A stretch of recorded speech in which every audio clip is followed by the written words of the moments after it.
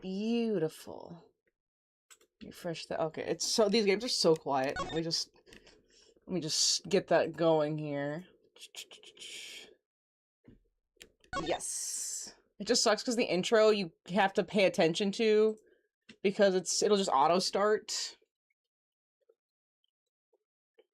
The captive turn. Okay, I'm trying to remember the names of these cases too. Oh, that's not a good start. Is that a prison?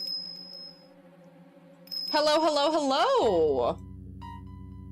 Let's see. Sorry, I'm getting all this stupid stuff set up that I have to do post now. There we go. Beautiful. You're in for a treat. I'm in for a treat with this one. So this one is the third one, right? The third one also supposed to be pretty solid? No! Okay, so Knight is dead. Knight's gone. Interesting that it directly connects with the last case. I love that. I love when they directly connect together like this. Because they always get like that one kind of filler one, especially the third one, like Steel Samurai. So there's a bell, Knight's dead. You know, that should scare me. Right, that should scare me. But that's basically my entire house with 4 pets. So that really doesn't mean that much. Okay, so it was the 27th and the original assassination happened 2 days ago on the 25th. I'm trying to remember my timelines here. So it's been 2 days. Still no sign of them, huh? They don't know he's dead yet. Yeah. For baby! How long do they intend to keep us waiting? Oh gosh, Jaina was ready! Hi, puppies! Oh, and Mr. Finn. Jaina, come here. Or Medley, I guess. And then Mr. Kitty, if you can see his little head. Here you go. You get some kibbles too? Yeah, that's for you! Here you go, Jamie. And you know, Medley superseded her minor cat racism to get the kibbles because she let Feathers come right up to her. She's getting better though. She's getting a lot better. Aren't you, Medley Man? Are you getting better about those kitties? Are you getting better about those kitties? There you go. They're very sweet puppies. Okay, here you go, sweet girls. They deserve all the treats because they're very sweet girls. You're just sweet girls. I can't wait for the baddie judge. The baddie judge. The one time we get an absolute baddie. Oh, just good Gina. Wait. Jaina? Jaina? Hey? Yeah, I know. Relax. Hey. You did this yesterday too. Gotta relax. It's okay. You know, she's getting really good at calming down after being told no when she gets upset. She's a lot more. This is actually crazy how receptive she is right now to understanding that was not an okay response. Okay, dude, you gotta relax. I don't have to hold her down. I don't have to, like, you know, crush her so that she has no movement because she's being bad. No, that was a very good response, Jaina. You're finally learning. You're getting so big. It's because you're gonna be 4. You're gonna be 4 next month. You're so big. She's so big. Then you might pick so you can make a mask of me to feed them. So they know this puppy. I think they would bark at it. They would get so terrified. Okay, we're gonna stay over there for a minute because you just had an episode, so you're gonna relax. But they bark at a lot of things. Mailmen, people outside, those mangers people put up at Christmas. She's barked at baby Jesus. So Jaina's just kind of got the devil in her. Nana, Mr. Edgeworth. I'm sure the guard will bring him out any second now. She's one of my favorite designs for a character. It's fairly simplistic, but it goes along. You keep hyping this up, and I want to see it so badly, and it's so sad because it's gonna get taken away from us like the Canadian judge. We have our judge, Canadian judge, and now baddie judge, and I don't get to see enough of baddie judge or even Canadian judge. Oh, I feel like I'm faster. And will there be a new judge in Apollo Justice because it's like a 10-year time skip? I would assume there's gonna. Oh no, if it's base game, I guess it'd be regular judge, right? I don't know. Let's see, it's been 2 days since the incident at the park today, and we're paying a visit to the detention center. Our aim, of course, is to interview Bronco Knight, who has been charged with the murder. His trial is due to start tomorrow, and I am to be the prosecutor behind the bench. It's the same judge, believe it or not. He appears until the last game in 2016. Damn, man, retire. Please retire. You've been working forever. Like that, besides the years before the start of Phoenix Wright, that's like at least a 20-year time span. My goodness. Please just retire. Let's see, what's taking you so long? You there, what's going on? I don't know, sir. I'll go back in. We've got a situation. It's Knight. been killed! What? In the detention center? I like how they always make the murders in like the most unlikely spot. Because there was a murder in the prosecutor's office. There was a murder in the police station. Now there's a murder in the detention center. Oh, you gotta love it. Come on, Mr. Edgeworth. What are we waiting for? Right, guard. Take us to the scene of the crime at once. Yes, sir. The only thing I'm not kind of looking forward to is doing the whole, like, little thief stuff. I mean, I understand what it is and how it's useful for these situations, but I don't know. I always prefer in the other game actually looking at the crime scene and doing that. The little thief just kind of feels a bit hollow, but I get it narratively. Let's see, so it didn't happen in the holding cells, but surely that was where he was being held. What's the holdup? The crime scene's this way, so was the scene moved? Where are you taking us? Doesn't this door lead to the prison proper? Yes! I mean, those other cells there aren't part of the prison? Not exactly, no. Those are the detention center's holding cells. That's where defendants are kept while they're awaiting trial. The area behind the door serves a rather different purpose. Yeah, it's where the people who are convicted serve out their time. That isn't how prison systems work. You wouldn't have the holding cells and the prison next to each other like this. That's a jail versus a prison. They are different. Maybe that's in like some smaller towns or some smaller areas. That just seems weird for a metropolitan location like this. That would be completely separated. Let's see, I suppose to be said that it's the last place a great thief should ever want to be. It's unlocked, sir. Please follow me. Especially with a bank vault style door to like connect them.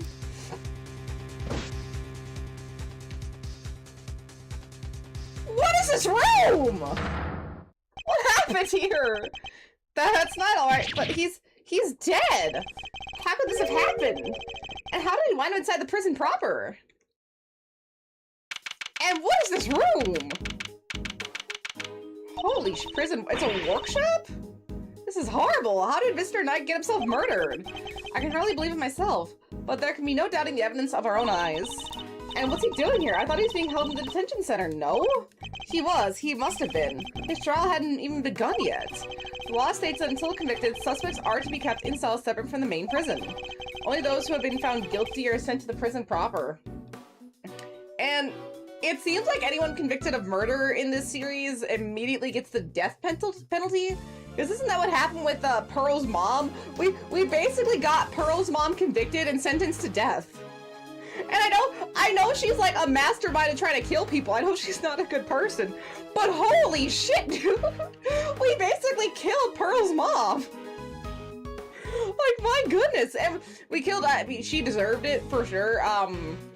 But the Hawthorne, I can't remember the first name off the top of my head, but Phoenix's original first girlfriend, who was like a serial narcissist, psychopath killer, totally deserved, but we got her killed too. She's dead. She's gone and dead. Oh my gosh. Well, let's see. Only those who have been found guilty are sent to the prison proper. Let's see. That's no way. There's no way Knight should have been here.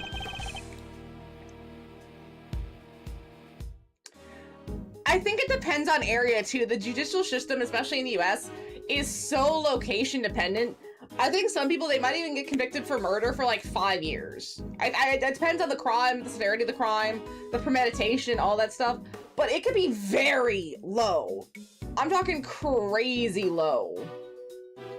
Like, you might be in prison longer for drug crime, for like something minimal, like, oh, I had a one little bag of weed in my car in 1999. Okay, that's like 20 years. Versus, oh, I hit someone with my car because I was drunk driving, 5 years.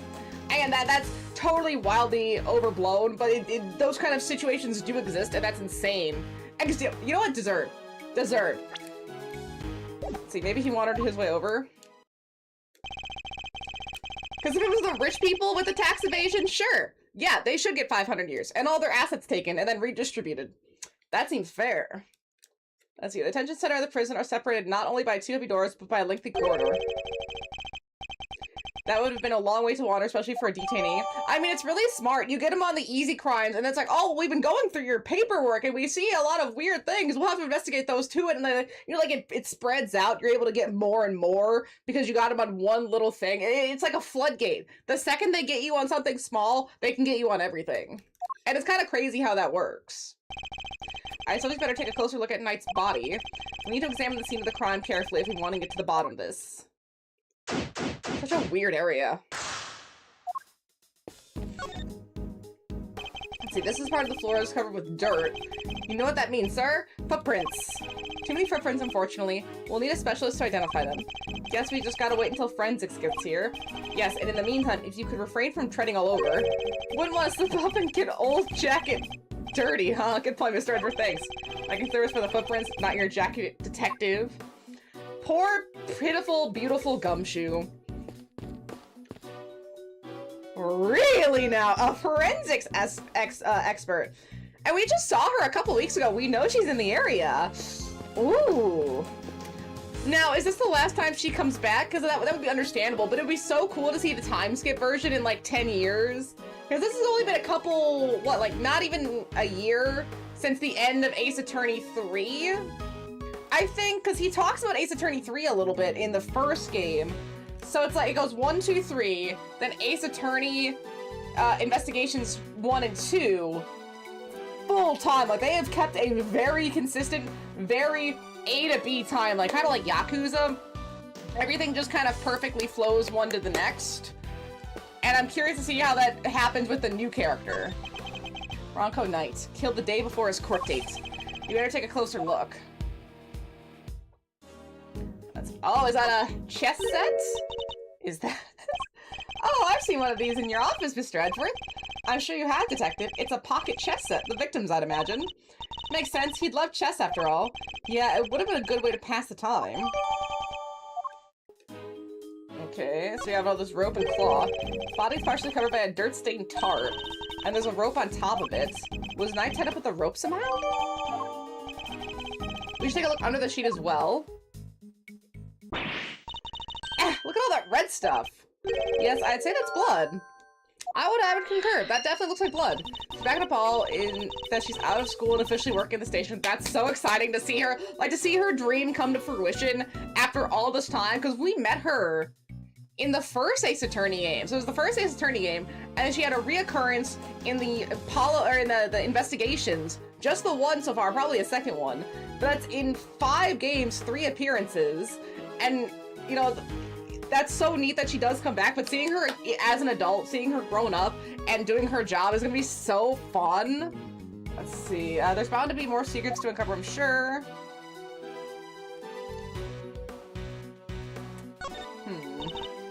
His neck brace is soaked with blood from the hole in his neck. I would assume that's the cause of death, and it was probably instantaneous.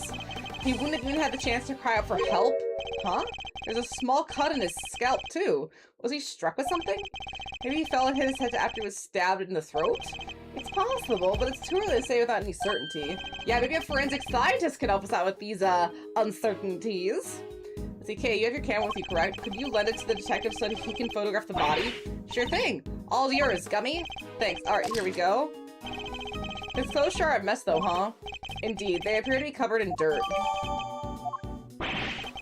Guess he's like me when it comes to a laundry. It would be a great error to think that anybody else could be quite like you, Detective. Oh, that was the nicest dish you could do. Poor Gumshoe.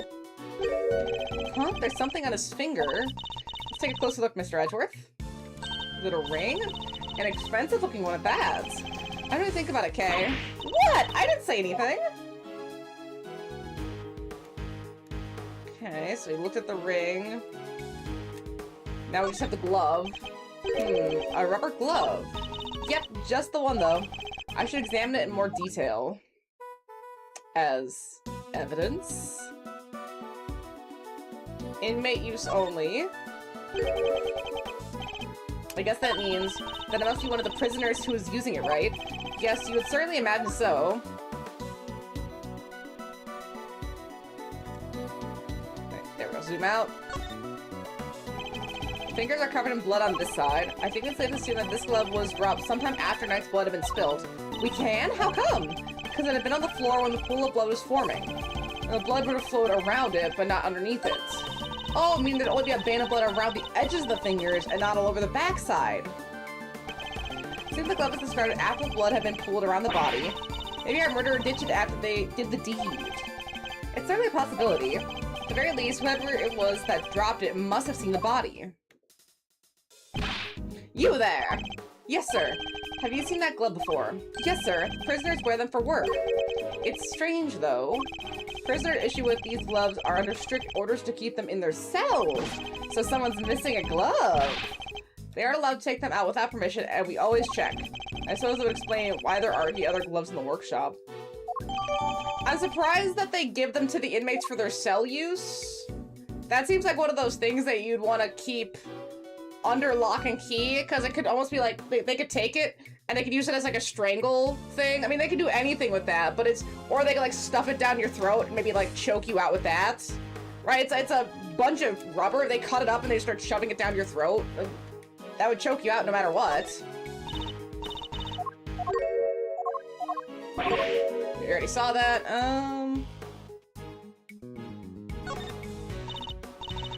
I didn't mean to keep clicking. I'm trying to back up. I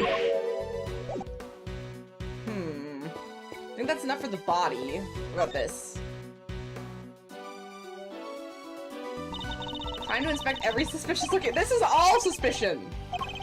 Where's like, yeah, look further up. I hate that this game does this. I always forget. This is what's gotten me a few times. Where it's like, they give you one scene and they're like, oh yeah, you can go down though. You can go to the side. You can check other places. Like, don't, I didn't know! It takes me so long to figure it out. Let's see, it looks like it's a pulley of some kind. Maybe the prisoners use it for work? I suppose so, yes. Okay, so I know you're going to say no, but absolutely not, Kate. You are not permitted to swing on the rope. Ugh, I knew it. I should have known you were being serious. We're having something like this in a prison, huh? In a cage inside a cage? Technically, a prison isn't made of cages, but that's different. What's the difference? No offense, Mr. Edgeworth, but you've got to look at the basic nature of things more. Yes, the basic nature of an investigation is the pursuit of accurate facts and information. Let's see. More rope. Lots of rope here. There's rope near Knight's body, too. Speaking of which, want to see my superior stealthy rope escape trick? Thanks. I'll let you know when I'm in need of saving. Seems genuinely disappointed. Perhaps they're rather colorful. Kind of stand in a room like this, don't they? They certainly don't look like they belong in a prison. Look, there's a whip on top of them. You know who that reminds me of, right? Oh, hey! Hey, maybe it's actually her. Maybe she left it here. Not a chance. She and her whip are attached to the wrist. Trust me. Trust. I think it might be, but any whip is enough to cause a little bit of PTSD, I will say. What's all the weird equipment? I'm not sure, but I don't see anything particularly suspicious here. Smells weird, though. Kind of musky, like wet fur. I didn't know you had such a keen nose. Always something special, really. Except when it comes to sniffing out treasure. Want me to seal all my valuables away in airtight containers? No way, Mr. Edgeworth. I'd never steal any of your stuff. But you would have to steal someone else's? I'm not sure that's entirely reassuring. It's a sink. Doesn't seem to contain any useful clues. Nope. No whiff of treasure either. You do know we're not actually looking for treasure, right? This is my first real case and I'm still nervous. It's not the prologue anymore. Trying to see if I can check out these bottles, but let's go talk to... Oh no, wait. Maybe we have to do some logic. Tarp, tarp. Alright, that's some logic! We like to see it! These tarps are a pretty distinctive design. In fact, it's the same to them the bloody tarp around Mr. Knight's body. Yes, you took the words right out of my mouth. Hee, that'll teach you to be so careless, Mr. Edgeworth. You need to keep your treasures close when there's a great thief around. I thought you were on sabbatical. Not a bad bit of evidence gathering. Ha! Nothing can stop us when we're on the hunt together, right, Gummy? You betcha. We're unstoppable, a regular 3 musketeers. How much evidence did we get? I mean, I guess we got a spare bits. Few pieces. Let's not get carried away, detective. There's one thing we still haven't found. The murder weapon, of course. What's missing from this crime scene? I see no sign of a murder weapon anywhere. You're right! I didn't even think of that. Come now, detective. These are basic investigative principles we're talking about here. Yeah, I guess. Sorry, sir. Don't worry, Gummy. It hadn't crossed my mind either. In fact, that hardly puts my mind at ease, Kay. Items that could prove even potentially lethal are strictly controlled within a prison. After all, we wouldn't want the inmates getting their hands on them, would we? Which means acquiring a murder weapon would be hard enough, let alone leaving the scene with one. Oh yeah, nice thinking, Mr. Edgeworth. What was the murder weapon, and where has it gone? The answers to these questions may be the keys to figuring out what happened here. Didn't know the guy had a whole entourage. Oh, someone new. Excusez-moi, but this is the scene of the crime, right? You're... Wait a second, are you... No way. Those piercing eyes. That furrowed brow. Mr. Fender! Oh, Fender. It's been far too long. I know, right? But even after all this time, I'd know that deep bow anywhere, and that neckwear obs. They know each other. Manfred von Karma, the man, the legend. Gotta say, I didn't expect to see you here. Again, a very special kind of stupid. What are you talking about, pal? This is Mr. Edgeworth, not the old geezer. Detective, please. Edgeworth? Wow, guess it explains the fresh face. Can't blame a guy for mixing you two up, though. You're the spitting image of the old devil in his day. I see you haven't changed. How many years has it been? Man, good question. But who's counting, eh? Been away traveling so long I lost track. You know how it is. You know what I do remember? You betrayed everything you were supposed to stand for. Brutal! Where did that come from? And who are you anyway? This is Eddie Fender. He's a defense attorney! Another one! Well, we don't really see many of these guys. Enchante, as they say. Fender's the name and defending's the game. A bit of an ace attorney. No, you are not! Detective Dick Gumshoe. And I'm Kay Faraday, great thief. I'm on sabbatical at the moment, though. A great thief. Wow, that's so romantic. Attorney chic, if you will. Right? It's nice to finally meet someone who gets it. I'm looking to expand the franchise, actually. I even made signing up super simple. Sounds awesome. Awesome. I'd love to come hang out with you guys if you'll have me. Sorry, I should have also mentioned that it's girls only, and they have to be super fun and super cool, and... Yeah, I totally get it. No hard feelings, yeah? Come on, bring it in. You gotta be kidding. I'm just so used to how they do things elsewhere, you know? And why are you here, Mr. Fender? Whoops, almost forgot this is your scene. Keeping the defense out is strategy number 1 in the Von Karma playbook, after all, isn't it? He's so bitter. Right, so bitter. Hey, quit it with all the Von Karma stuff, pal! What gives? Detective? Calm yourself. His attitude is, unfortunately, understandable. It is? I take it you are Mr. Knight's attorney. Guilty as charged, Your Honor. Well, I was supposed to be anyway. So he was planning to represent Knight. If his client hadn't been murdered... See, he and I would have faced off against each other in court. I better see what he has to say for himself. He's an interesting fellow, I'll say that.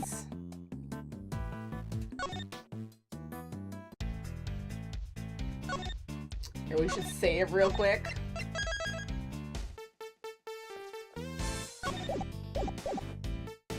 Let's see your current case. So the victim asked you to represent him. Raymond Shields. I do like that one better. Raymond Shields. I mean, yeah, Eddie Bender, Edward Bender, or Fender. It's fine. It's totally fine, but something about Shields is just way cooler. Shields is a way better name. See, oh yeah, sure did. We were supposed to have a little chat today, as was I, but a guard showed up instead and told us that his body had been found. I'm just bummed about it. This is you. You even brought him some weenies to cheer him up. Mr. Fender, you know you can't bring food into the prison. Oh yeah, well, it's here now. Want some? Little vice I picked up on my travels. So Moorish. So Moorish? No, thank you. Fine, you do you. What are you doing here anyhow? Don't tell me you wanted to hear Knight's side. Von Karma was always more of a convict the defendant at all costs guy. He didn't teach you that? That was a long time ago. If you say so. Sure you don't want any weenies? No, thank you! You met with your client previously? Yes, indeed, Your Honor. Just yesterday, in fact. the Bronxster called me the minute he was arrested. Bronxster? He sounded really freaked out, man. Oh yeah, mentioned your little performance too. According to him, you really made a nuisance of yourself. And not a kind word was spoken, I'm sure. Well, sticks and stones and all that. Boy, did he not like you. Trash talk you something fierce. Can't say I didn't join in the fun, though. Fun? How dare you, Mr. Fender? Lighten up, kid. I'm kind of a fixture at the visitor's room here. And I don't think I ever had that much of a guess. Oh, so you come here a lot. Hey, don't go getting the wrong idea, little sis. I'm never on the wrong side of the bars. Just happen to know someone who is. The visitor's room is usually where I'm at, but this isn't exactly my first time in the clink either. In which case, I better ask him what he knows about this room. Tell me, what do you know about the scene of the crime? Oh, this room? No, dude. What do you know about it? I'll give you 3 choices.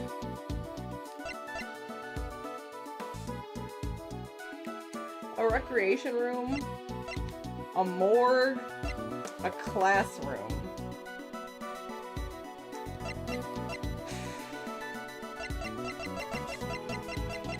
I'm gonna assume a classroom. Is it a classroom? What, like they tied the Bronxster up in here to teach him a lesson? Check out the powers of deduction. A pat on the head for your genius, for our genius prosecutor. Let's see what the key answer has to say, shall we? Oh no, you got it wrong. It's actually... Oh, he gave me... Yeah, so all the options he gave me were wrong. How infantile. History. It's actually a workshop. Yeah, a classroom, a workshop. I mean, that's similar enough. Like, come on, dude. Not gonna be so stickler for it. I'm just character, give me old school attorney vibes. I can see it. I can see how his character is a little bit grating though, but I can see it. The cons here to perform various duties. They can learn new skills too, bank some qualifications for when they go back on the streets. I see. And how is access to room controlled? Who has the key? And was a private detective though. Yeah, I think it's the little thing in his chest. Like, the hat doesn't help, but it's the little like paper and pencil in his chest. It looks like he's about ready to like take some detective notes. Hey, chill out, Edward. I don't have all the answers. My man over there probably does though, right, compadre? Yes, sir. The workshops aren't locked with physical keys. Their doors are fitted with sensors instead. What kind of sensors? Inmates are issued with special bracelets, sir. When they walk through the workshop door, the sensor checks their bracelet, and if they're not supposed to be here, the alarm sounds. If they let it ring too long, then they get a real shock, if you know what I mean. And if they try to break or open the bracelet, this is a shock 3 times worse than that. What? That's brutal! I guess they need to ensure the inmates follow the rules, but that sounds a bit excessive. If they wish to pass through the door like this one, the prisoners need to be accompanied by a guard. We disable the sensor for them and let them in. You get all that? Have any prisoners used this workshop today? No, sir. No one's been in here for days. If they had, I'd have known if they had. So no prisoners have entered, let alone used this workshop today. So it wasn't a prisoner. Which means that there's a contradiction in this crime scene. Maybe there's something here that shouldn't be. The glove, because it says inmate use only. So I'll take another quick look around the crime scene and employ my powers of deduction to solve this mystery.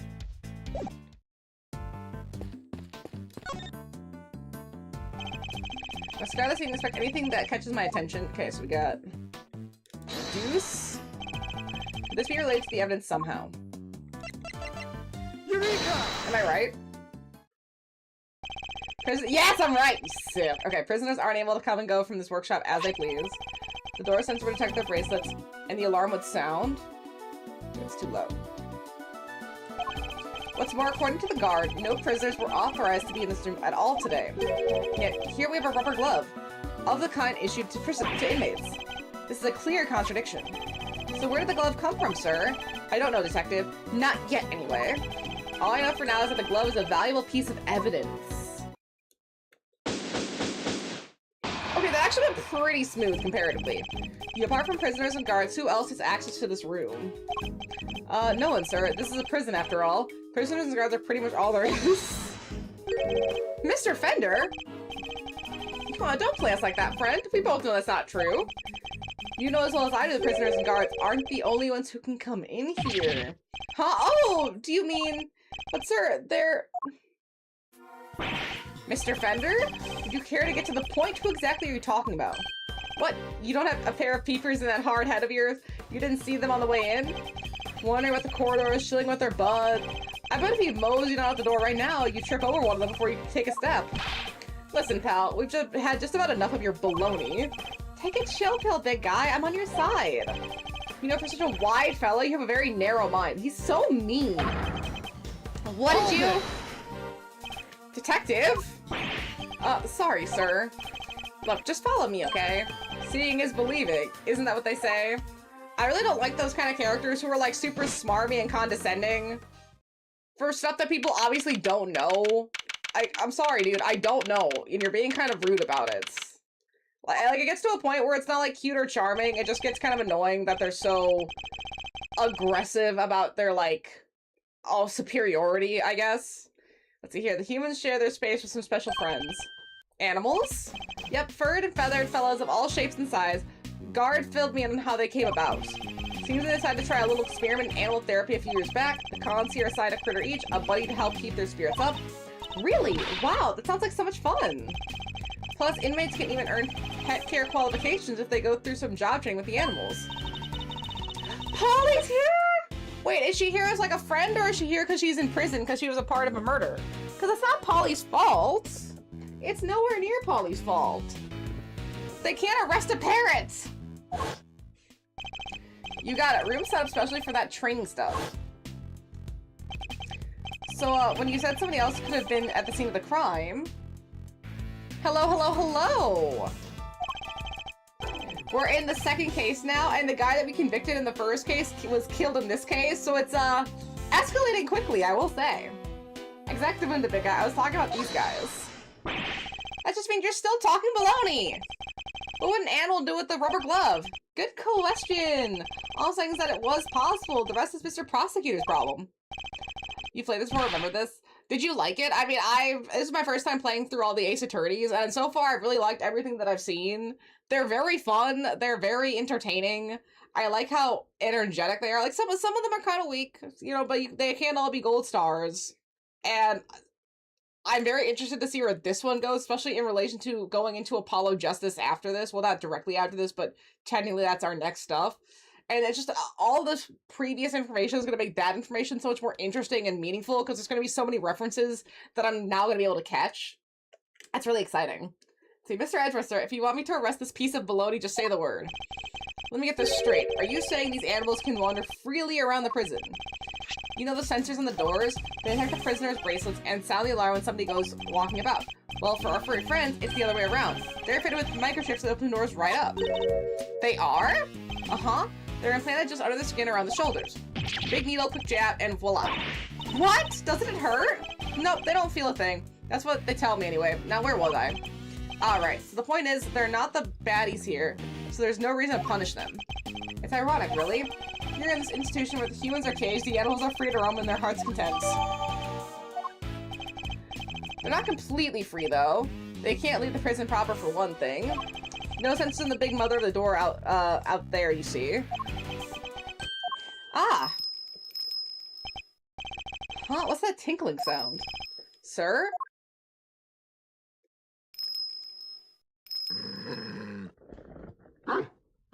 It's the dog. Is that the dog from the intro? With the bell? Just look at that thing. And is that a bell around its neck? Is it for someone who's blind? Because that's like a blind harness. This way back in the day when it was a ROM patch with fan translations, so our experiences do not compare. No, they do not. And I've heard a lot of the fan names are way more well-liked, or at least more interesting than some of these names. Like Eddie Fender, again, it's fine. It's not Raymond Shields.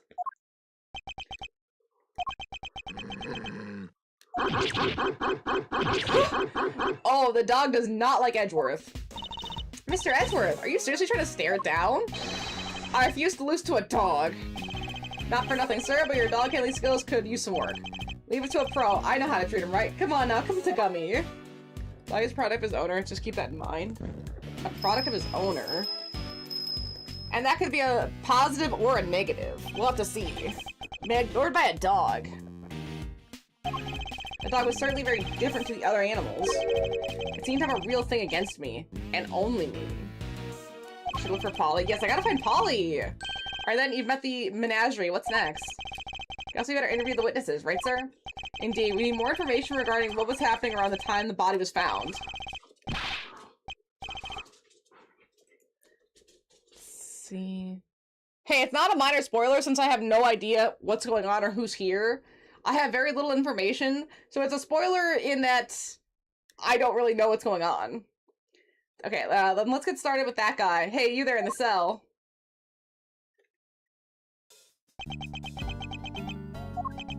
Ah, ignored again. Hello, we were wondering if you might be able to tell us something about this morning's incident. Is anyone else a little afraid of this guy? Not a big talker, huh? It's alright, man. I'm on your side here. Let's start with a handshake, huh? Maybe a big hug to break the ice. Seconds out? What's that supposed to mean? You don't get it, man. Not everyone's a big hugging type. I'm cool with that. Seconds out?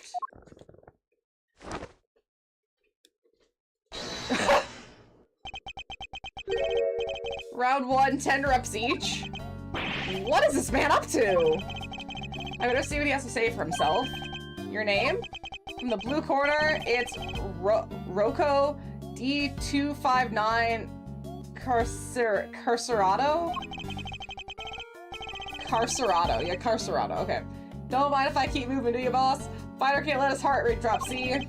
Doesn't look like there's any danger of that. Don't you worry you'll lose too much weight doing all that. Gotta make weight before a fight, boss. Won't even make it into the ring if you don't. So you're- wait, I get it. You gotta be a boxer, right? Was back in the day, but it's good to stay fighting fit. Least ways, that's how I see it.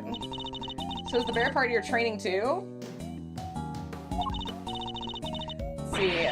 Looks like, looks kind of like an apron. It's okay, sorry, I was checking, like, I turned this on and it's all the way up, but this heating pad feels so weak. Like, I barely feel any heating pad essence on my back, and that's so irritating. Because my other one just had to, like, break weirdly. It's so frustrating. Okay, ain't nothing cute about Teddy. Kid's my partner, see? This here's a polar bear keeps me on my toes. How would you get a polar bear? Seems to have loosened up a bit. Now's my chance. Where were you and Teddy at the time of the incident?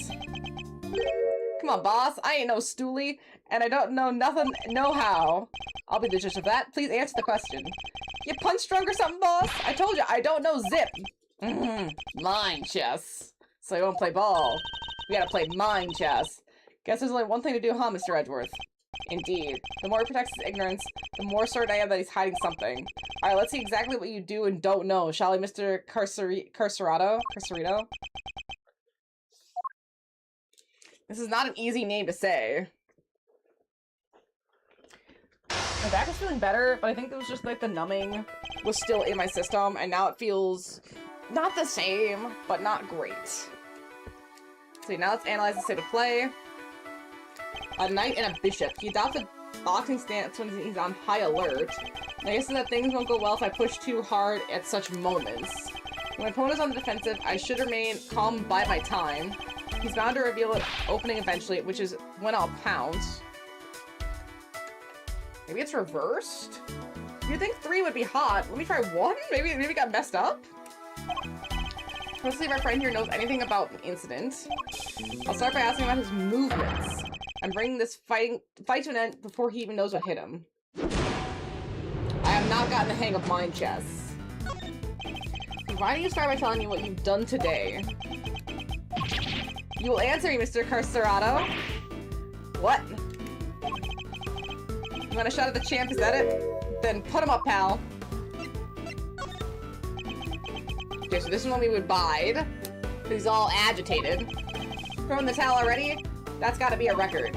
Fisticuffs is hardly my style, but I'm more than happy to take you on in the game of chess. Incidentally, don't you get tired ducking and diving like that all the time? You think I don't know that I don't know the stamina, kid? Oh, just you try me? Bide my time?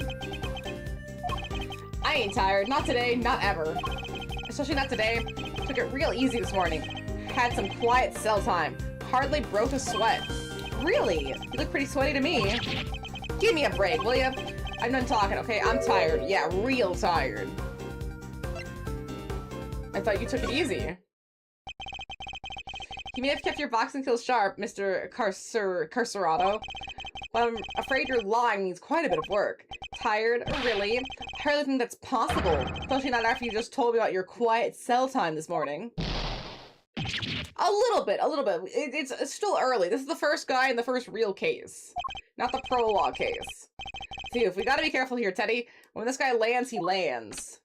Oh! He's Rock Leeing this! He's taking the weights off! He's hiding something, I'm sure of it. I tried asking him about what happened at the time of the incident, both in and outside his cell. I wanted to use my fists in the next round. No, I'll deliver this knockout using carefully chosen words alone. Let's see. What was it like around here? Did you notice anything strange at the time of the incident? What do you mean, strange? We're not already? Have you noticed yet? You're backed into a corner here. Okay, no, he looked weak. I wasn't sure. Curses.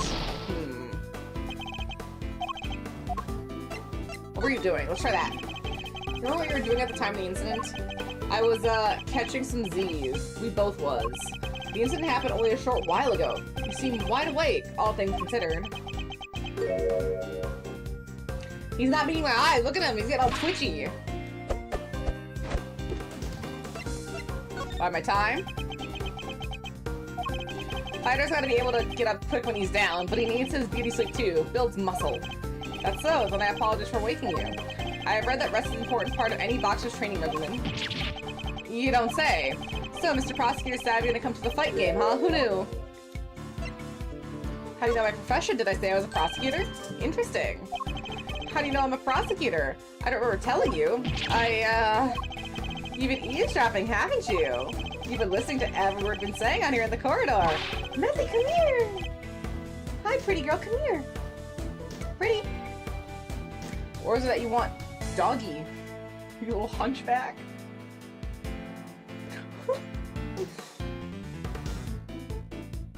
That was a very delicate dog. Nah, that's mine.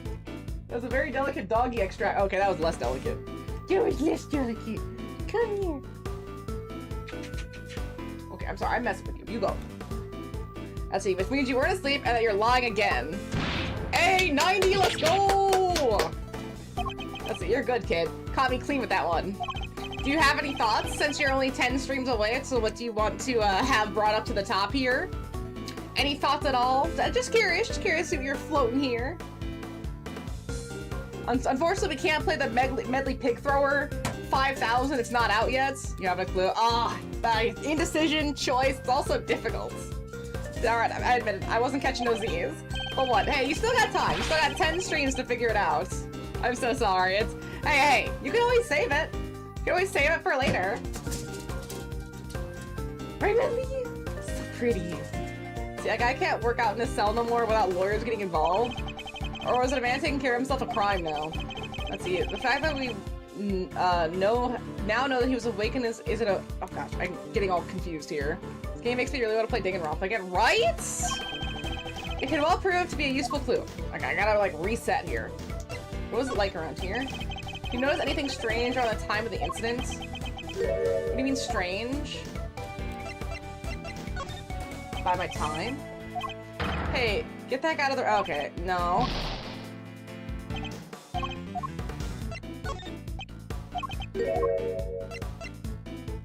Don't play dumb? Okay, that was it. Wish I could help you, boss, but I was asleep. We both was. Time to play my clue. You were exercising. You're so pretty. Go get it. Let's see, you weren't asleep, you were exercising. You told me as much yourself. Still not enough. Oof. A counterpunch, huh? Should have seen that coming. Seems I have you on the ropes, Mr. Carcerado. It's time to come clean about what you know. Alright. You don't gotta shout about it. Stop around like you own the place. Teddy and his pals have been scared enough this morning already. Already, you say? We got him. We got him! You've done well to endure this long, but I fear you'll soon be out for the counts. You say the animals have been scared enough already, which implies something happened here earlier. Well, what was it, Mr. Carcerado? Got him! Ack! Oh, quit it, will ya? I'm getting shellacked here. Fine. Somebody yelled, okay? Real loud, real scared. Got all the little guys scared too. Yeah, laugh it up, Mr. Big Shot Lawyer. Let me see you do the same thing in the ring. Checkmate. That they still haven't released a date for 2 times makes me think they still have a lot left. It makes me really nervous. I'm so sick of games announcing their release, and then it's like infinite time later before they announce a release date. I really wish it was more like movies, where it's like, oh, they only start advertising a movie's release for the most part, when it's like basically coming out in like a month or two. That should be it. Like, if the game's not ready to release in like a month or two, I don't want to hear about it. I don't care. I don't need to know about it. I don't want to see it. Just, I'm tired of this long release cycle where they do like the teaser and then the teaser for the teaser and then the teaser trailer prequel and then they got the trailer and then it's like, oh, we're announcing this, we're announcing that. Down to, it was announced in 2013. I know, it's so stupid. Stop announcing things for speculation. I know it helps your stock price a little bit, but it's so irritating. It's, some of the gaming news I just can't even look at because it's gonna take forever for it to come out, so I can't even have it in the forefront of my mind because there's so many other things that are coming out before that it's like, what's the point? It's so dumb. See, I think we've now established that you're more than, that you know more than you're letting on, don't you? Fine, I'll talk! You did it, Mr. Edgeworth. Let's not get carried away, okay? Our work here has only just begun. Oh, I forgot about him. Hey, can we call it a timeout here for a sec, guys? There's something super big I need to say. It's just, well, it's like fate brought us here today after all these years, Edgeworth. And it's a real privilege watching you work. Eye-opening stuff, in fact. Just thought you should know I'll be telling you-know-who what you've become. Who? Who-know-who? Keen to get the lowdown, huh? Well... Hold it! That's enough. This has nothing to do with Kay. Whoa, don't have a cow, man. Why so sensitive? Pour whatever you wish to whomever you wish. Just do it on somebody else's time. Whatever you say, boss man, but I think he should know at least. You know, how you've been living your life since you signed on to doing things the Von Karma way? Who is he talking about? Who could he possibly be talking about? After all, you've disappointed him enough for one lifetime already, am I right? What's he talking about, Mr. Edgeworth? Nothing that concerns you, Kay. Our focus should be on Mr. Carcerado. Because Von Karma's in prison, and this guy obviously doesn't like Von Karma, so he wouldn't talk to Von Karma. The dad's dead. The judge doesn't care. The only person who could be a him that Edgeworth wouldn't want to talk about would be Phoenix. Are they talking about Phoenix? That's the only him I could think about. But then how does Eddie Fender know Phoenix? Well, I don't think they know each other. Now, shall we continue? It's time to hear the truth at last. Heh, you won't land a glove on me, kid. Oh, now we got testimony! The instant. There was a show, finished right around 10 AM. Came back here after, did some training. Least ways I tried to. Barely got the count of 2 before someone screams, "What the? Ah!" I was hollering and howling, crying for help. But what can I do? I'm locked up in here, right? So I tunes it out and I get back to work. You know, fair. I'm kind of curious that you would pay so little heed to a desperate cry for help. I can go out there and help them. Like I say, boss, what can I do? Besides, this is the joint. Don't nobody thank nobody for getting involved in what ain't none of their concern. I hear you, brother. Best you can do is rubberneck from here anyway, am I right? You mentioned training, Mr. Carcerado. I can't help but notice how well equipped your cell is. There's a guy, the fixer they call him. What's a fixer? Fellow who can get his hands on just about anything you need, for a price. No way! Think you can find me up. Perhaps, Mr. Carcerado, what you ought to ask for is a beginner's guide to giving better testimony. Because I can promise you that you'll be down for the count in 1. You put me down? Try it, you bum. And what am I, chopped liver? Kind of.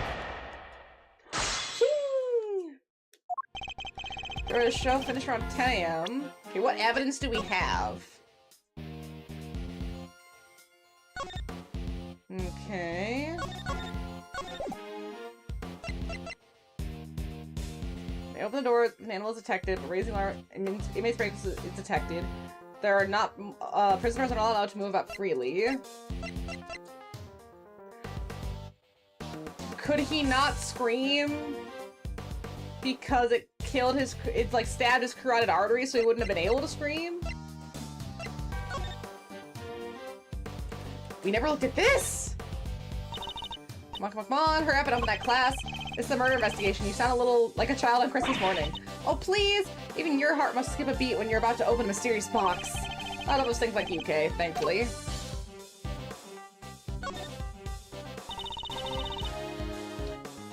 Well, everything looks in order. These are chess pieces, right? I've seen the ones you have in your office. So how come these are black and white? Most chess pieces are. The ones in my office are custom made. As in, they're unique and probably valuable. I like the sound of that. She's got the glint in her eye. She'd better not be planning a robbery.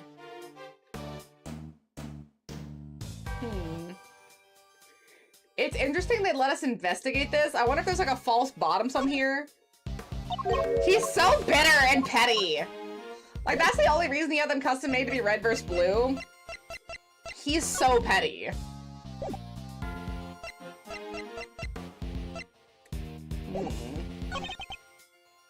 Came back here. There was a show? A show? What kind of show was it exactly? Depends the day. They bring him in from the outside, see? Singers, dancers, all kinds. Gives us cons a little something to look forward to. Nice, it sounds like fun. And you went along to see today's show. Sure I did. Can't have a chance to get a glimpse of the outside world now, can I? Then it was over. Let's see, came back here after, did some training. Hold it! Tell us more about the scream you heard. It was a scream of a guy about to scream his last, and I should know. Whoa, there, good buddy. There's a time and place, you know? So it was clearly audible? Guy backed into a corner, fighting for his life.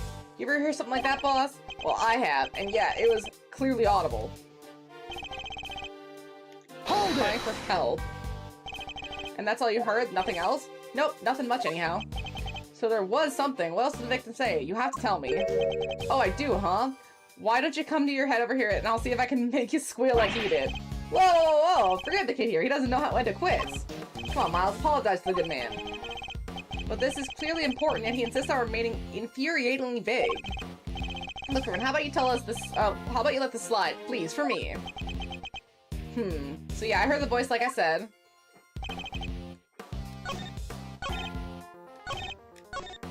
Okay. I think I know what they want, but let's save just to be sure.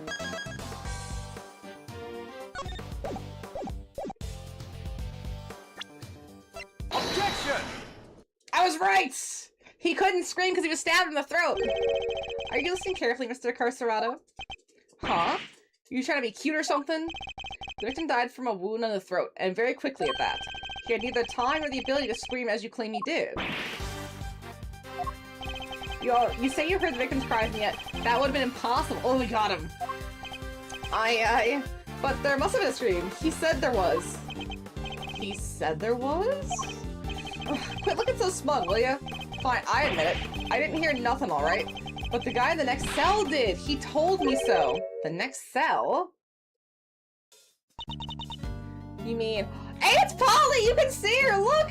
Look there on the left! She's right there! Huh? What do you mean? I heard a scream. What of it? I come back from a show where they put us in our cells, same as always. And just like I told this guy, I heard a scream. A really scary one. Scary how exactly? I didn't tell him this part, I guess, but it was kind of like... Eek! Someone, anyone, come quickly! Please! Something like that. Well, I guess it's safe to say that probably wasn't the victim. Indeed, it sounds more likely to have been the person who found his body.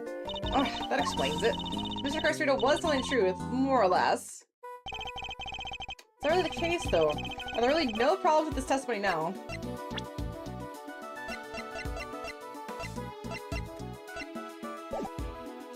I'm gonna say there is a problem. I'm afraid a new problem has reared its head, namely, why didn't you hear the scream yourself, Mr. Carcerado? Yeah, what gives, pal? How come you didn't hear anything when your neighbor heard it so clear as day? Rarg! Eek! What do you think, I did the crime or something? Huh? I'm inside of this cell? Guy died over there at the workshop in case you forgot.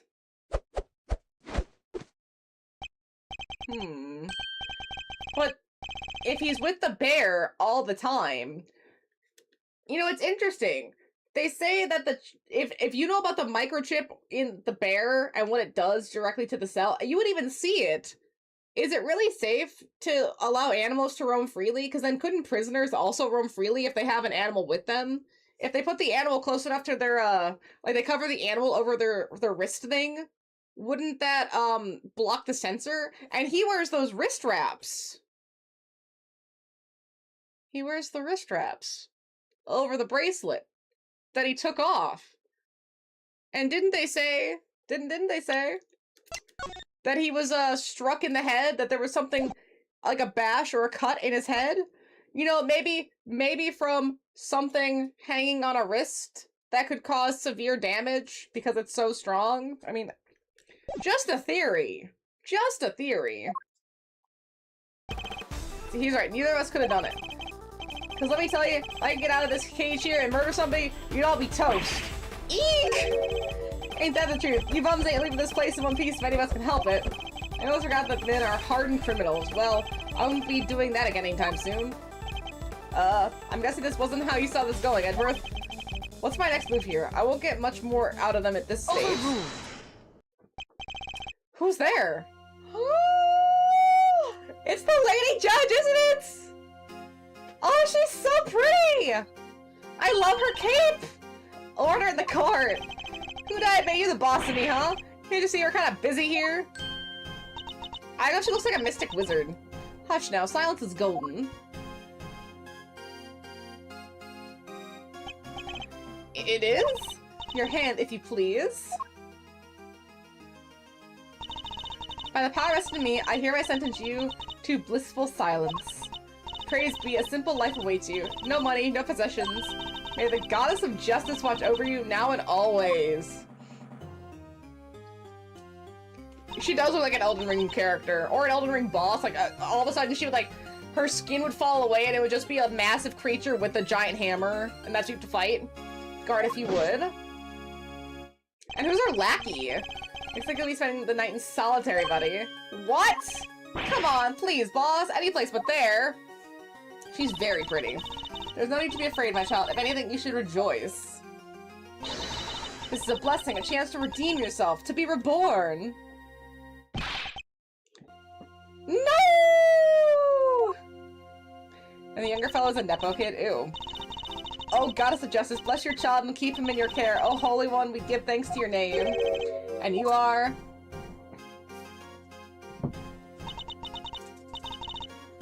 What are these doing? For real. What are you doing at all? Also, this is not warm in the slightest. I think I need to buy a new heating pad. All of mine are busted or bad. It's so annoying. See, Verity Gavil... Gavel Gavil at your service. It is my honor to be the title judge and to work at the pleasure of the law. And what is a judge doing in a place like this? Can't you ask, Mr. Edgeworth? I have been sent here to find you. I come bearing a message from the Committee for Prosecutorial Excellence. Her fan name is Justine Courtney. I don't mind Gavil. Justine Courtney is almost too on the nose as well. Justine Courtney. Oh, and it is my sacred duty to deliver it. The Committee for Prosecutorial Excellence? What the heck is that? It is first and foremost a name that should not be taken in vain, my child. For it is a sacred phrase from the goddess of justice, or phrase from the goddess of justice herself. Why didn't I fill you in, kiddo? What is this? Oh gosh. The committee is a panel of 11 people whose job it is to keep our beloved prosecutors honest. In other words, they make sure people like Edgeworth don't cross the professional line. The panel is comprised of people from both the legal and political professions. A panel for which you are a member, I assume. I am. Allow me to thank you on the committee's behalf for your service. Thanks for coming to see us like this. Speaking for myself, it's a real honor to meet you. It's always great to hang out with the judicial compadre. Come on, bring it in, chillax. We're all friends here. Need I remind you that committee has a long-standing relationship with the Bar Association? Hey, didn't mean anything by it. I was just trying to lighten the mood, okay? So your job is to find bad prosecutors and punish them? Precisely, my child. Praise be to the goddess of justice for bestowing her gift of insight onto you. The committee has the power to remove problematic prosecutors from cases. And should a prosecutor truly unworthy of the title be brought to our attention, we are vested with the power to confiscate the prosecutor's badge. And what does the Committee for Prosecutory, whatever you said, want with Mr. Edgeworth? We're in the middle of an investigation here. Objection! Oh, not the Nepo kid. Oh, he's the baton dude. Pitiful. You really don't know, do you? What an ignoramus. And who are you, pal? Winner. His name is Eustace Winner. Okay, I kind of hate him. Prosecutor extraordinaire.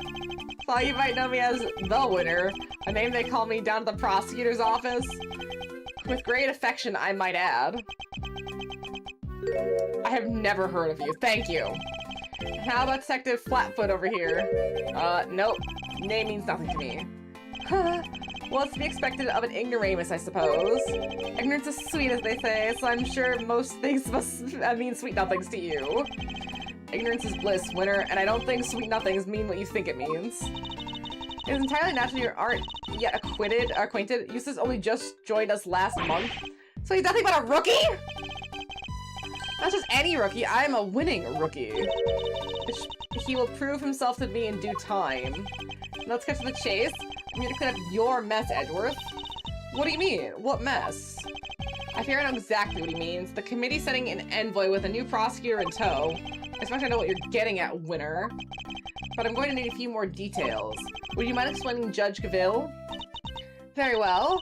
By the power vested in me by the goddess of justice, I hereby declare that in the matter of the incident at the presidential address and at the murder of Mr. Bronco Knight, the committee hereby decrees that Prosecutor Edgeworth be relieved of his duties. What did I do? I have done nothing! I have just shown up and done my job. Why am I in trouble? And replaced by Prosecutor Winner. Here ends the verdict. Why, though? It's so corrupt. The only reason they want me off is because I'm so good at my job. Yeah, this is the dark side. This is corruption. Plain and simple. That's why they're trying to get rid of me. Right, Jamie? I would never try to get rid of you because you're Jamie. He's off the case just like that? Judge Gaville, I believe I asked for an explanation. No explanation is required. The guilty verdict is in. The goddess has spoken, and her judgment is final. I don't think she's pretty anymore. No one disbars our baby boy, right? No one takes him off the case. That's so rude. And what exactly have I done toward being taken off the case besides do my job? Come now, Mr. Edgeworth. Claiming ignorance of your crimes will not serve to lessen your guilt. You boarded the presidential plane, violating the principle of extraterritoriality, and while there, you performed unsanctioned investigation and subjected a visiting foreign leader to questioning. No, that was at the hands of Shelley the Killer. You were one wrong move from causing a major international incident. It's a staff?! You vastly overstepped the authority of your office, and to call it an abuse of power would be no understatement. Objection! This is such bullshit. I don't deny I may have pushed the boundaries where certain rules were concerned, but there is also denying that certain risks must be taken if one is to arrive at the truth. I refuse to concede that my actions were inappropriate. Then what are you saying? Then what you're saying is that the ends justify the means, the rules can be freely ignored? That is a very dangerous way of thinking. The law is absolute. It is not to be bent to your whims. Forgive me, but not all of us believe as you do. Is that so? How unfortunate. When the trial ends, the hammer falls. But you defended our attorney, even if the verdict seems irrational, nothing more can be done. Nothing that is but to give thanks to the goddess of justice's divine grace. Unless you wish to appeal. To do so would be to risk your badge, of course. They mean to take my badge if I don't play along. Very corrupt. Whoa, tough break, Edgeworth. I see you've accepted your fate. Good. Guards, if you would be so kind as to escort him out. No, stop! What are you doing, detective? I'm in charge here now, so you'll do as I say and move out of the way. What? You're no boss of me. Unluckily for you, Flatfoot, that's exactly what I am. You're holding all the cards here. I don't stand a chance. Detective Gumshoe, do as Mr. Winner says. But sir! Judge Gaville? Yes, Mr. Edgeworth? The committee's decision is beyond irrational, so yes, I do plan to appeal. You haven't heard the last of this. Duly noted. Until we meet again, then. Sebastian the Bestie? Or Sebastian the Best? I like Sebastian better than Eustace. I'll say that. Let's go, Kay. We're out of here. Oh, and remember, you know who will be getting a full report on all of this. Who? Who know who? I so need to know. I'm so desperate to know. Mr. Kitty Cats. A very frustrating start, I will say.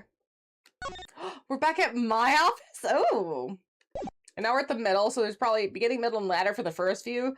And the last one's gonna have like ladder, or like double ladder or something. It's the next day, the 28th. Oh, I can't believe what happened yesterday. It was terrible, the way those two treated you. Let's get to the chase. I'm here to clean up your mess, Edgeworth. The committee hereby decrees that Prosecutor Edgeworth be relieved of his duties and replaced by Prosecutor Winter. Here ends the verdict. What are they trying to cover up? Judge Gaville and Mr. Winter certainly didn't mince their words, but that's not what concerns me right now. I'm more worried about the committee's reasons for doing what they did, and what they might do next. I expect it won't be good. Earth to Mr. Edgeworth, are you listening to me? Huh, yes, of course. So this is it. You're giving up on the Bronco Knight case. No, I have no intention of doing any such thing. To walk away from the case would be to tactfully accept the committee's decision. The only problem is that I don't have the authority to continue investigating.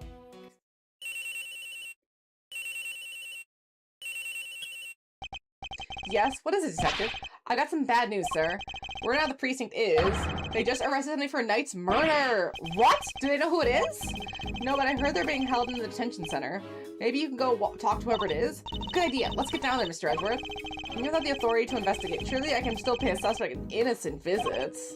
Alright, we're on our way. Me too. I'll see you there, sir. But won't you be missed, Detective? Nah, everyone's busy in the prison going over the crime scene anyway. Good, then we'll see you shortly. Yes, sir. Well, I mean, he's right there anyway.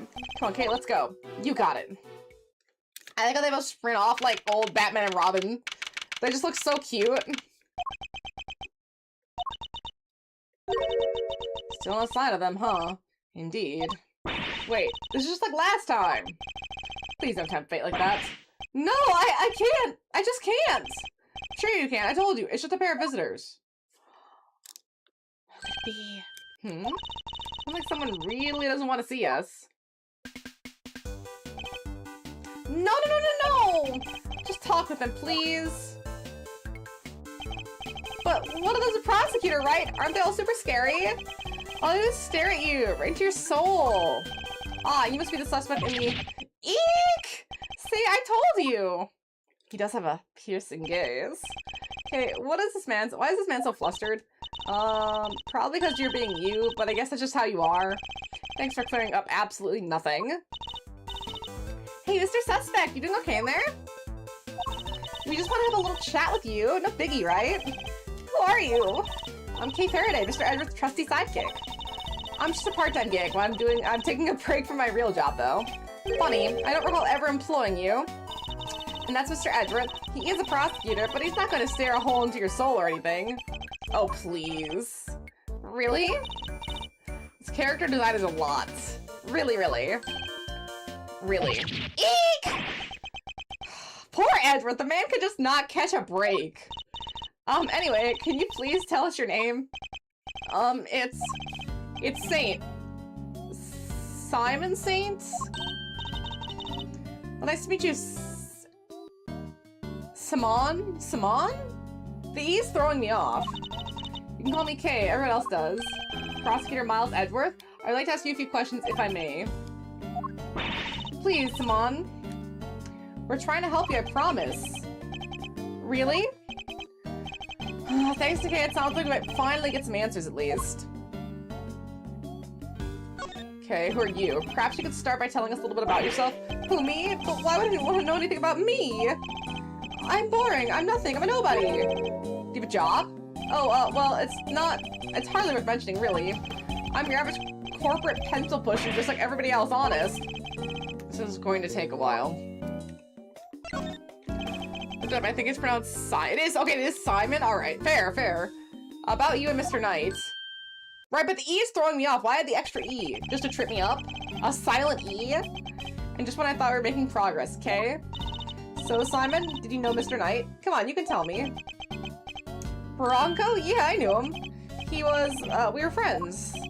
Interesting. I wonder if we knew that Knight had been arrested. And, did you know Mr. Knight had been arrested? Yeah, I even can visit him. Hennessy Knight? I wonder when that could have been.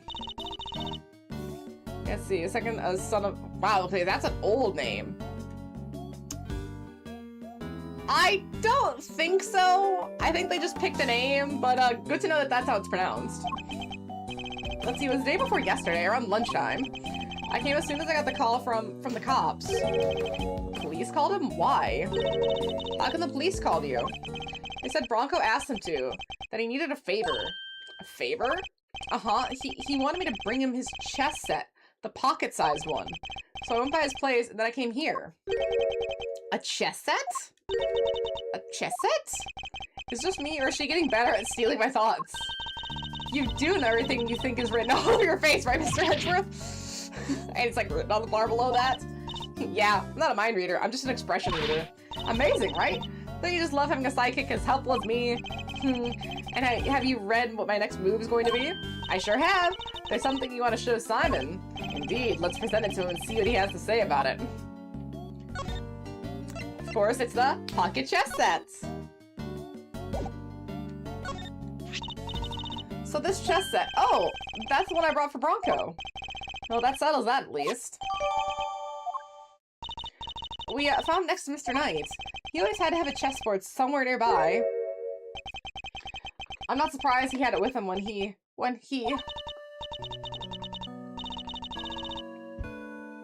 Simon, you and Mr. Knight, you were very close, weren't you? Yeah, we were best friends. At least, I thought we were. But I guess I was wrong about that. What do you mean? If I knew him so well, why was it such a shock for me to find out he had killed someone? It's not easy to discover that someone you're close to has committed a terrible crime. It's a very bitter pill to swallow indeed. How could it all end like this? I could never have imagined something so awful. Something's not right here, Mr. Edgeworth. There's just no way Simon murdered Mr. Knight. Yeah, he certainly doesn't seem to have an obvious motive. And again, he wouldn't have been arrested for no reason either. I wonder what grounds they had for doing so. Are you arrested, Mr. Saint? He's doing a Simon Says thing! He's got the see no evil, speak no evil, and I haven't seen hear no evil, but it's like the Simon Says monkey thing. See, I just don't get it. Why won't he talk to us? I don't know. Honestly, I don't. Whoa, he answered, Mr. Edgeworth. I guess he's not scared of you anymore. Thank goodness for small miracles. The cops burst into my house this morning out of nowhere. Before I knew it, I was here. These policemen. Was there a prosecutor with them? Yeah, some kid named DeWinner or something. A rookie. I thought as much. So, did they interrogate you yet? What? I'm gonna be interrogated? By the cops? Well, yeah, I mean, you've been arrested. You're a suspect now. No! Won't the detectives shout at me and threaten me and oh, there are always these hulking guys, right? Who get in your faces worksheet to Detective Dick Gumshoe reporting for duty. Eek! See, I told you! Please don't hurt me. Please don't crush me with those huge arms. No, please. I'm calling the cops. But I am the cops. What's up with this guy, Mr. Edgeworth? Oh, nothing, Detective. You're just being you. I guess that's just how you are. I don't get it, sir. Poor Gumshoe. So abused. Look, Mr. Edgeworth, Simon's clearly innocent. There's gotta be something you can do for him, isn't there? Mr. Saint? Yes? You're Mr. Knight's friend. 2 days ago you came to visit him. You had nothing to do at all with his murder, is my understanding, correct? Yes, I didn't kill anybody. Very well, then I will choose to believe you, and I will do all I can to assist you. Huh? But why would you help a nobody like me? Let's just say I may not be doing it solely for your sake. I have something of a personal interest in this case. That's right, it's payback time. We'll show those two whose investigation reigns supreme. Oh yeah, now we're cooking. Unfortunately, I still lack the authority to conduct said investigation. As such, my resources are rather limited, and I'll need to lean heavily on the ones I do have at hand. Which means you, Mr. Saint, your information will be invaluable going forward. In other words, let's see if we can't help one another out, shall we? Oh, I just thought of something. Why don't you just borrow an attorney's badge? Oh, borrow an attorney's badge, huh? Then you can represent our pal here. Not the time for jokes, well, it's happened before. I'm Mr. Edgeworth is a prosecutor. He could defend anyone if his life depended on it. Yeah, no. But I wasn't kidding. It's just thought helping a suspect, that's what a defense attorney does, you know? Sure, well, we can do that too. The only thing that matters is that we find the real culprit in the end. I mean, I know there's someone who might lend us one. So come on, let's get to work. Yes, ma'am. I'm sure you know already, but just to be clear, if our investigation ultimately proves you to be the culprit, we'll have no choice but to treat you like any other suspect. Eek! But you needn't worry. I believe you, or at least I have decided to try. For now. Just hold tight and try to believe in us in return, if nothing else. It might help you feel a little less alone. Now, if you'll excuse me... Miss Medley! So we talked a good game in there, but we can't even get back inside the main prison to see the scene of the crime. Maybe defending the guy in court is our best bet after all. Gummy! Can't defend for his life, remember? Well, who do we have here? Now what? Ah, come on. If it isn't Edgeworth and the gang, what are you cats doing here? Listen, pal, if you go to harass Mr. Edgeworth again, I'll... Hey, easy there, Detective Flatfoot Sholmes. Sholmes? Wait, doesn't Sholmes become like a real guy that you have to use testimony on in a Hall of Justice? Or maybe that's the Great Chronicles? Because there is a guy named Sholmes that you have to deal with at some point, I think. I saw something about a guy named Sholmes. Oh man, I want to go up against Sholmes already. See, I'm here to work. Work? What, you're here to defend somebody? The great Ace Attorney has Sherlock Holmes? Really? Wait. Okay, so that is the Chronicles one. Oh man, both of these are gonna be so good. And oh my, look at a slightly older Phoenix. Oh my god, with the little vest, with the little three-piece suit. Oh my gosh, and adult Maya. I mean, we got some adult Maya action going on. Oh, I gotta not look at that. It's too tantalizing. It's too tempting. See, well, the K-Meister nails it in one. Are you just the uber intelligence on one of the bunch? Uber intelligence? That's not how you use either of those words, Fender. Some may say I'm an easygoing old rogue about town, but I'm actually not a half-bad attorney. Which is why I've been summoned to the old jailerini for a meeting with my new client. Selected one of, Simony Sansbury? You mean Simon Saint? Wow, that's freaky. You know more about my job than I do. Wait, Mr. Edgeworth, Mr. Fender's a defense attorney. Are you thinking what I'm thinking? I fear I might be. In fact, it could be our only option. Not so long ago, I found myself embroiled in another case that wasn't mine. I managed to worm my way into the crime scene by agreeing to be a certain someone's subordinate. Oh, the Francisco stuff. Not an experience I ever want to repeat, but I fear I may have little choice. Fender, Before you say another word, I just gotta point out the fine print. Eddie Fender doesn't take on associates. Say it ain't so, I can hear you protesting, but pompous prosecutors are a no-go. Especially those of the Von Karma variety. I should have known he wouldn't forgive me that easily. I understand why you wouldn't want to work with someone like me. What's more, I understand how you feel about all things Von Karma. But please believe me when I say, I'm not the man I was back then. I'm no longer under the old mentor's spell. You better believe it, pal. Mr. Edwards' a changed man. Sure, he used to be the demon prosecutor, but he's not like that anymore. I do have feelings, Detective. Gummy's right. Mr. Edwards is one of the good guys now. He's not just a prosecutor, he's a hero. He got me up hooked just last month. You don't say. Well, that escalated quickly. But he was. There's no other word for it. He was heroic. Great thiefly, even. Please, Fender, don't you think there's something odd about the way the committee stepped in yesterday? They have to use Sherlock Holmes Sholmes since U.S. copyright Japan can use the real name. Which is so crazy, because Sherlock Holmes is not a copyrighted character. That's public domain, free use. I think I mean, maybe it's just for the joke. Like, it's not supposed but Japan could use the real name. Because, yeah, it's outside copyright. You can use Sherlock Holmes in any narration. That's why it's in so much media, is because it's so old. You can't copyright Sherlock Holmes. You can copyright your variation, but you can't copyright the character. I'd say I can't just walk away from this. I can't. Well, maybe not even that. Please allow me to help you with the investigation. Sheesh. A bow from the great Miles Edgeworth. Never thought I'd see the day, but here we are. So enlighten me, if you will. What made the leper change his spots? Well, I suppose I would have to say the courtroom itself.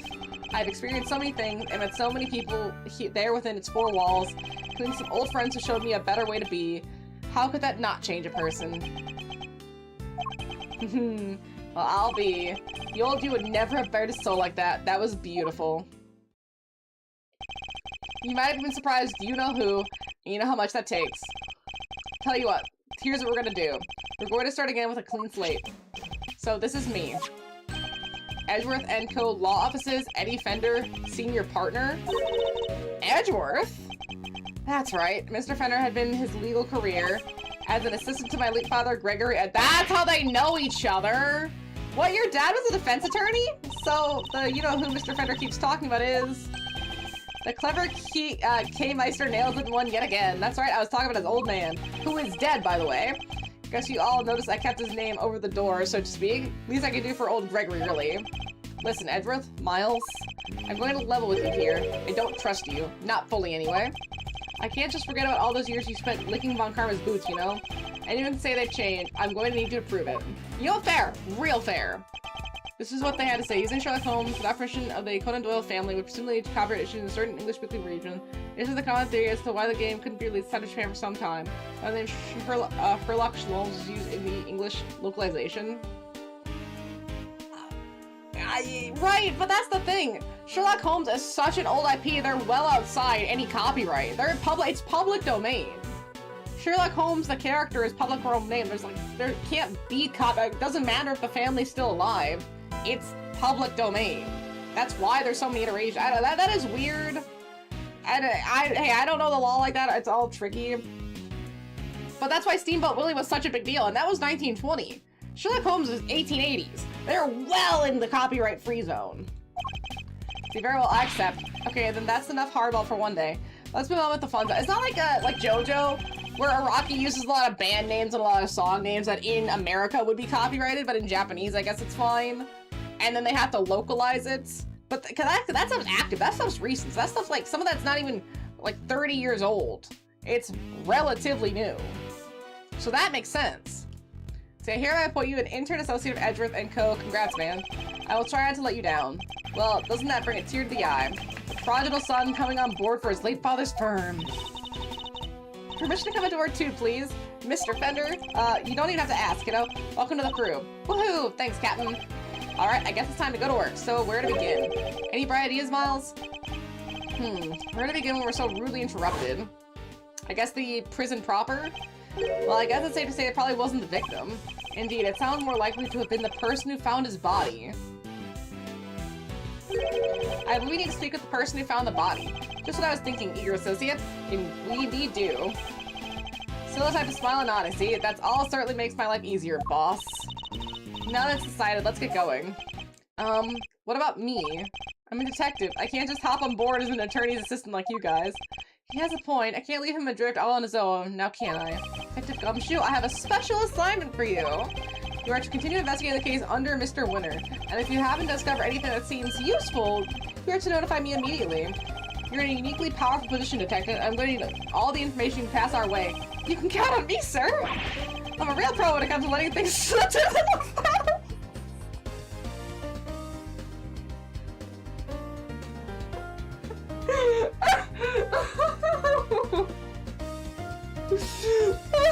Oh, just say it to Edgeworth! Trust me, I know! I just dispensed those lips of yours might be what save our shit. Gumshoe! Oh my god, he's so well-meaning. He's so well-meaning. Throw wide the prison gates, good sirs, because here we come. They knew what they were doing with that line, truly. Okay, so any ideas how we track down whoever found the Bronxster's body, Miles? I think our best would be to simply ask around. Oh, don't you dare! Batty too? You know, I'm surprised it's not Windbag. Like, she got a job at the prison? Who is this? Excuse me, but... Oh, my, just look at you! Are you talking to me? Just fabulously chic, darling, fabulously. Facial hair so very au courant, don't you think? What? Enchanté, mademoiselle, and much obliged. Defense attorney Eddie Fender at your service. Let's get things off to the right foot, shall we? A little embracia, perhaps? Ho ho ho! I like the sound. Oh, she's down. Even with the little fox doll! Look, even the little fox, look, yeah! So cute.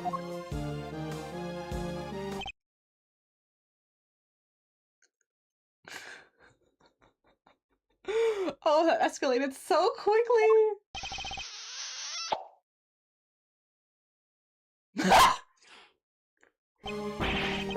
The kisser!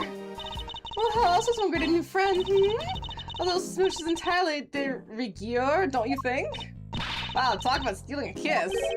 Indeed, an act so shameless that he puts even great thieves to shame. Physical contact is so very important as a form of expression for our little family. Everyone in this lonely home will tell you as much. Hey, if everyone else is hip to that, I can be hip to that too, sure. Fifi Lagarde? Oh, the guard. By the way, warden of this the warden! The warden! You may call me Fifi, of course. So she's the warden of the entire detention center and prison facility, is she? A pleasure to meet you, Miss Lagarde. Miles Edgeworth. I'm a associate at Mr. Fender's practice. I hope you don't mind me asking, but where were you in the prison yesterday? Oh, don't be silly, darling. Of course I was. Yesterday was a very important day, after all. Important in what way, exactly? A big meeting of some kind, perhaps? A meeting? Oh, heavens no. I couldn't think of anything worse. Fair. No, yesterday the circus came to... The circus? The circus came to visit? It was a simply spectacular event featuring some terrifically talented animals. Anyone had to be there. If you were at home, you were watching the show with me. The performer set up a special stage in the yard just for us. We were one very lucky family, ne sais pas? So she was at the circus performance for the inmates yesterday morning. Mr. Carcer mentioned a show yesterday as well. You guys have been talking about the same thing. Wouldn't you say the circus? Would you say a show? What time did this show take place? Around 8 until 10 maybe? Yeah, something like that. Meaning it finished right around when the body was discovered. It's kind of cute that that's not just like a fake fox doll. That is a real fox that she just has around her neck. If I could do it to Medley and just walk around, I totally would. Just have Medley like hanging around me. That'd be so cute. See, and by dint of having attended the show, she was a reasonably solid alibi.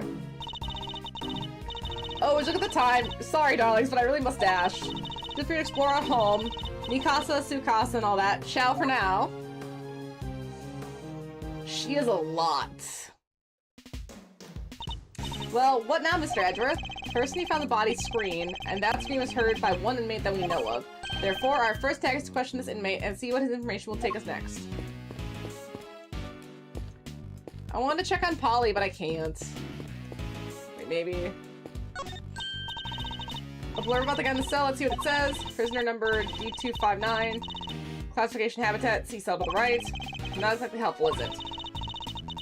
This grizzly fellow has a pet polar bear called Teddy. He's a former boxer who loves to stay trim and is always at optimum fighting weight. He pushes his body to the max, but he's relentlessly kind to himself. Omnivore. Who exactly is all this information for anyway? Dang it. They even have ponies. This is only big enough to carry a small child. Isn't that great, Mr. Edgeworth? It's like being in a zoo. Except it's the humans, not the animals, who live in captivity here. No one mind if I took one home with me, would they? If by home you mean behind bars, then no, I suppose not. It's so sad that Polly got arrested. Look at her. I mean, I guess maybe she's with the guy, because you can see the fish paintings in the background, but still, Polly didn't need to be arrested too. That seems unfair. There's a little piggy. It's a mini pig, I believe. Those don't exist. They're not for eating, I hope. Isn't that great, Mr. Edgeworth? It's like being in a zoo. Yeah, right? Free my girl Polly. She don't deserve all that. Unfortunately, Polly will never get her justice. Even though I have a question for you. Oh, who's a good girl? You are just perfect. She really is. She's beautiful. Like Muna. He's finally noticed me, I think. Let's see, what's her name? It's Waggy, ma'am. She's my little fur friend. Friend? Yes, right. As you were then. What I need are answers, not clawful puns. Hey, he was getting into the clawfulness. So about the person found Fowdy, do you happen to know where he is now? He should be in one of the workshops, I guess. Usually at this hour. It seems the workshops are our next port of call.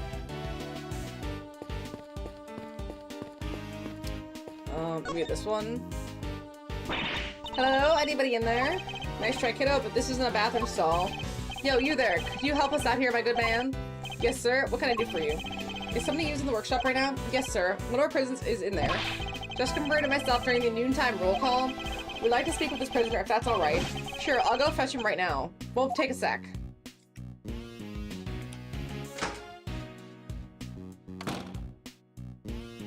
I'm still waiting for someone I recognize. This one's all yours, Milesy boy. What? Why? Let's just say I'd rather not roll the dice than someone I don't know, yeah? Huh, and I thought adults were all supposed to be strong and brave. Well, you're not looking so brave yourself right now, so we'll call it even. Here they come.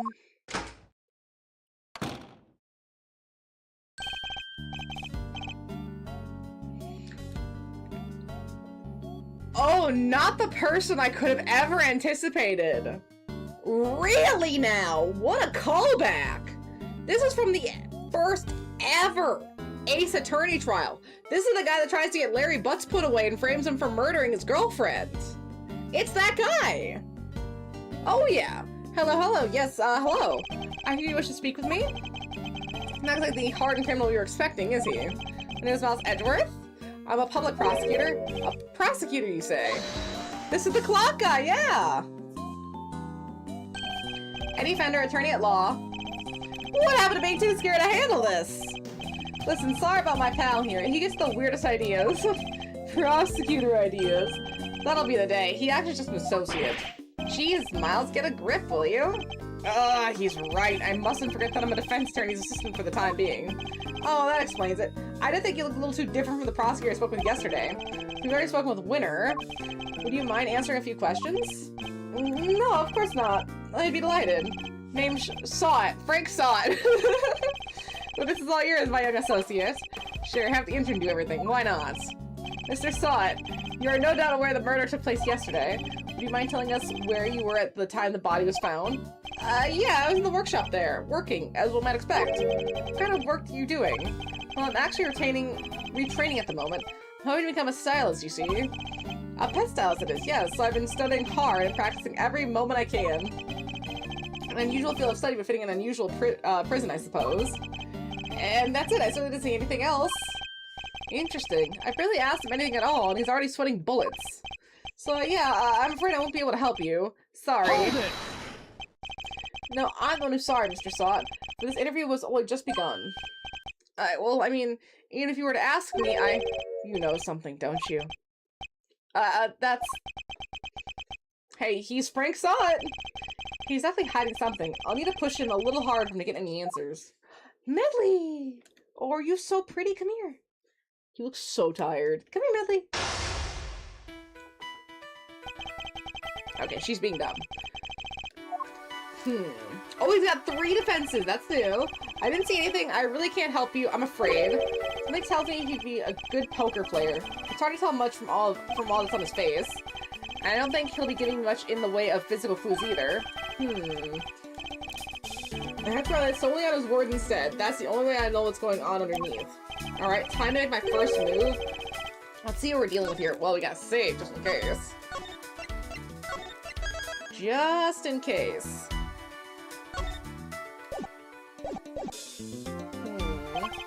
Here you go, hiding his emotions, but everyone has to tell. Medley, come here. See, what's your connection to the incident? Holly, what's your connection to this incident? Which incident? The murder? Oh, well, it has nothing to do at all with me. Nothing.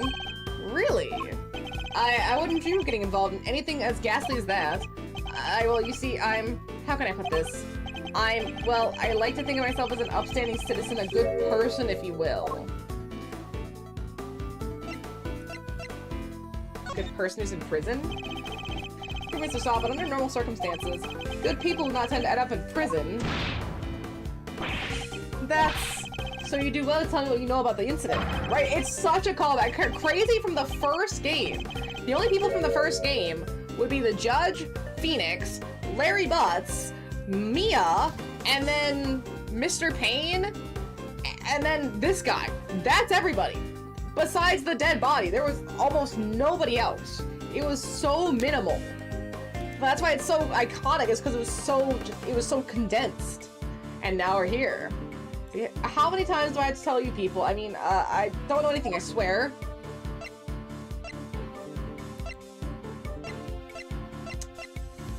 You seem angry, Mr. Sot. Shame knows, Mr. Sot, that I have you. No, no. That's not it.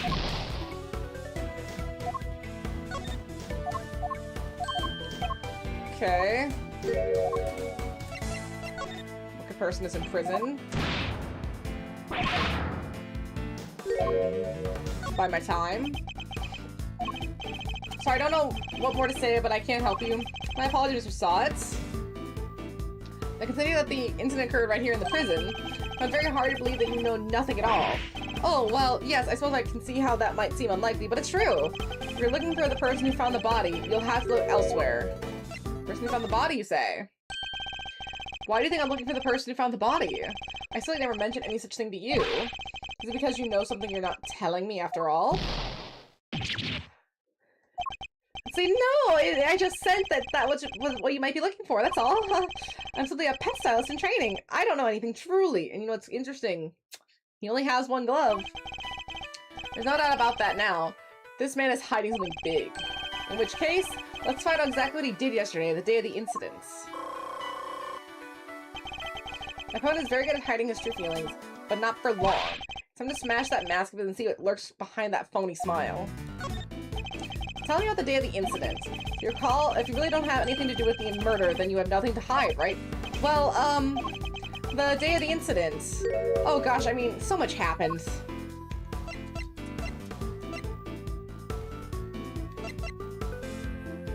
Have my time? You don't have anything. Oh, okay. Okay. Hey, maybe.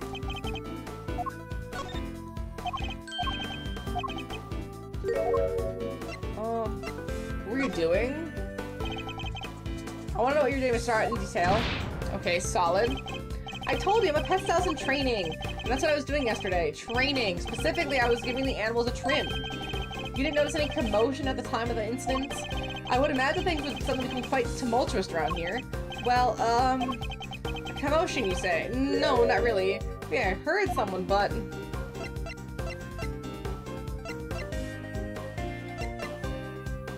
Are they screaming? You heard someone? Was that someone screaming by any chance? Don't try to tell me you don't remember. You continue to assert that you know nothing about the incident, Mr. Sod. I'm afraid I don't believe a word of it. Ugh. No, I thought I heard someone yelling, but I don't really remember. The fact they heard a scream at the time of the murder may well prove to be a useful clue. I would do well to bear it in mind. We really don't have anything to do with the murder, then we have nothing to hide, right? Let's see. How are things in the prison? What was it like here in the prison yesterday morning? I really don't remember. I don't have the best memory, I'm afraid. Time to play my clue. You said you heard a scream. You don't remember? Please. You literally just confirmed that you heard a scream. Still not enough! Oh, but I might have been mistaken. The truth is, I really don't remember. Memory fails you yet again. How convenient. But I know you're lying, Mr. Sot. How dare you talk to me like, I mean, I'm not lying.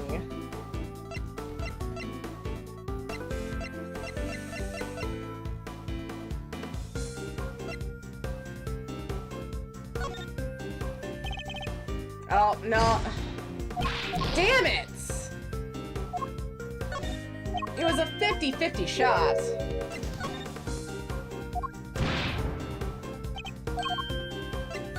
Heard a scream.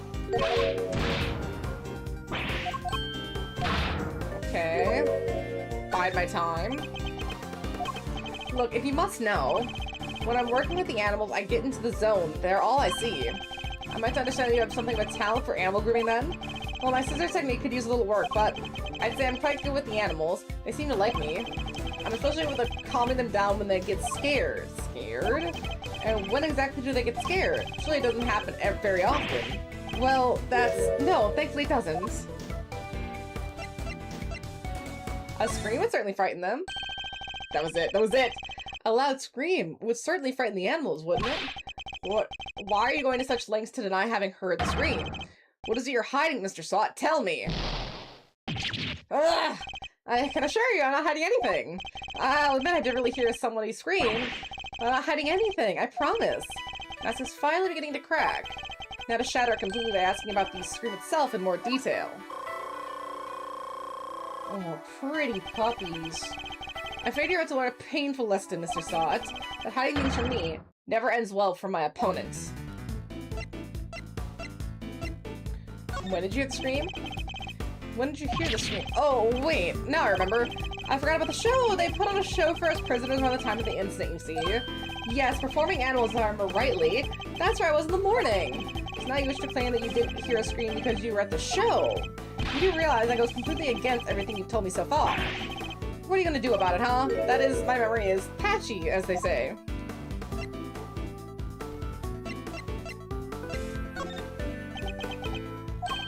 The animal show really had to be seen to be believed. It did it? Tell me, what kind of animals did you see? Let me think. A whale?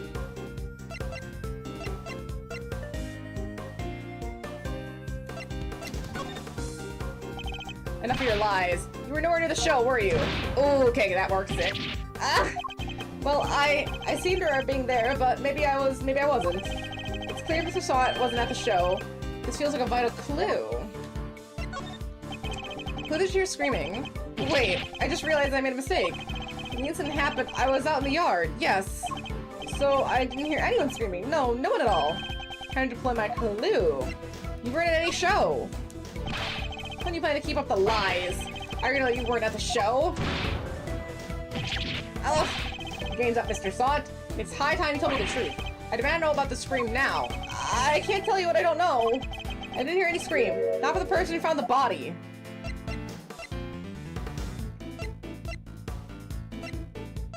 Wait, it wasn't the victim who screamed?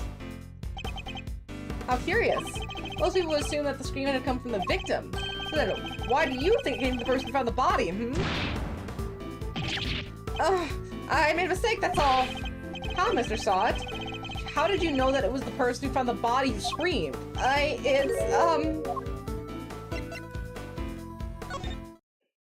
it. We did it! Okay, I am starting to get the hang of these a little bit. Shall I tell you? Maybe because it was you who found the body. The scream that was heard from the incident didn't come from the victim. It came from you! Yeah! How did you? It's true, I admit it, but what gives you the right to treat people like this? Checkmates. Mine chess. Now that we established that you were the one who found the body, Mr. Sot. I think it is. I think it does fly off when he's totally busted. I believe it lost any standing you might have had to withhold your cooperation. But yeah, it's been like, this will be the fourth or the fifth game, so it's been like 4 games since we last saw this man. I completely forgot about this dude. We put him in prison so long ago. Alright, you win. But I'm sure I won't have anything useful to tell you. It probably isn't even worth your time. Let's see. By my hand, the truth will be revealed. Every decision I make is to ensure that end. A lot of hair pieces in this game. See, so not exactly what we're here to do, is it? A lot of phonies. Everyone's faking something. What do you mean? We're not trying to expose the truth. We're trying to save Simon. That's what we do now, remember? In order to get our client out of trouble. Not as a prosecutor, but as a defense attorney's assistant. You know who embraces their baldness, the judge. And you know what? That's good for him. We like to see someone who's confident in their own skin. The man is all natural. I love to see it. But the K-Meister said, you need to listen to the kid more, you know? Client has requested the services of the Edgeworth & Co. And as your old man always said, your relationship with your client comes before anything else. So if you think Mr. Saint's well-being is taking a back seat to some quest for the truth, well, let's just say I don't like the fire people, so I need to fight against your instincts a little harder, yeah? This will take some getting used to. In any case, the importance of this man's testimony remains unchanged. Therefore, Mr. Sot, I am asking once more, what happened when you found the body? You know who doesn't need to fake anything? Edgeworth. His hair is all natural. I mean, those bangs are crazy work. I was in that workshop there by myself practicing what I've learned. Oh my gosh, 10-year-older Edgeworth. 10 years older Edgeworth. If I do not see 10 years older Edgeworth, I will lose my mind. I'm so excited for that. So I don't remember how, but I found myself in the front of the door to the other workshop. I happened to peek through the little window, and then I saw him lying there. A man not moving, dead. I coiled and frightened, found myself screaming in sheer terror. Zaddy Edgeworth. Exactly! Adult, mature Zaddy Edgeworth. Aren't you excited? Let me get this straight. The room you were in is next to the one where the corpse was found. Yes, that's right. I was in Workshop B. And you were there the whole day. Yes, from 7 a.m. roll call onwards. There are 3 roll calls a day, you see. 7 a.m., noon, and 9 p.m. And they check who's in the workshop during roll call, correct? That's right. Nothing reported to be amiss at 7 a.m. Meaning that Knight's body wasn't in the workshop yet at the point in time. Guess that means the murder took place after 7 a.m. Which puts it right around the time the show was happening. Ah yes, the show. I remember the other prisoners going to see it. And therefore anybody who wasn't at the show has no alibi. Would that be fair assessment, Mr. Sauts? I guess so, but I only found the body, I swear. There's a clear contradiction in Mr. Sauts' testimony. Rooting it out should be my first priority.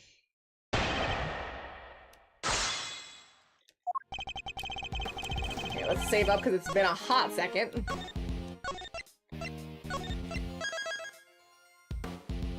Okay, we are still in the confrontation at least. I'm gonna run the restroom really quick, and I want to grab an ice pack. Since the heating pad didn't want to work for me. Oh! Yeah, everything's cracking.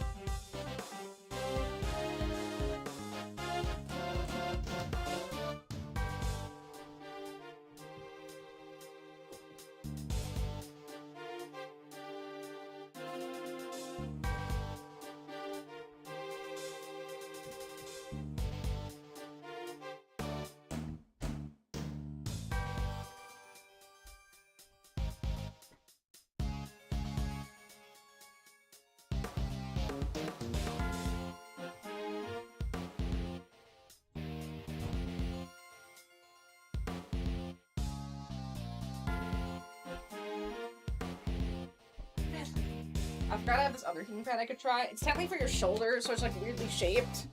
But it is something else I can try. Beep! Oh, so pretty. Say beep beep, Medley. Oh, she's too tired. There you go. She's too tired. So pretty and tired. Imagine if Gumshoe came back and he's super jacked. I would die. I would actually die. You know, Gumshoe deserves a win, so I would love that for him. Let's see, here in the workshop by myself, practicing what I'd learned. What kind of evidence do we have? Prison roll call, held 3 times a day, 7, noon, and 9. Victim's body had not been found at the time of the 7 a.m. roll call. So it was between 7 and 12?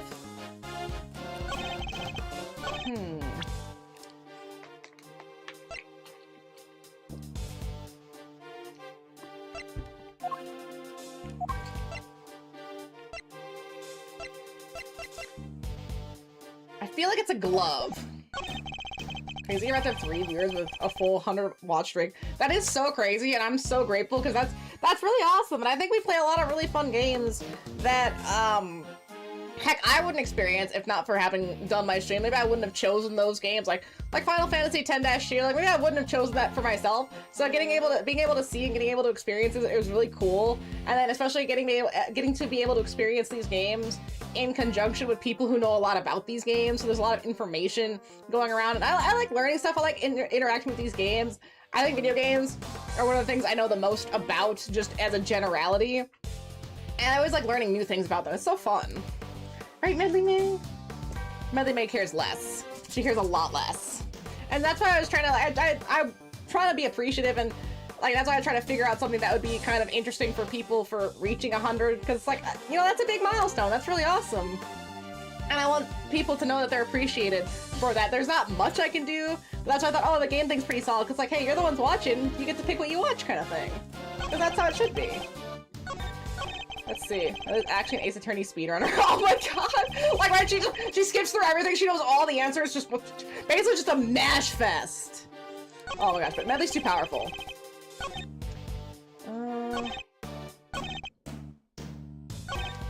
I think it's the window, because he's missing a glove. I want to say it's his glove. Let's try to get some pressing here. I mean, you didn't get a good look inside. It means you didn't go in? No, I could. Well, that's just her barking. She's always screaming objection. It's a lot. Same thing with Jaina. Her and Medley would be the perfect courtroom duo, because they're always objecting at each other and barking. They never stop. Never. They're mean. They're evil. See, the window is not only small, but it had bars over it, you see. Not like a panoramic view. They're just so the guards can check what's going on, right? That's right, yes. You're a very knowledgeable young lady. You bet. I guess you could say I know a little something about prisons now, too. I'll have to remind myself to address this newfound interest later. Let's see. Yes, anyway, I peeked in through the little window in the workshop door.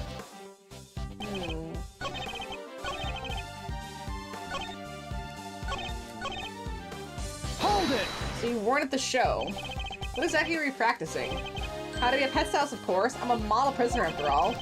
So he keeps saying... Hold it! You don't know why you wandered out? You found yourself there? Really? That's right, and then I found myself peeking through the little window in the door. Why do you think you did that? Gosh, I don't know. I just found myself doing it, really. You clearly weren't concentrating on your work then. So much for being a model prisoner. No, that's not true. I'm a model prisoner. Yeah, it's just all the other prisoners got to watch the show. I guess I was, well, kind of lonely. Like being stuck at school after everybody has gone home, huh? Yes, exactly that. And I found myself in front of the door of the other workshop and... Wait a second. I have a thought.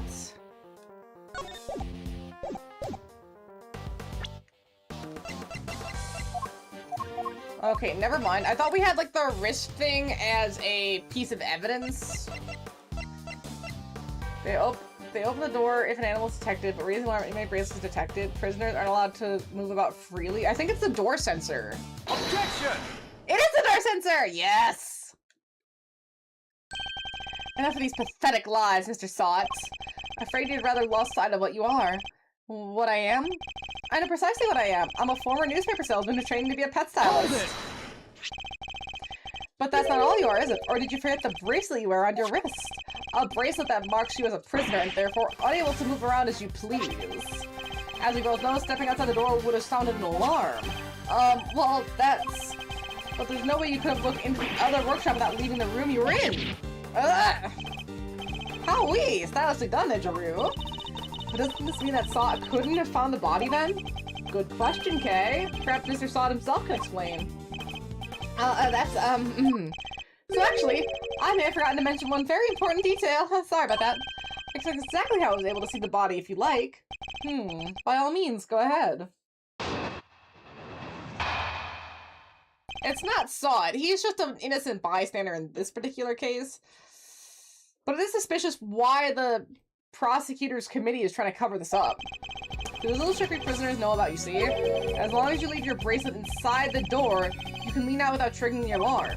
That's how I was able to peek through the window and into the workshop next door. Okay. Inside I spotted the victim's dead body, which made me scream in fright. So he's saying...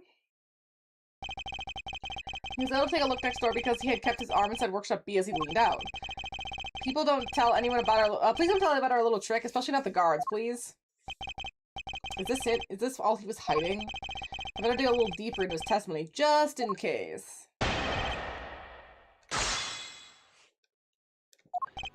Here's a little trick. That's how I was able to peek through the window and into the workshop next door.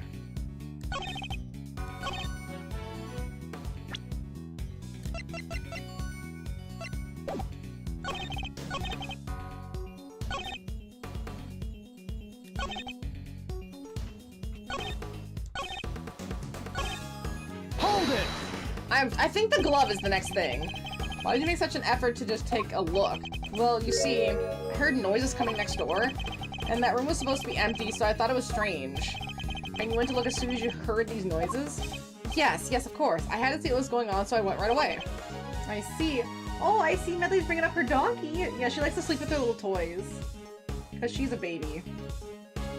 There, is that good? Is that what you wanted? You're so pretty. You forgot your doggy before. That made you sad, huh? It's her little treasure. Let's see, I see. Are there any problems with what Mr. Saw just said? There is a problem. You clearly looked into the next room as soon as you heard some noise. If that's the case, you must have seen more than just a dead body. Because the person who made the noises should have been in there too. You got him quake in his boots, Mr. Edgeworth. Mr. Saw, tell us the truth about what you saw. You do, of course, have the right to remain silent, but it will do little to dispel the notion that you or someone involved in this crime. I'm sorry. I did see someone else, but it's too insane to believe. I really thought I might have dreamt it. That's why I wasn't sure if I should mention it. Just tell us what you saw! Alright, it was the dog.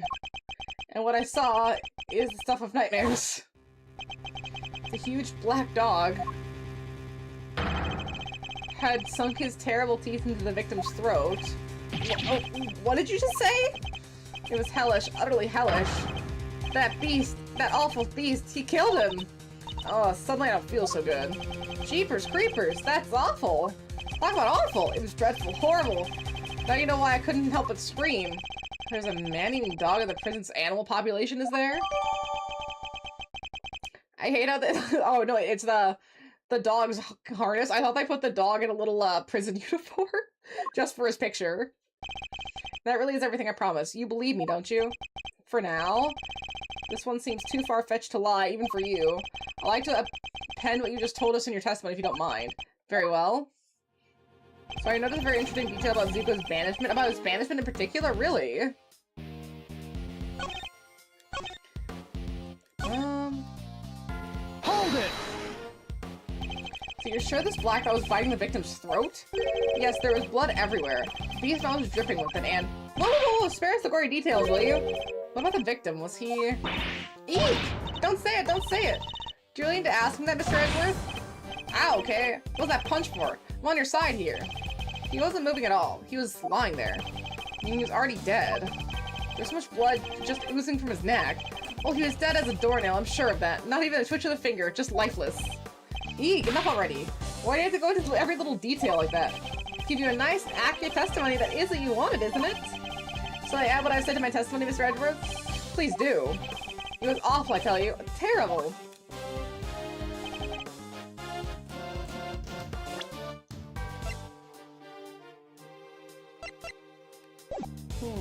Hold it! He had a very vivid picture. Well, had a front row seat, I suppose. I can almost feel the agony of the poor man's final moments. I don't think I'll be getting any sleep tonight, Mr. Edgeworth. You won't? Well, that's unfortunate. Yeah, and it's all your fault for pressing and for more gory details. I'll be having nightmares tonight myself. It's all so fresh in my memory.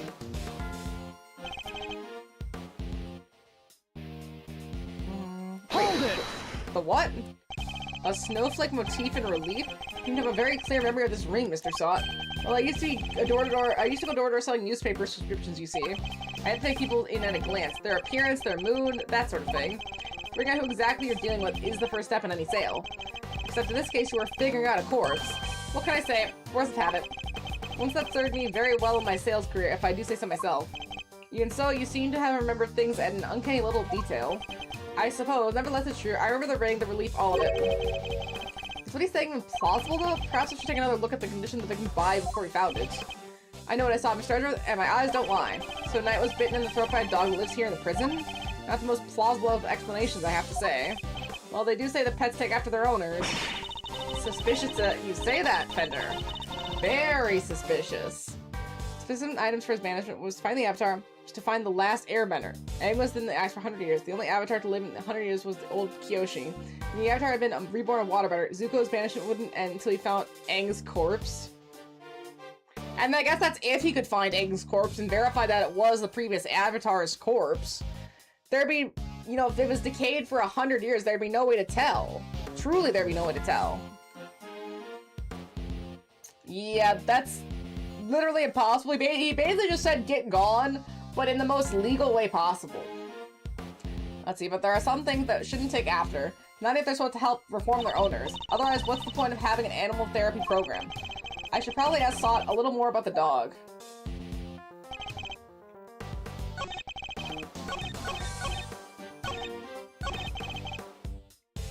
Here, let's save this really quick.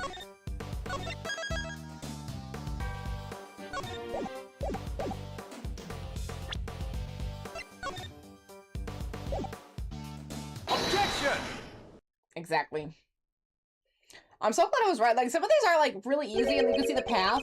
And it's just that the one thing that always stops everything up because you can't figure out how they want you to path through it. And then everything else is fine. Fine. A ring with a snowflake relief? Yes, I saw it clear as day. It was carved in such fine detail. Interesting. Your testimony is certainly very accurate. In fact, I'd say it's a little too accurate. Want to know the most painful potential show? Potential show? Potential show being painful in what way? And what's wrong with being so accurate? Sorry, as I get back to this. Take the office and they remake with them all talking with modern Gen Alpha slang.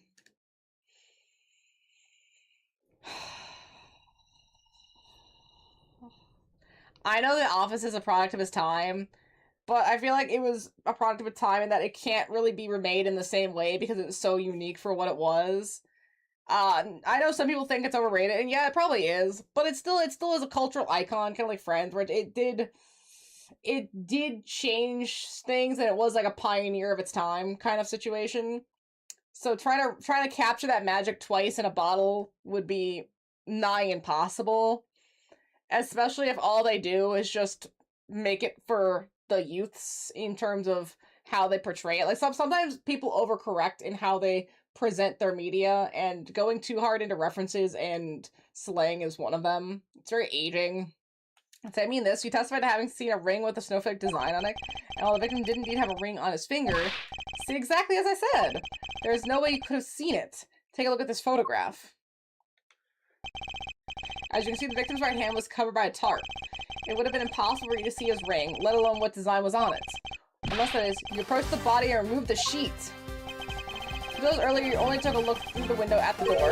And you seem to have quite a lot for such a disadvantaged location, Mr. Sod. Who do you think you are, huh, Mr. Big Shot, acting like you know it all? I mean, I saw what I saw, I swear. Oh, I know, that man's arm. It must have been moved under the tarp after it peeked in. Nonsense! You already told us that it can't have been the case. There was no one else.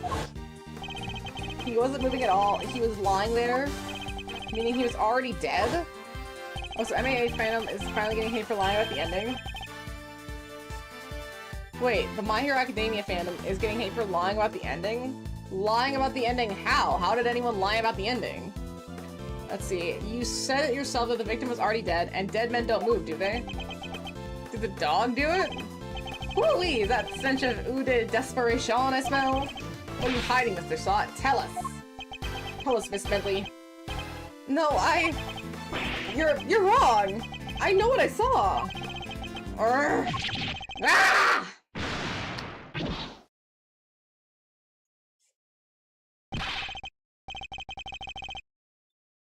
You know how much you gotta piss off a dude for him to throw his hairpiece at you? You couldn't let it go, could you? Had to keep on poking and prodding? You slimy two-bit associate attorney! I think the real Mr. Sod has finally revealed himself. Whoa, that's quite the rug he was rocking. Can you straight out, you're some kind of flying black cat. Look, I'm just a sweet innocent witness here. But are you really? Because I must say, I have doubts. Very serious doubts. What's that supposed to mean? You saw something that should have been impossible to see from outside the workshop. So, how did you do it? That's simple. Mr. Sod, this is where you were standing when you saw the body. Take that! You were in the same room as the body. That's the only way you could have seen the relief on the ring. Yeah, literally. Ooh, stretch out. There we go. Let's see. Oh, look at him. He's tweaking. Say what you want, but you don't have a shred of evidence, do you? I do have a shred of it. I have one singular shred of evidence. You can't prove it, can you? Because I was in the next room over, minding my own business and looking after the animals. Why else would I have signed out of a pair of rubber gloves? For fun? Now put it I want to see evidence that proves I was in that room with the body. Take that! Dude, are you stupid? Right, Mr. Slot. What were you doing when you discovered the body? How many times do I was practicing my pet styling techniques. Of course, and perhaps this rubber glove might mean something to you. Oh, that glove was found by the victim's body. I believe it was dropped by the killer. Or by someone who saw the body. And I can't help but notice that you have a similar glove tucked in your apron. No, that one's different. Hold it! Yes, that one does seem awfully lonely, doesn't it? It's just a rubber glove. There are hundreds of them all over the prison. It doesn't prove anything. No, there are not. You're supposed to keep track of them. Not yet, perhaps, but if I were to ask the police to check this glove for prints, I have a feeling the results would be rather fascinating. Oh. Oh yeah, we got him. These people were complaining about how bad the manga ending was and how it ruined the story. The anime just released a bonus episode which covered the post-time skip manga of all the 8 students years later. All students years later, and everyone loves it. And now people are comparing the manga ending with the anime one, and they're exactly the same. The fandom complained about the ending was massively coping with random BS, like claiming Deku became a minimum wage worker rather than a hero. He became a teacher at UAE as well as being a hero, just like the manga. Yeah, I think it's just because people, again, have certain expectations. The fandom for them was already pretty toxic, but the expectation of what they probably thought the ending was going to be like, people really genuinely were deluding themselves into thinking that Deku would end up with Bakugo. They were so delusional. It didn't happen with Sasuke and Naruto. It's not going to happen for you. I'm sorry, that is just the way things are. Life is so horrible. Life is hard. You don't get everything you want, and it's gonna end with a pretty alright ending. The same thing happened in Assassination Classroom. The guy became a teacher. The main guy, teacher. Totally. It's over. Objection! Including one after every, after everything, Oraku and Heku did get together in the manga. Yes, they did. And the anime episode, they did too. I even saw that they got together. I saw like the last couple panels of them getting together. Oh gosh, people are dumb. What the? I'm telling you, media literacy is dead in this country. People are stupid. See, that's right, Rad. That's a pretty rad objection, am I right? Please, Feather, now is not the time for tomfoolery. But I have a legit objection, because this isn't over. There's something that still doesn't make sense. Our man here's a prisoner, right? And he's got one of the bracelet doofies on. That's true. How could he have left his workshop in the first place? His bracelet would have triggered the alarm if he tried. Right? We don't have a good explanation for that yet.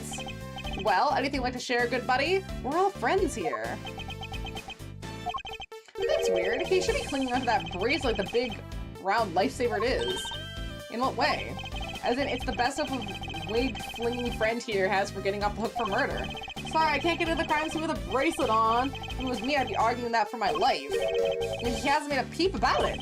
I wonder why that might be. It's the sound of silence. I suppose Miss Law Priest did preach the silence is golden yesterday, too. Whoa, you guys sounded like an actual attorney for a second there, Mr. Fender. The worst of times are when lawyers calmly show our biggest smiles. Gregory taught me that. It was part of the attorney's code he lived by. So, friend, what's the dealio? Why so coy about your bracelet? Is it broken? He knows it's broken. Well, to tell you the truth, it's broken. Broken? I fell over a little while back, you see, and hit it on the floor. And that didn't seem to set the sensors off anymore. I should have told the guards about it, you know, but, well, it was awfully convenient. I see, so your bracelet is broken. But did they really break that easily? If so, then this prison has a serious security problem. This prison is very dumb. Again, look at all the pets. People probably use the pets to get places. You there, can we have a moment? Aren't you just the cutest? Ahem! Meow. How can I help you, sir?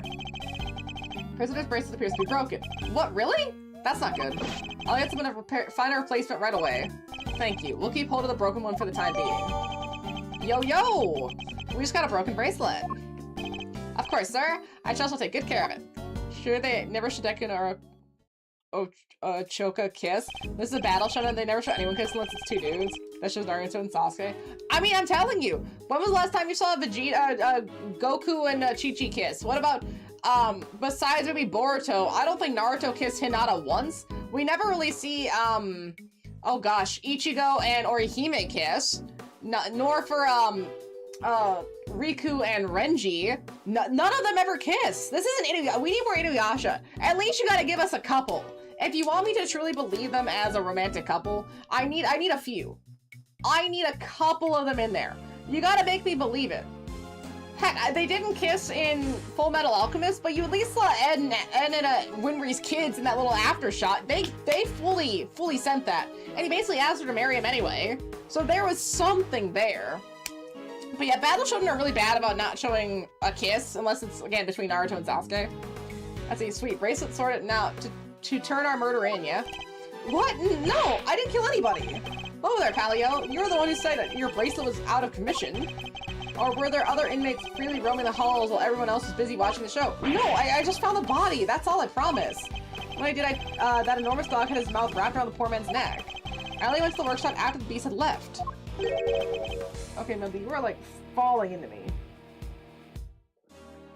Shh, no, it's okay. Shh. Shh. It's okay. It's okay. It's okay. It's okay. Shh. There you go. You're so pretty. You're so pretty. Oh, okay, there you go. Let's see, and why did you go in? Well, oh, fine. I want to go through his pockets, okay? You're going to rob the corpse? Hey, why are you looking at me like that? I'm a great thief. I never stooped so low as to steal from a... I didn't steal anything either. The show ended just after I entered the room, and all the other inmates were trickling downstairs thereafter.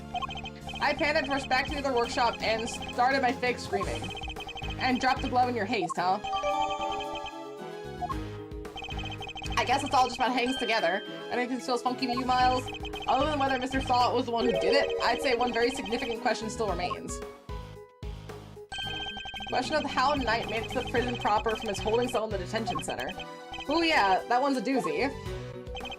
I also can't help but wonder about another key feature of Mr. Salt's testimony. That dog's involvement can only mean one thing. Mr. Salt? Yes, what is it?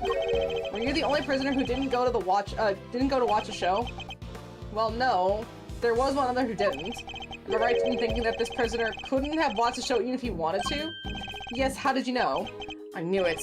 I had my suspicions when we first ran into the Black Dog yesterday, but this confirmed it. For a criminal that dangerous to end up in a place like this is unbelievable, but... Where is this person's cell? You're going to see him? Who are you talking about here? Him, he's like other prisoners, you know. He's special. He gets treated like royalty. But you wouldn't hear that from me. All I'll say is, if you value your life, you'll stay away from him. What? Will you please stop trying to scare us all the time? The big cheese, huh? Well, I, for one, definitely value my life, so that sucks. Try to keep, they keep him in maximum security. Ooh. Which is over there. It would not be this close. No, it would not be this close. Well, that's certainly one way of treating someone differently. I've been on a retro gaming rampage, beat MGS2, Red Faction, Tony Hawk 4, and almost big road trip. Wow, damn, that's a nice assorted list right there. And which one have you liked the most so far? I mean, I want to say MGS2 is probably going to be pretty fun. I don't have a lot of information about the other ones, except for like the Tony Hawks. And the Tony Hawk games were definitely a thing of their era. have played them with my dad at a PS2, and they're not easy for dumb kids, I'll say that. Sorry, quit being so mysterious, tell us who he is already. Let's just say he's highly skilled when it comes to people's lives, better than anyone, in fact. And, that's all I'm prepared to say on the subject. Oops. Well, Milesy, anything you care to share, or are you going to leave Kane here in the dark? Mystery Man and Maximum Scary is the old acquaintance. Let's go pay him a visit. I expect we'll find our dark canine friend there, too. It can't be Von Karma, is it? So the way the prison you're on, Sally, the shutter is locked tight. Rita waits on the inside, a stoic lock, and he twixt mine eyes and nose, and the door open to a breeze. Such a cruel fate is indeed. The more I think on it, the more it eats at me. And whose thoughts are you attempting to channel exactly with that soliloquy?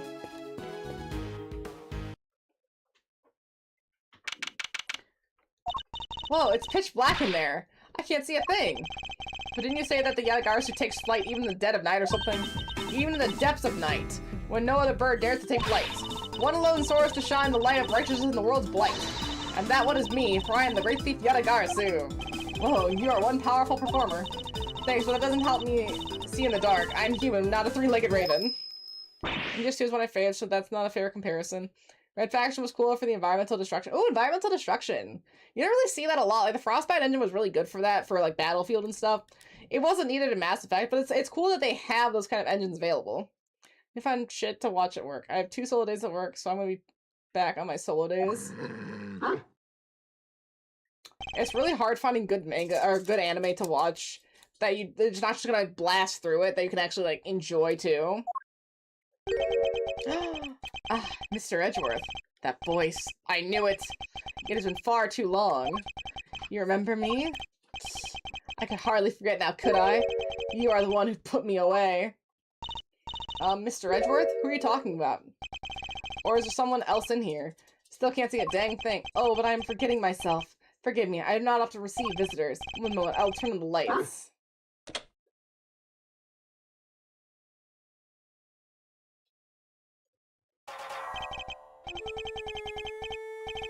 I don't recognize this guy. I like that his little tag says boss. He is very creepy. I don't like him. You're a heavy-footed lot. Am I right in thinking there are 3 of you in all? Very well. Perhaps we should start by introducing ourselves. I am Bodhidharma Canis. You may have, as you have gathered, Mr. Edgeworth and I are old acquaintances. Ooh. Canis was a notorious assassin. Oh! Some knew him as the Blind Butcher. His only weapons are a vicious hunting hound and some fiercely sharp knives. His appearance was always announced by the sound of bells. The last sound his victims would ever hear. Well, Mr. Edgeworth, am I to guess why you are coming to see me?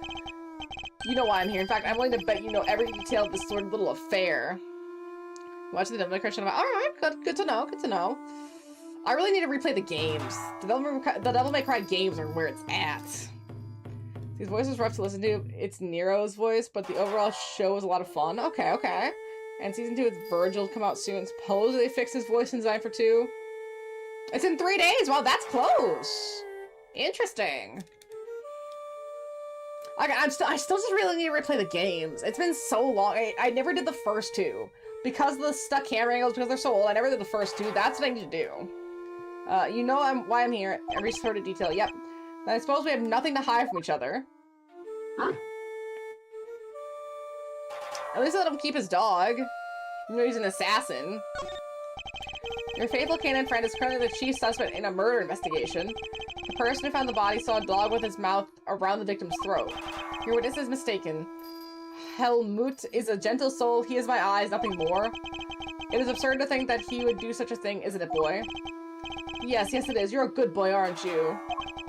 Helmut is more than a mere seeing eye dog, and he's certainly no good boy. He's also a trained killer. A weapon once used in his man's sordid tale. This witness of yours, he is trustworthy, I assume? Thought is anything but trustworthy, and he's still very much a suspect himself. I can hardly claim that his testimony is beyond reproach. No then, I thought as much. Yes, I did, Helmut, yes. I figured that he already knew who our witness is. Your alibi? What are you doing between 8 and 10 yesterday morning, Mr. Canis? During the show, you mean? I was here, ensconced in these humble surroundings. I developed a passion for wood carving. You see, an obsession even. I was engrossed in it all morning. And you have permission to engage in such a hobby? I can't believe someone would actually let you. The warden and I have an understanding. An understanding? That's ridiculous. This man shouldn't be allowed 1, let alone 5 chisels. And he's got his own little chest set over there. Oh, he's gonna be a pain in the ass to deal with. There's nothing but lethal weapons in his hands. I was carving Buddhist pieces at first, but at the 674th, my interest had begun to wane. Oh, that was taking forever. Time is all I have, Todd. In any case, my focus was now shifted to pieces such as these. I didn't know you played chess. You play too, don't you, prosecutor? Perhaps one day you might indulge me. Though you may find my game rather rudimentary. I only begun after my arrival here, I'm afraid. What's that piece? A dog with 3 heads? Ah yes, a dog of war. You must forgive my little joke. Chess is, after all, a game of war. Soldiers, knights, castles, all doing their utmost to protect the king, all loyal to the last. I've always thought it strange that such a game has no place for a dog. After all, what more loyal weapon can an army call upon? Still, it's simply a piece I made for fun. Fear not, I play by the regular rules, and with the regular pieces. I can't imagine it's easy finding opponents to play here in prison, though. Oh, I have my correspondence. Correspondence chest, then? Sharing moves by post? Yes. Even prisoners are allowed to send and receive letters.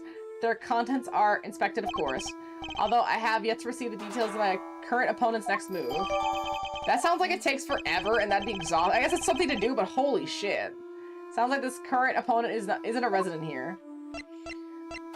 Okay, so for the trailer, I think if design and voice are better. You can still tell it's Johnny Young Bosch, but he's talking a little deeper and a little more like Dante. His design looks a little better, but he's still a skinny ace. But the animation looks amazing.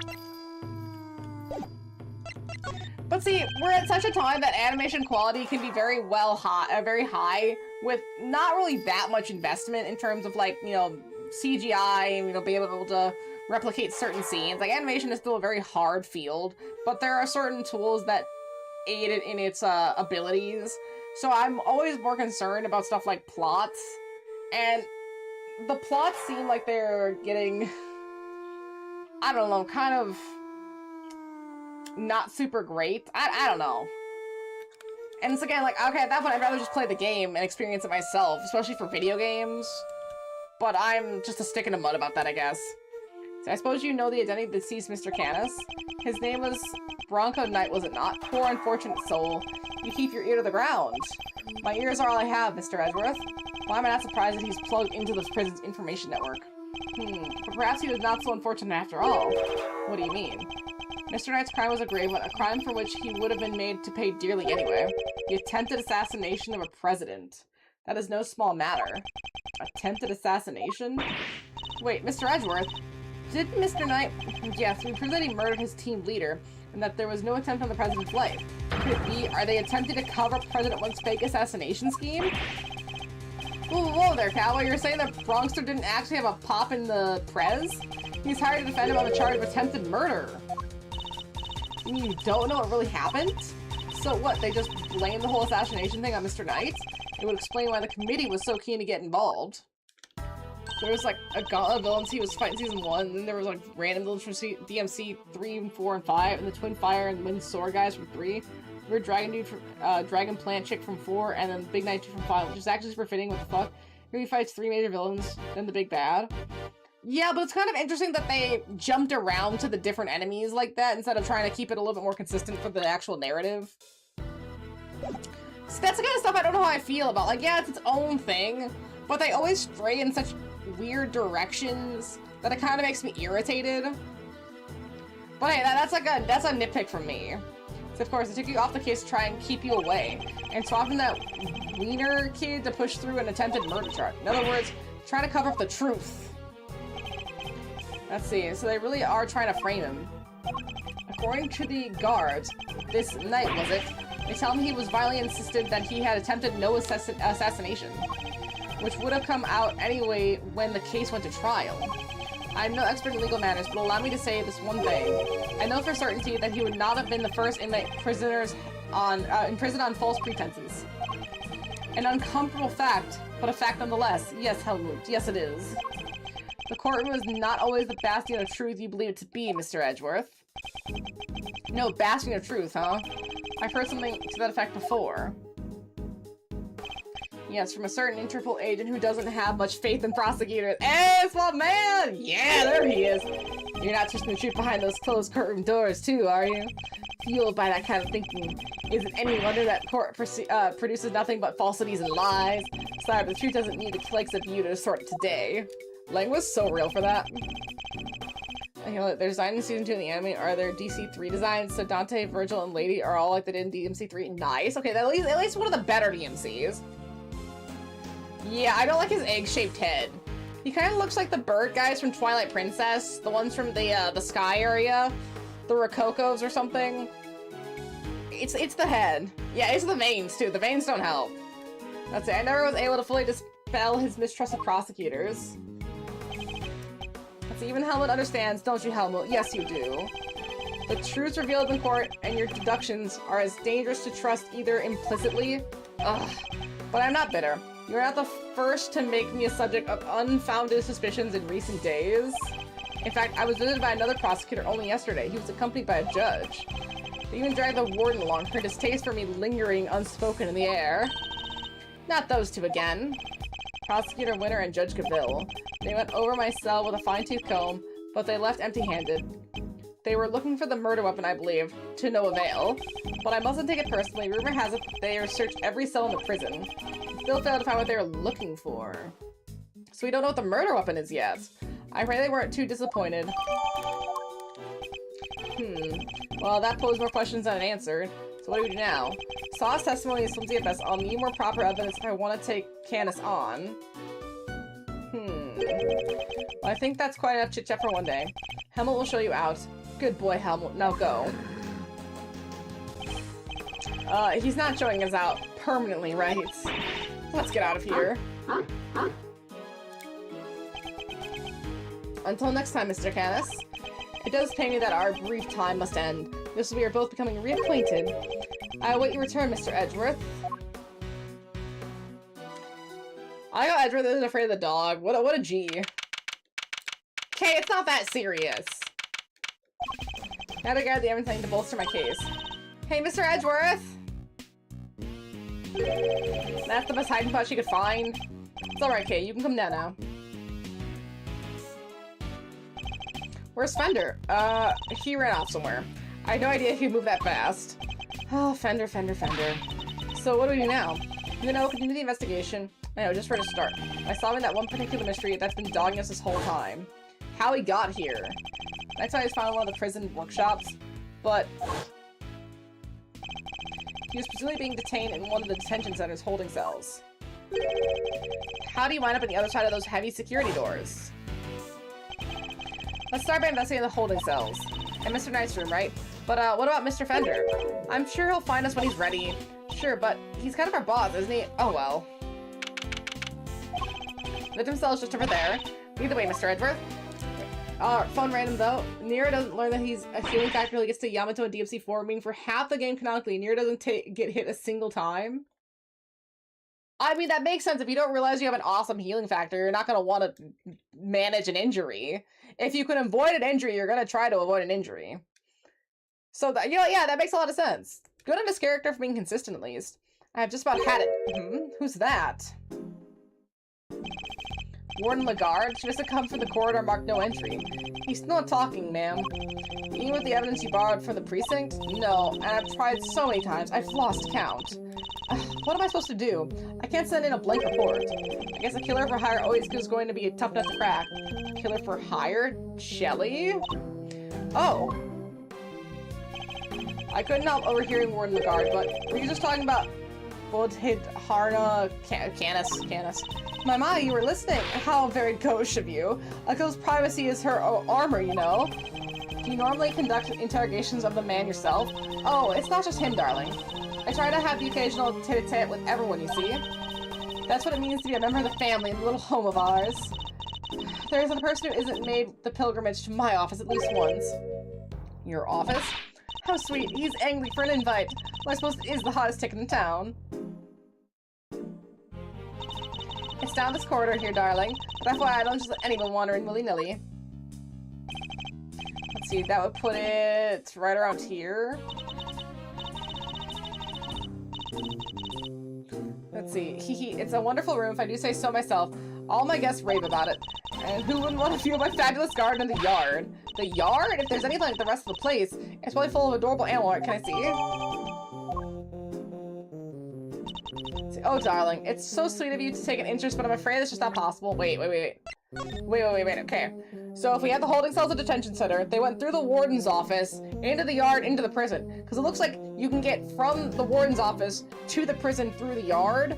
That's how they did it. That's how they got to the security doors. Oh, we figured it out. We got it. We still got it. But wait. It must let in through the stairs. There's that door there. Yeah, it must be the stairs. Why not? Because you're not a member of our home. If you want to see it that badly, you'll just have to get convicted for something unspeakable. That's a rather steep price to pay. Also, Nero broke Dante's pattern. Dante always had like 3 major bosses, and Nero had 5! Well, Nero's got a lot more to prove. He's the new guy on town. He's got to get the work going. Let's see. Oh, but just listen to me. Chattering away like there's no tomorrow. It's time for Allie's lunchy brunch. The poor dear will be dying. Allie? The sweetest little deer in all the world. I know I shouldn't have favorites, but you know how it is. Now to the yard with me. Chowing her now, darlings. I was like, hey! The little fox is so cute. I wanted to ask her more about Candace, but she dominated the conversation from start to finish. Let's go investigate the victim's cell, shall we?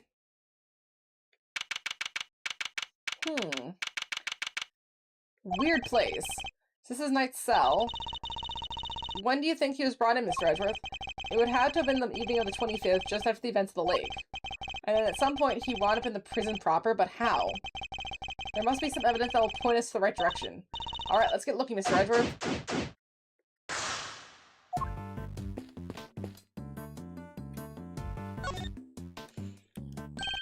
So your reflect in the mirror is a security camera. A thief's greatest enemy. Nothing about this place is very thief-friendly, if I'm being honest. I think that might be entirely deliberate, okay? Guard! I'd like you to retrieve the footage from the security camera and view it as carefully as you can. If you see anything out of the ordinary, inform me immediately. Yes, sir! Okay, let's check out the desk. And a scour, yeah, scouring. What is this? Oh, what a menu! What's a menu doing here, Mr.? It's a menu? See that those held in the detention center are able to choose what they'd like to eat each day. They can afford it, that is. Money makes the world go round, I guess. But doesn't that make life super easy for rich detainees? Well, okay. Bear in mind that people held in these cells haven't been found guilty yet. Some of them don't deserve to be punished. Quite a few of them, in fact. So you're saying it's fine when people with money don't have as hard of a time if everyone else does? What? How did I wind up defending the practices of the detention system? Hey, look at the weird piece of paper! There's some sort of grid on it. Let's take a closer look. Is it a... Next move, bishop to g2. What next? Rook, no. Pawn to g6? Huh. The grid appears to be a chess diagram. Victims, I suppose. What's a chess diagram? A visual representation of a game of chess. See how the locations of all the pieces are marked? Seems to be a closely fought contest, but perhaps if the pawn were... No, wait. Not now, Mr. Edgeworth. This is no time to be playing games. I suppose you're right. This isn't the first time I've seen this configuration of pieces. It was from a different perspective, but it was definitely the same game. Perhaps we gotta take another look at the evidence in my possession.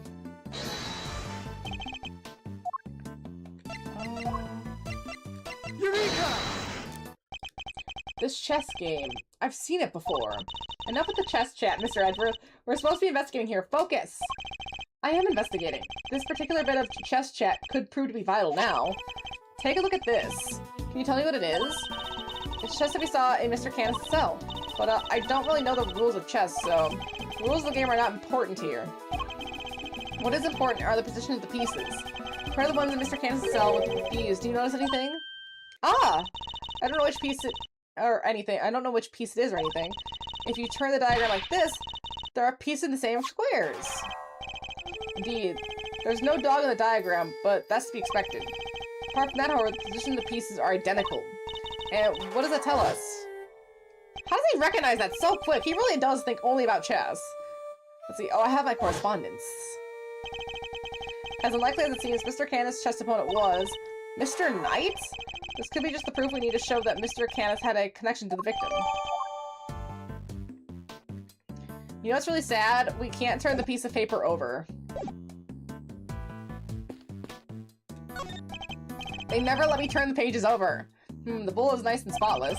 And there are no signs the toilet paper has been used. Everything seems to be in order with this toilet here. What? Are you serious? Why? What's wrong?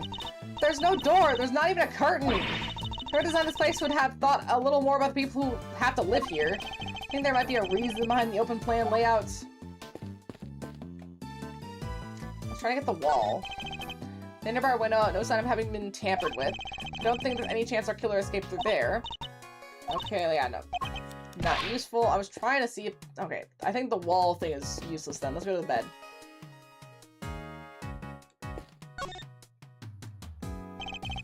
Okay, so we got his jacket and a piece of paper. Hey look, this newspaper got a chunk of it missing. You're right, a few of its pages have been roughly torn out. Well, why? Maybe Mr. Knight wanted to clean his cell, but didn't have a cleaning cloth? It's not a total implausible theory, I suppose, but who would try to clean their cell? Maybe it's dusty as hell. Huh? There's something different about this spot here. This part of the floor is weirdly clean. Did somebody wipe it down or something? Or wipe up something? Why would somebody only do that part right next to the bed, though? This would be a nice suit jacket, so I've been doing some research of my own. Oh, and what have you discovered? I discovered that this guy who looked good in suits tend to be popular with the ladies. But don't worry, guys with really neck ruffles are next to my research list. Please stop. I mean, hey, she's right. I mean, the neck ruffle doesn't help, but in the couple times we've seen him without it, I mean, it's definitely been a look.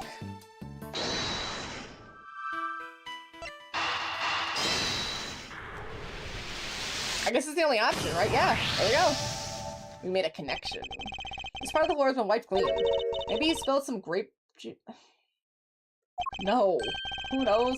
We can certainly imagine what he used to do with the wiping. The torn out pages of the newspaper. Why would he just ask a guard for a cloth or something? Perhaps he didn't want anyone to see what he was wiping up. Because it's probably luminol spray! Where's my luminol spray? Why do they keep teasing me with the luminol spray? Sometimes they give it to me, sometimes they don't. I think we've about exhausted this cell. I've made significant progress by establishing a connection between Mr. Knight and the victim. This is bad, sir! Hmm? Is that the guard? The security camera footage, sir. I watched it and... What is it? Can you show it to us? Yes, sir. I have a small playback monitor with me. And what are you waiting for? Let's see it. Dude just casually looking around a TV? Based. Motion!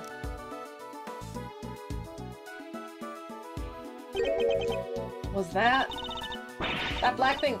It's that dog, right? No, that didn't look like a dog jump. Until now, our assumption was that the crime had taken place in the prison proper, but it seems the assumption may have been wrong.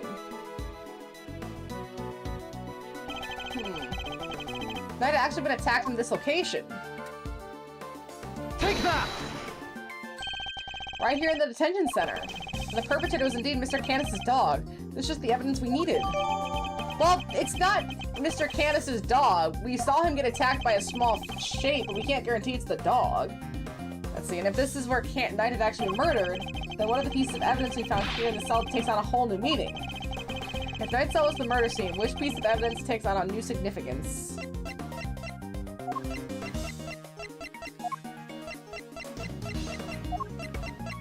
The wiped floor? Take that! Floor Knight's cell was wiped clean, presumably to remove something. Could that something have been his blood? Thank you, officer. Would you mind doing me one more favor? So, name it, sir. There's a detective by the name of Gumshoe somewhere in this facility. I need you to give him a message. Tell him to have his cell tested for traces of blood and report the results to Edward. Person I debated with about Azula. Sure. The person who was very wrong about her getting a redemption arc. Got it. Let's see, you got it, sir. They deleted their Twitter account. We're just going 2 for 2 these days. Getting these people to completely either block you on Twitter or get out of Twitter. You know what? Doing the work we all need done, truly. See, now can we really go after that Candace guy, right, Mr. Edward? No, not yet.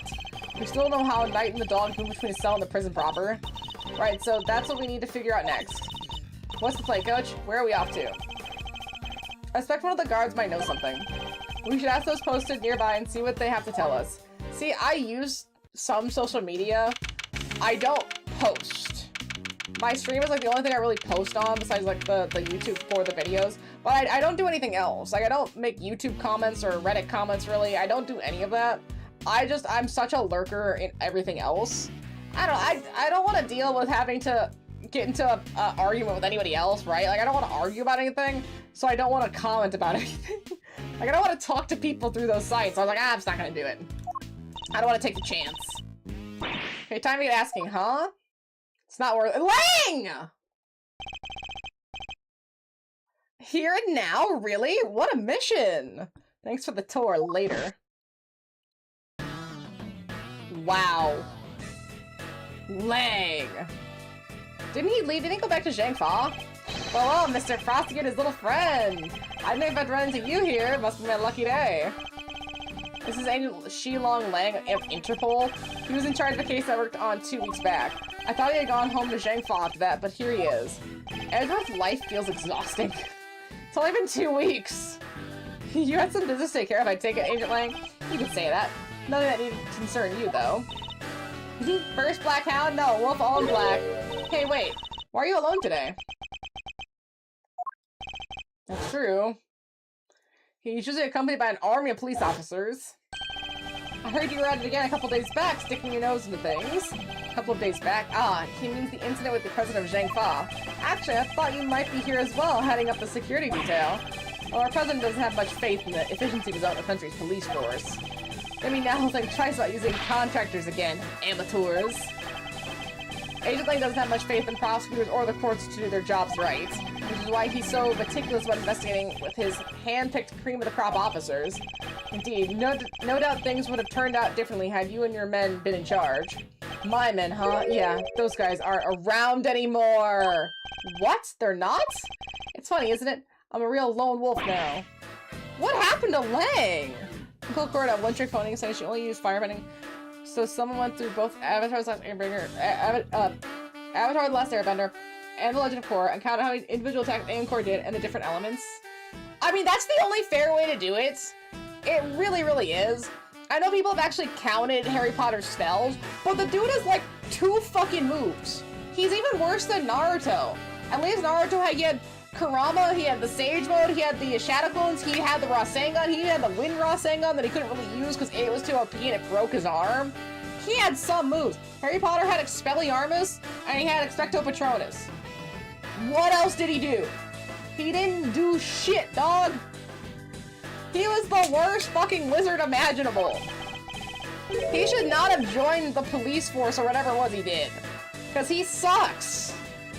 What are you saying, Agent Lang? What on earth happened? I told you, it doesn't concern you. See you around, Mr. Prosecutor. Here's 140 to 210 individual attacks per element in the span of 3 seasons. In the span of 3 seasons, and 60 earthbending, 80 waterbending, 27 firebending, and 668 earthbending attacks. Earthbending attacks? Damn. Here's a bunch of... I think you mean airbending. But yeah, that's because he's an airbender. Yeah, that's because he's an airbender. Korra knew when she was like 3 that she was the Avatar, and she had a stronger affinity for all her other abilities than air. Versus Aang, who literally was an airbending prodigy, and if he wasn't the Avatar, still would have been an airbending prodigy separately. Like, he's the one that made up that little ball game. He made the little Avatar trick. He was so confident. He literally was a genius. He also just happened to be the Avatar. True, but I guess it just wasn't as comfortable with it. Like, his whole identity is airbender, right? Like, entire identity is airbender. So he's just gonna gravitate to what he's most comfortable with in a fight. Is that right? No, but that's why he had to study so much harder for every other skill. It's because they didn't come as inherently to them as they did to Korra. Korra was a lot more comfortable with at least 3 of 4 spells. See, well, he seems not okay. That doesn't make it right, but that probably just explains Aang's mentality. And he was 12.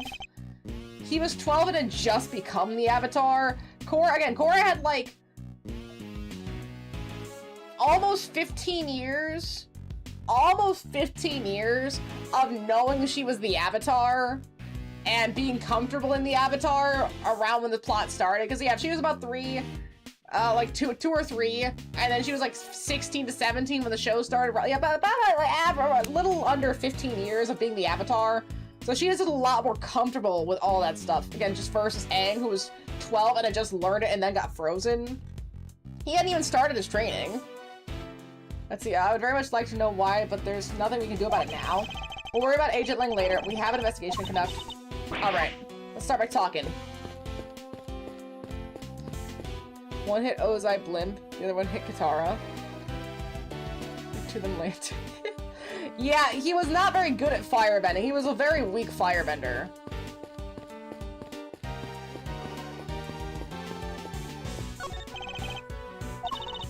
Let's see. Try to see if I can go anywhere. Talk? Oh man, I'm in so much trouble. What's the matter? You seem perturbed. Oh, well, you see, one of my uniforms is missing. I could have sworn it was right here in my locker. Did it grow a pair of legs and run off somewhere? Where in the world did that idea spring up from? Anyway, I hope you track it down soon. I'll be reading to you. Thanks, I appreciate it. That is suspicious that it's missing. I was wondering, have you seen any enormous black dogs wandering around here recently? That thing? No way. Well, let's just say I did a lot more nervous about standing guard here. So, do you know that dog has some kind of history or something? No, okay. You should know when to let sleeping dogs lie. By the side of it, Candace's dog has been spotted in this side of the room, this side of those heavy security doors. Well, recently. Hey, those are my faithful assistants I see before me. Fender? Where exactly have you been? Where have I been? I've been looking for you two. Been searching high and low. Wandering lonelier through the prison halls. It was terrible, I tell you. But the prison's over there on the other side of the facility, boss. What a liar. So listen, I just got the lowdown on some seriously dynamite material. You want to hear it, right? Shameless. I was chatting with a few of the guards and they told me something très interessant. Turns out the Bronxter had himself a little incident 2 days ago. Pre-mortem, if you catch my drift. An incident? Simon told you that he came to visit his pal, right? Well, it happened right after they wrapped up when Bronco was getting escorted back to his cell. Sort of incident. It was just one guard and he had handcuffs obs. They made it back and the guard was taking off his handcuffs when the Bronxer clobbered him. Knocked the poor guy out cold. Sounds like he might have been the prelude to a jailbreak. Because when the other guards showed up, they couldn't find their comrade's keys. Were there any rumblings about Knight attempting to escape? That's the bit that fries the old noggin. There were none. He just sat in a cell, then turned up dead. And what's more, he swore right at the end that he never stole the keys. They turned his cell upside down too, but no dice. The guard was stripped. What did he have to say? Nothing. Poor guy was still out when they took him to the hospital. But is he still there? There's nobody around to tell us what really happened. So finding those keys is gonna be pretty important. What the? It's you losers! Who could it be now? This mission has had so many twists and turns with the people we've seen. Who could it be now? That's all we need. Oh. These people. Same guy tried to claim Cora sucked because she didn't learn airbending until she was 17. Meanwhile, Tenzin in episode 1 states she's not going to start her training until she turns 18. And they said she had plenty of people to teach her and said, if two living airbenders isn't Tenzin's family, and of course they couldn't name one. Yeah, there's no one else, because when she released the spiritual energy, the world rebalanced and got airbenders, but there wasn't any airbenders. And if they don't want to teach her, they're not going to teach her. And again, it's one of those things where I guess they thought they had time. And Korra, in a way, she was, because she was the Avatar for so long, was a bit arrogant in the Avatar mindset. And she was a kid. She was 16, 17. She doesn't have a good emotional control. Like, that's the thing about kids and teenagers. They're arrogant, they're confident, they're cocky. Especially when they do know that they're really good. Like, you see football players, really good, like, star quarterback football players, they can be kind of cocky and kind of arrogant. There's no humility. So Tenzin was trying to meet her expectations about life and just kind of like, you know, roll her into it a little bit better. Like, you know, give her more time to mature. It just took a lot of poisoning for that to happen. See, why are you still hanging around here like a bad smell? Hey there, little buddy. Listen, Miles here is working with me now as an associate. Nonsense. You're all just here to cause trouble and turn my investigation into a fart. I don't like this dude. Usage means farce, of course. A simple slip of the tongue. Seems like it was reasonably an apt choice of words to me. Judge Gabil, great to see you again. I know who you are. You're Simon Saint's attorney. Guilty as charged. Now that we've broken the ice, how about a friendly... Yeah, she's not gonna like that. Oh, or not, I'm totally cool either way. Now, did I hear you correctly? That Mr. Edgeworth has joined the defense team? Yep, and me too. We're officially employees of Edgeworth & Co. But a prosecutor is a public servant. You would draw your sword on the goddess to work for personal gain? It's not a problem. Oh, exactly what he said. Miles here is just a volunteer. Oops. How wonderful. So you all work hard without reward. The goddess would surely approve. Yeah, I'm a regular philanthropist. Judge Gabil, I was hoping to ask you about the grounds for Simon Saint's arrest. That information is on a need. Is that a challenge I hear? No, it was just an asking Judge Gabil. I'm always ready for a little verbal combat to show you what it takes to be a real winner. How is it verbal combat if you won't let me speak? So this could prove useful. Fine, we'll do as you suggest. Now, if you could begin by telling us why Mr. Saint was arrested. There'll be no need for that. Eustace, we should. Haha. Not now, Gaville. Watch and wonder. Oh, he's so arrogant! Wait. So, doesn't he act just like a certain little Miss Von Karma we know when she was a teenager? He's 17. Maybe he would grow up if he got a massive humbling like Edgeworth and Francisca have gotten. But yes, right now, he's a complete dork. Jeez, 17, man. They gotta stop letting teenagers into courtrooms, really. I don't care how much of a prodigy they are. As it is also a problem with prodigies like Cora and Azula. They took very little effort to get to the start. They wanted the rest to be easy too. Yeah, they don't really handle actually having to work hard well. And that's not a dig. It's just like if you've never had to actually study or train or practice something, learning how to do that later in life is going to be so much harder, and you're going to be so much more frustrated doing it. And of course, they don't like when something isn't just a breeze or a snap for them. Alright, I've done too much ice. Hi, Medley. Hopefully this will work instead of the other one. It just wasn't getting hot at all. I'm not trying to burn myself, but I need to be able to feel some heat. I really hope this works. Okay. There's a lot of settings, too. Way more. Okay. Ugh. Aw, Medley May, is that your little belly? Oh, you're so pretty. You're so pretty. To be honest, Francisca can back up her claims. This dude just throws things out without any basis. Yeah, well, she's got the Von Kara method, which to a degree does instill a perfection of your case, so you have to get all the evidence that you can. If you're just blasting your lips off, then you're just an asshole. Let's see, as I put this pathetic prosecutor into his place, he's going to run rings around me. I think he would say you would be the one running rings around me, and I will. So badly your ears will be ringing. Pretty humbled, Edward. Yeah, he's just an idiot. Just a 17-year-old idiot, for sure. Reason for arrest. You wanna know why I arrested that man? Yes. It's simple. I found evidence. Evidence of him all over that thing. How's that for some winningly incontrovertible, conclusive proof? And who's all the proof worth? Why, me, of course. Winner by name, winner by nature. Where do I even begin? Thank you. I don't know. Horrible. Look at you. I've really lost for words at the face of such mastery. I'll take your silence as yet another win. Honestly, does he ever shut up? You said that you were the one who arrested Mr. Saint. But do you even have the authority to do so, Mr. Winner? Well, obviously, it was the police who actually arrested him. Oh, obviously. But I told him to do it, so I think I can claim the credit, don't you? Of course, that's what he meant. It's clearly going to take a while. A shame, really.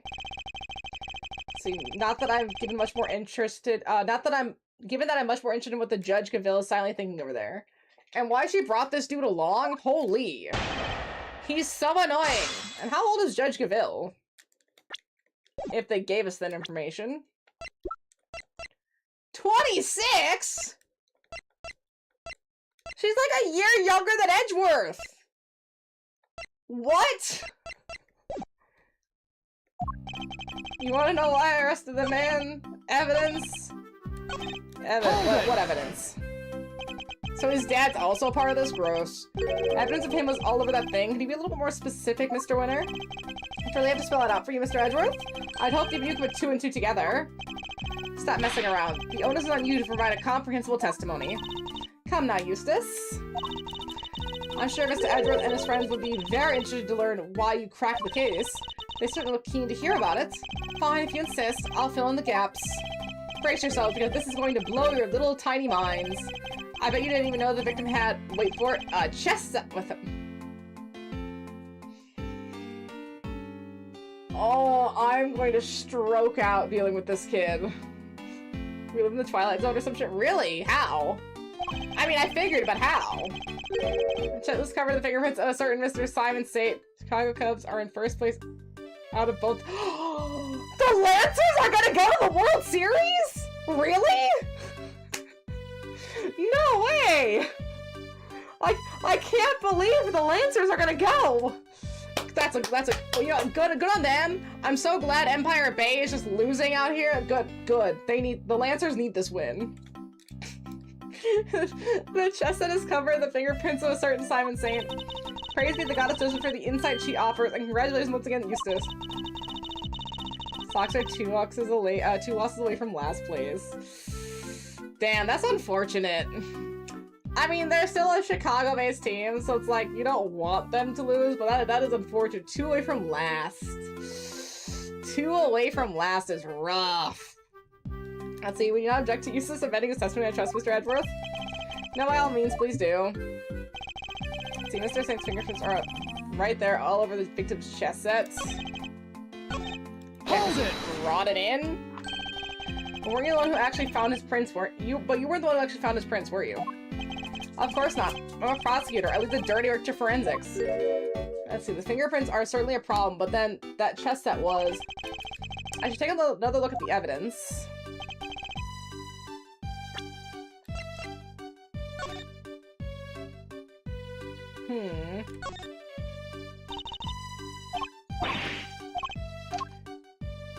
Okay, so we're looking at the chest set. Like, I can fingerprint it. Chess pieces. Okay, I just wanted to double check to see if there's anything else I could do here. It doesn't look like it.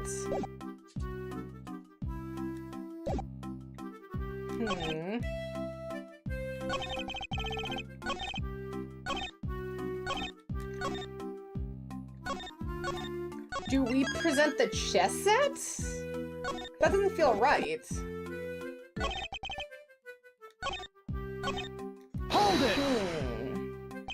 The only incontrovertible fact here is that you don't know how to give a proper testimony. What are you talking about? It's not my fault that you can't keep up. Perhaps I could be supposed to offer some additional details. The only fingerprints found at the scene belonged to the guards, the prisoners, the victim, and Mr. Saint. I think you'll agree that Mr. Saints were the only prints that had no business being there. Yes, exactly! Now do you get it, Edgeworth? I do, but I'm not so sure about you. Okay, but think about this. How would Saint have been able to do any of this? Can you explain how he was able to do so much? He was a visitor to the detention center. Is it such a poorly run detention center that a visitor could get into a detention cell, kill somebody, drag the body? I mean, I guess I think it's in the other room, but again, how does he get into the prison? Either way, got into the prison to place the body and then got out again to go home and no one saw him? No one saw him anywhere? Are they stupid? You'd think prosecutors would be smarter. I mean, I know it's corrupt. I know that's like the whole point is we're trying to make this setup, but who would believe it is what I'm trying to say. That is insane work, but I guess it's our job to prove it because holy shit, this is crazy. It's so dumb. Hold it! There are other prints at the crime scene. Shouldn't those people be suspects too? Yeah, Okay, weird. Other people? I don't think so. And why not? Had Mr. Saint's prints not been found at the chest set, those other prints would have indeed been suspects. Okay. And some of those prints were there, despite the fact they had no business being there. Exactly, which means Mr. Saint was, he is neither a prisoner nor a guard, therefore he should not have been able to enter the prison. Finding his prints in the place he shouldn't have been access to is grounds enough for arrest, no? Oh, I get what's going on. She's basically using an inexperienced prosecutor to control the situation. He's just a pawn! Oh, I got a little chess thing going on. He's just a pawn. We see it now. Yeah, what she said. Not bad, Gavel. You're too kind. Look at the manipulation. Broad daylight manipulation! And he thinks it's all him. He's so blind.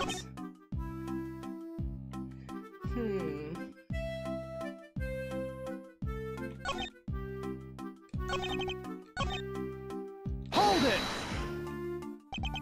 You saw it first? And I suppose you can prove that? I made a connection the moment I saw the crime scene. It was a lightning fast deductive leap, but what more evidence do you need? That's horrible. Well, you aren't giving me any evidence at all so far, so... You still don't get it, do you? Well, don't worry. We can't all be born winners. I'm not even sure I want to get what he's talking about.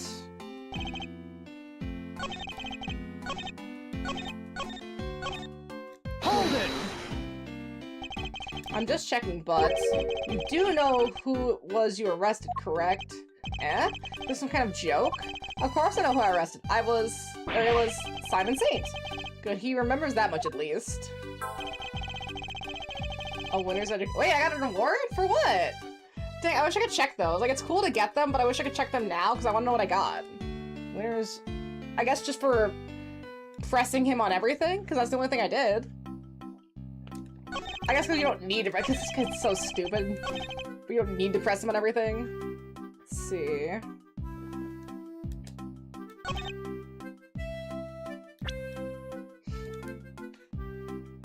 There were other prints belonging to the victim and the guards, so only Mr. Saint's were out of place. Huh. I'm really not sure what kind of evidence could be helpful here. Mr. Saint's fingerprints were right there all over the victim's chest set. Because he brought it in. I'm going to assume the only thing I can think of is the fact that we have the chess set. But that's not really a contradiction, right? But it's the only thing I got. Objection! Yeah, that's it. There's nothing else. There really isn't. So the fingerprints on the chess set are the ace up your sleeve? The what up my what? Oh, yes, the chess set up the ace's sleeve. That's right, Edgeworth. I've got a winning hand as usual. Only your winning hand is a busted flush. For you see, it was Simon Saint who brought that chess set to the victim in the first place. Therefore, it's only natural that his fingerprints are all over it. Huh? It took a while to sink in. In conclusion, those fingerprints aren't proof of anything, and Mr. Saint's arrest was premature. Premature? Premature. The incident took place here within the walls of this facility, and being neither a guard nor a prisoner, it makes very little sense to suspect Mr. Saint. Oh! Huh? Now what? I think you might be premature one, Mr. Edgeworth. I think you were the one accusing me of being hasty. Can you only just work out what the word means? Sure, I identify Mr. Saint as a suspect faster than pretty much anybody else. And I won the race when it comes to picking out the crucial evidence, too. I'm quick up on the draw, you see. But hasty, not at all. You're right that Mr. Saint isn't a guard or a prisoner here, but he was... Oh, Eustace. Judge Gaville. Butt out, Gaville. I have him right where I want him. Forgive me, Eustace, but if I may. While the particulars of the suspect are indeed fascinating, don't we have something a little more impressive to share with the prosecutor? Something more impressive? If you wouldn't mind, Mr. Edgeworth. Eustace made an ingenious deduction concerning the murder weapon. Perhaps you would like to hear it? Yes, of course! That! Well remembered, Gaville. Listen to this, Edgeworth, and prepare to be amazed. Objection! Interesting, there's something that they're hiding about Simon Saint. Will this ingenious deduction explain why Mr. Saint was arrested? Let's just say you won't be disappointed. Judge Gaville deliberately diverted the conversation away from that line of questioning. What exactly is she up to? What is she hiding? Where is she trying to lead us? The whereabouts of the murder weapon. Fact 1, the murder weapon was some sort of metal blade. Fact 2, potentially deadly blades are strictly controlled within the prison walls, as we both know. From these two facts, I conclude that the weapon in question must have come from outside. It must have been hidden inside the chest set. That's what I think anyway. And then the only prints were found in the chest set belonged to the victim and the suspect. I think it's blindingly obvious who brought the weapon in and used it, wouldn't you? If anything else, his testimony this time is a little bit more comprehensible than the last. Another winning deduction brought to you by one winner Eustace, prosecutor extraordinaire. Dog, you are 17! You have done nothing! More like one winner Eustace, prosecutor extraordinaire, if you ask me. How could anyone even hide a weapon inside the chest set? Good question. Why don't you take a look for yourselves? Inside the chessboard? I suppose there's only one way to find out. Finally! It's gonna have a hidden compartment! I think your chess pieces. That laugh is really something. I'm pretty convinced the weapon was hidden in here somewhere. I better take a closer look. What? The stiff lining at the top opens a little flap door. There's plenty of room in there. Indeed. More than enough to hide something like a small knife. Ingenious, no? Killer snuck the weapon in by. Huh? What do you mean, huh? Let me finish, will you? I fear you must not have been listening, Mr. Winter. Or perhaps you've simply forgotten. The pen center is outfitted with a security gate. Huh? I mean, yeah, and... The security gate would also act as a metal detector, Eustace. You just passed through another one on the way into the prison itself, remember? Oh, yes, that's right. Of course I remember. He definitely didn't. That would have been impossible to smuggle a metal blade through such a gate and into the facility, which would seem to blow a rather large hole in your reasoning, Winner. The gate is only used to scan people. Any items they brought into the facility are only subject to a cursory check. Are you telling me that the chest set wasn't put through the metal detector? It should have been. At last, it seems the guards had a little lax in that regard of late.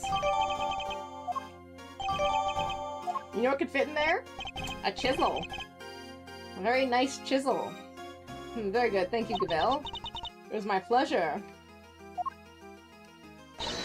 Now, Mr. Edgeworth, if you'd be so kind as to begin your cross-examination.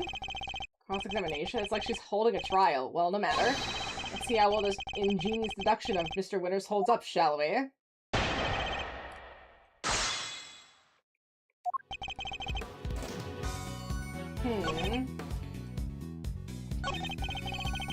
Okay, let's see. What should we press on? From these two facts, I conclude the weapon in question must have come from outside. What kind of evidence do we have?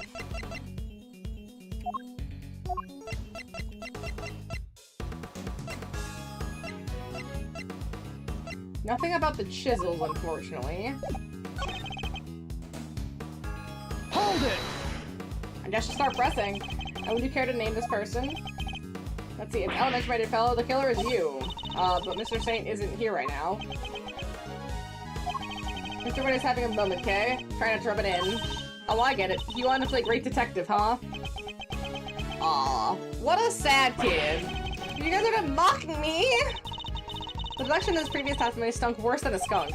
He's only bailed up by Judge Kendall's wisdom, or rather her own deductions. Things are getting rough fast. She's our real opponent. Any ideas, Mr. Malzarino? Of course. There's one fact Mr. Winter and Judge Cavill are not yet aware of. There's a lot of reasoning they clearly saw it at first glance, but there's actually a giant gaping hole in it, and that's what I like to hear. Press them for more information. The flaw in the reasoning should reveal itself soon enough. I should find the correct angle of attack. Okay, yeah, just keep pressing then. Hold it!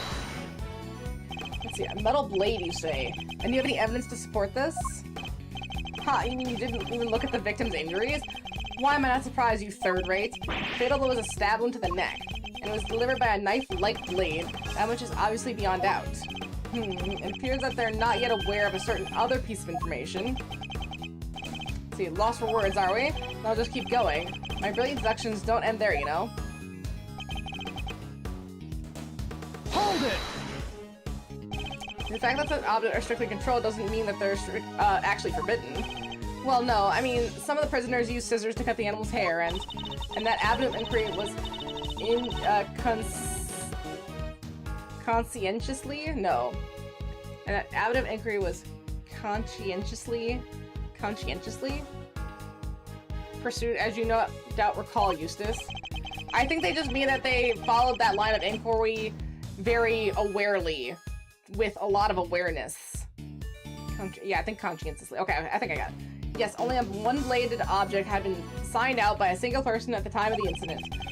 The item was tested for traces of blood, but none of them were found. I suppose he's referring to the scissors Mr. Saw was using. There's no way the blade in question came from inside the prison.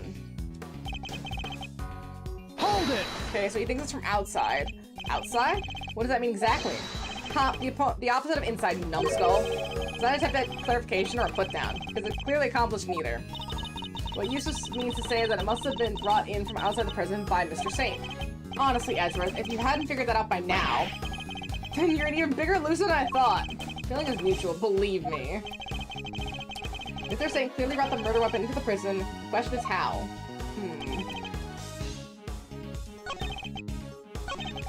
Hold it! But no murder weapon has been found at the crime scene, and there's nothing inside the chessboard either. I'm curious, Mr. Winter, do you also have thoughts about where this weapon might be? Well, the perpetrator must have hidden it somewhere in the prison. Is there a problem with his claim?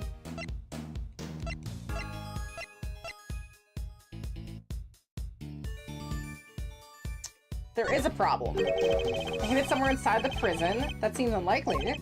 But I can prove that's not the case. Okay. Didn't they say Winter, Gavel, and the warden searched the prison for the murder weapon, but they couldn't find it? I mean, you already looked. Everywhere. I'm sorry to worry about your memory, Mr. Winter. Didn't you and the good judge search the prison with Warden Lagarde? And didn't you fail to find a likely murder weapon? He slapped himself? Well, yes, but I guess we just missed it, that's all. Wow, way to undermine yourself. You're saying your search wasn't entirely thorough? You and this so-called winning rookie? Stop making fun of me! Eustace. Calm yourself. Breathe deeply. Do not allow your opponent to get under your skin. You're right. I'm a winner. Why should a third loser like Edge worthless get under my skin? I'll thank you to leave my name out of this. Well, I'm Kay Faraday, and I'm A-okay. Not you two, please. Look, it's simple. Since my first investigation didn't turn up any weapon, it means that there wasn't one to find, which leaves only one possibility. The murderer took the weapon with him when he left the prison. That's why I couldn't find it when we looked, obviously. Mona! Mona! Get out of there! Mona, go! You were such a menace! What are you proposing is impossible, and this proves why the culprit couldn't possibly have taken the weapon out of the prison with them.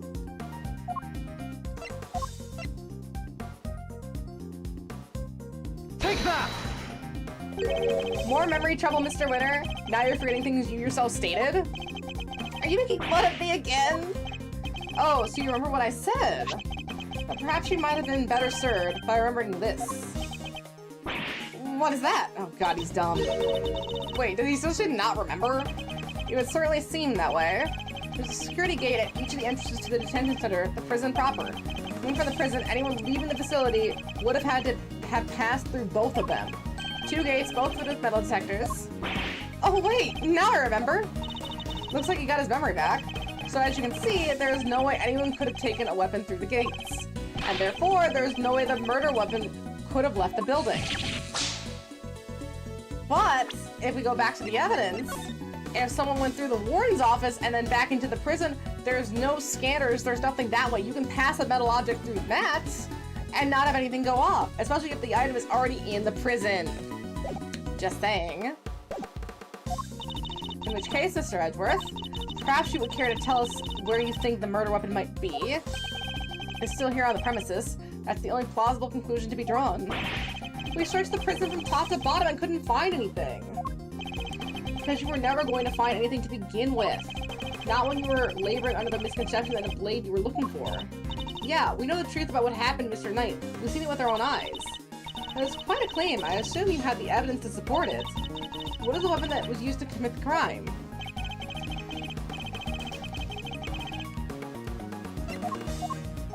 Okay, so taking this, the video.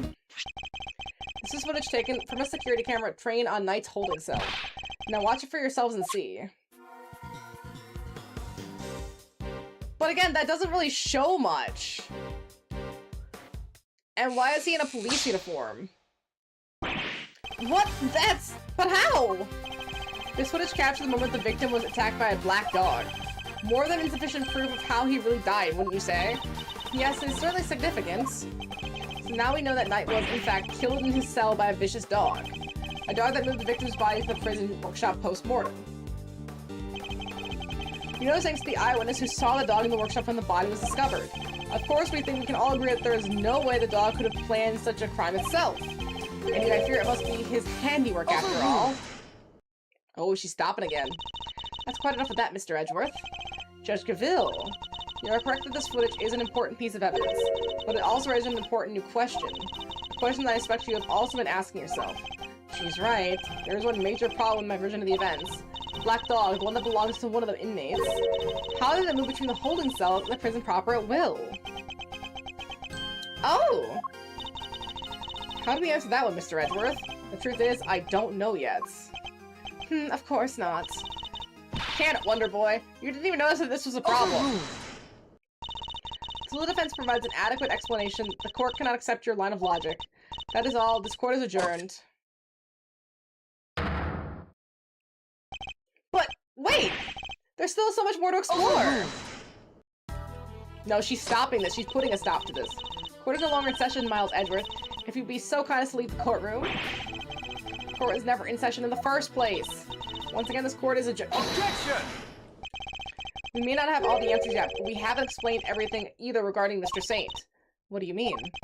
Just as we don't know how the dog made it into one of the detention center's holding cells, you can't know how Mr. Saint could have made it inside the detention center, let alone the prison either.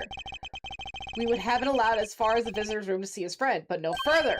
So it's hard for me to conceive how he could have committed a crime in a place he had no access to. Thank you! Finally! I've been saying that! They're trying to just gloss over that whole thing. Just give it, I believe it's your turn to provide some proof. Proof that Simon Say was able to enter the prison. You wish for the court to provide you with proof? Highly irregular, but very well. What? They actually have something? Now seems like a good time as any, and I suppose you've been kind enough to share your own theories in the case. What is she building up to here? Mr. Edgeworth, I expect you don't know what Mr. Saint does for a living, so allow me to fill you in. He is a circus performer. A what? Yes, perhaps you've heard of the very big circus. Yeah, I have. But, oh, don't be silly, darling. Of course I was. Yesterday was a very important day, after all. Important in what way, exactly? A big meeting of some kind, perhaps? A meeting? Oh, heavens, no. I couldn't think of anything worse. No, yesterday the circus came to visit. See, now I assume. As I'm sure you are aware, a show was held yesterday for the prisoners' entertainment. A show featuring animals and performers performed by members of the very big circus. So does that mean Mr. Saint? Yes, Mr. Saint was allowed inside the prison as part of that show. A fact that had been confirmed beyond reasonable doubt. No! She held on to the fact until the last possible moment. She let me run with my own theory, only afterwards did she use it to reveal the truth. Wait. But Alcaville, I have him right where I want him. Forgive me, sis, but if I may, while the pictures of the suspect are indeed fascinating, don't we have something a little more impressive to share with the prosecutor? That's what must be why she steered him into a different topic back then, too. I got you good, didn't I, you third-rate prosecutor? This has nothing to do with you. Gentlemen, this court is well and truly adjourned. If I may offer a word of advice, Mr. Edgeworth, your conduct as a prosecutor is already in question. You would do well to remember that you were removed from this case for that precise reason. What are you trying to say? That the committee reserved the right to confiscate your badge at any time. If you wish to retain it, you would do well to avoid crossing paths with this again. So if you give me another warning, is that a threat? God suggests is compassionate, Mr. Edgeworth, but she is not endlessly forgiving. Oh, and one last thing. You are no defense attorney. Abandon this foolish pretense. Thank you for your concern, but I do not abandon anything. What I start, I finish. Well, do try to remember that two jobs are not one and the same, and that a defense attorney is expected to develop something of a bond with their client. Next time, finding out your client's real occupation would be a good place to start. Urgh. Now I really must be going. May the gods of justice watch over you all. She had me there with that one, truly. Edgeworth's bedside manner, courtside manner, could use a little bit of work.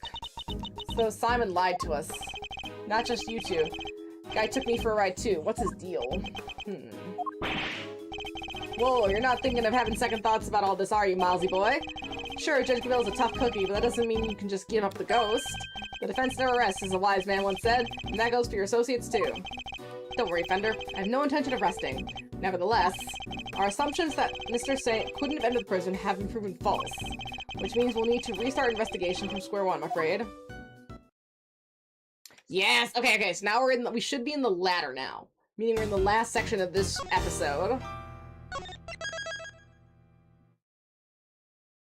Yes! I hate when you do it, it still says middle, and then it says middle again. Oh, it makes me want to crash out so hard. You withheld information from me. Why? Eat! I didn't withhold anything! Or at least I didn't mean to. Okay, so you are a member of the Very Big Circus, right? No, I mean, yes, but no. I'm not a real member. I'm still new. That's irrelevant. You're still a member. You still have access to the prison. Oh, he's so tender. Let's try this again. Why didn't you tell us? Because it would have looked so suspicious. Me being a performer in the circus show, and me being friends with Bronco. I thought if anyone found out, nobody would believe I was innocent. Not even you, Kay. I thought I made it clear that I believed in you. But when you stare at me like that, I get so terrified. You're a real smooth operator, aren't you, Miles? Any other clients carrying tips you want to share? Really, you're not helping, Fender. At this rate, it sounds like we really will need to question about everything all over again. So, what do you do at the circus, Simon? I'm an animal tamer, kind of. I'm still learning the ropes. That's so cool. Do you get to train lions and tigers and bears and stuff? Lions, tigers, bears? Oh my! No. I work with this little guy. Looks pretty tame already to me. So acts like a tame or more like one of those old-timey organ grinders. Not now, money. I'm trying to— oh, you little scamp.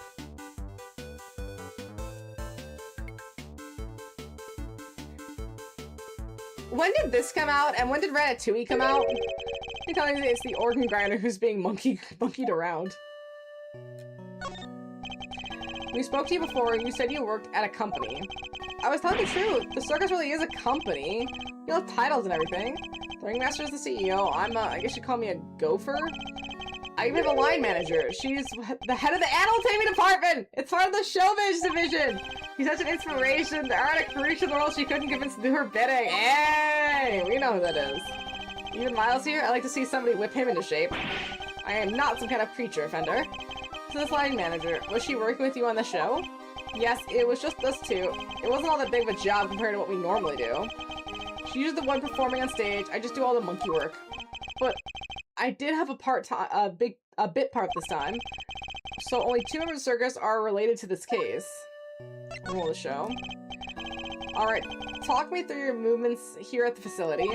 Sure, I came to see Bronco around noon 2 days ago. And that was when you brought him the chess set? Yes, and that's the same evening I started working on setting up the stage in the yard. It was so hard I had to haul everything in by myself over multiple trips. They let us use one of the rooms in the prison for the storage. Workshop A, I think. Workshop A? Where Knight's body was found? You mean your boss didn't help you? Oh no, I could never ask her to schlep all that stuff around. Like I said, the monkey work's my job. Once it was all set up, we did a run through and it must have been, midnight by the time— midnight? Next morning I was back ready for the show. We started at 8 and then we performed till 10. So Mr. Saint was the only one prior to having entered the room where the body was found. And Knight's body was found immediately after the show had ended. Oh, wrong one. Don't you hate that? I have to go through everything again. Okay, reason for the arrest. So you have any idea why you were arrested? And why so quickly? I've never seen a guy get booked so fast. Surely even little Winter wouldn't just pull something on a hunch. I never understood the power of an underdeveloped intellect. I think I might know why. When I was doing all that stuff, I went to go see how he was doing. Bronco, I mean.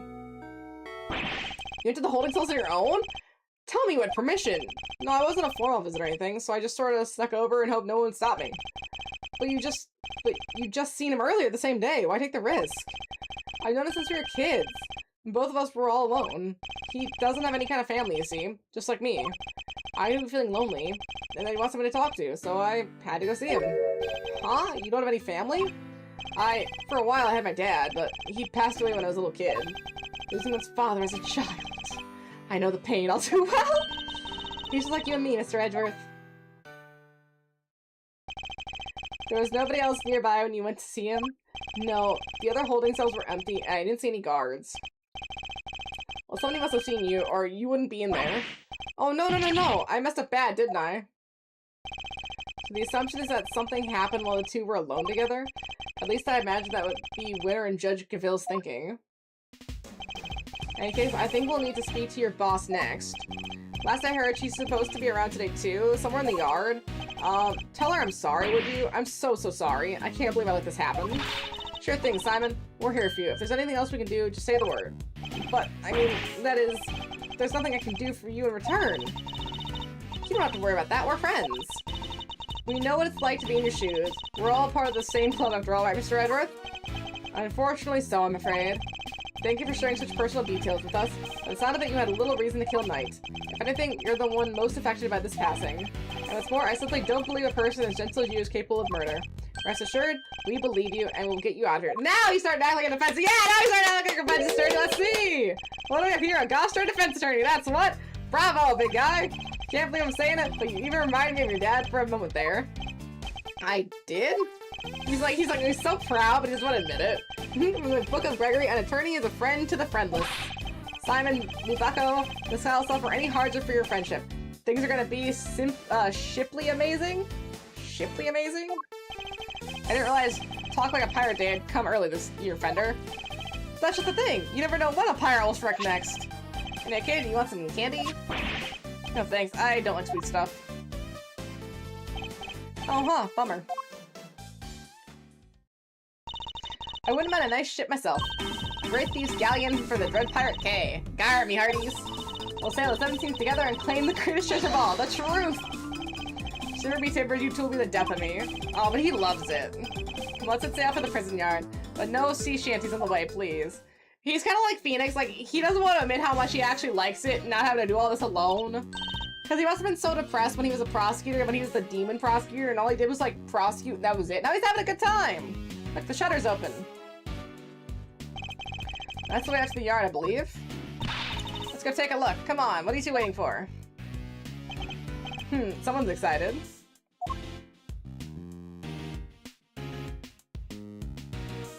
I didn't need to watch them walk all the way there. That was okay, game.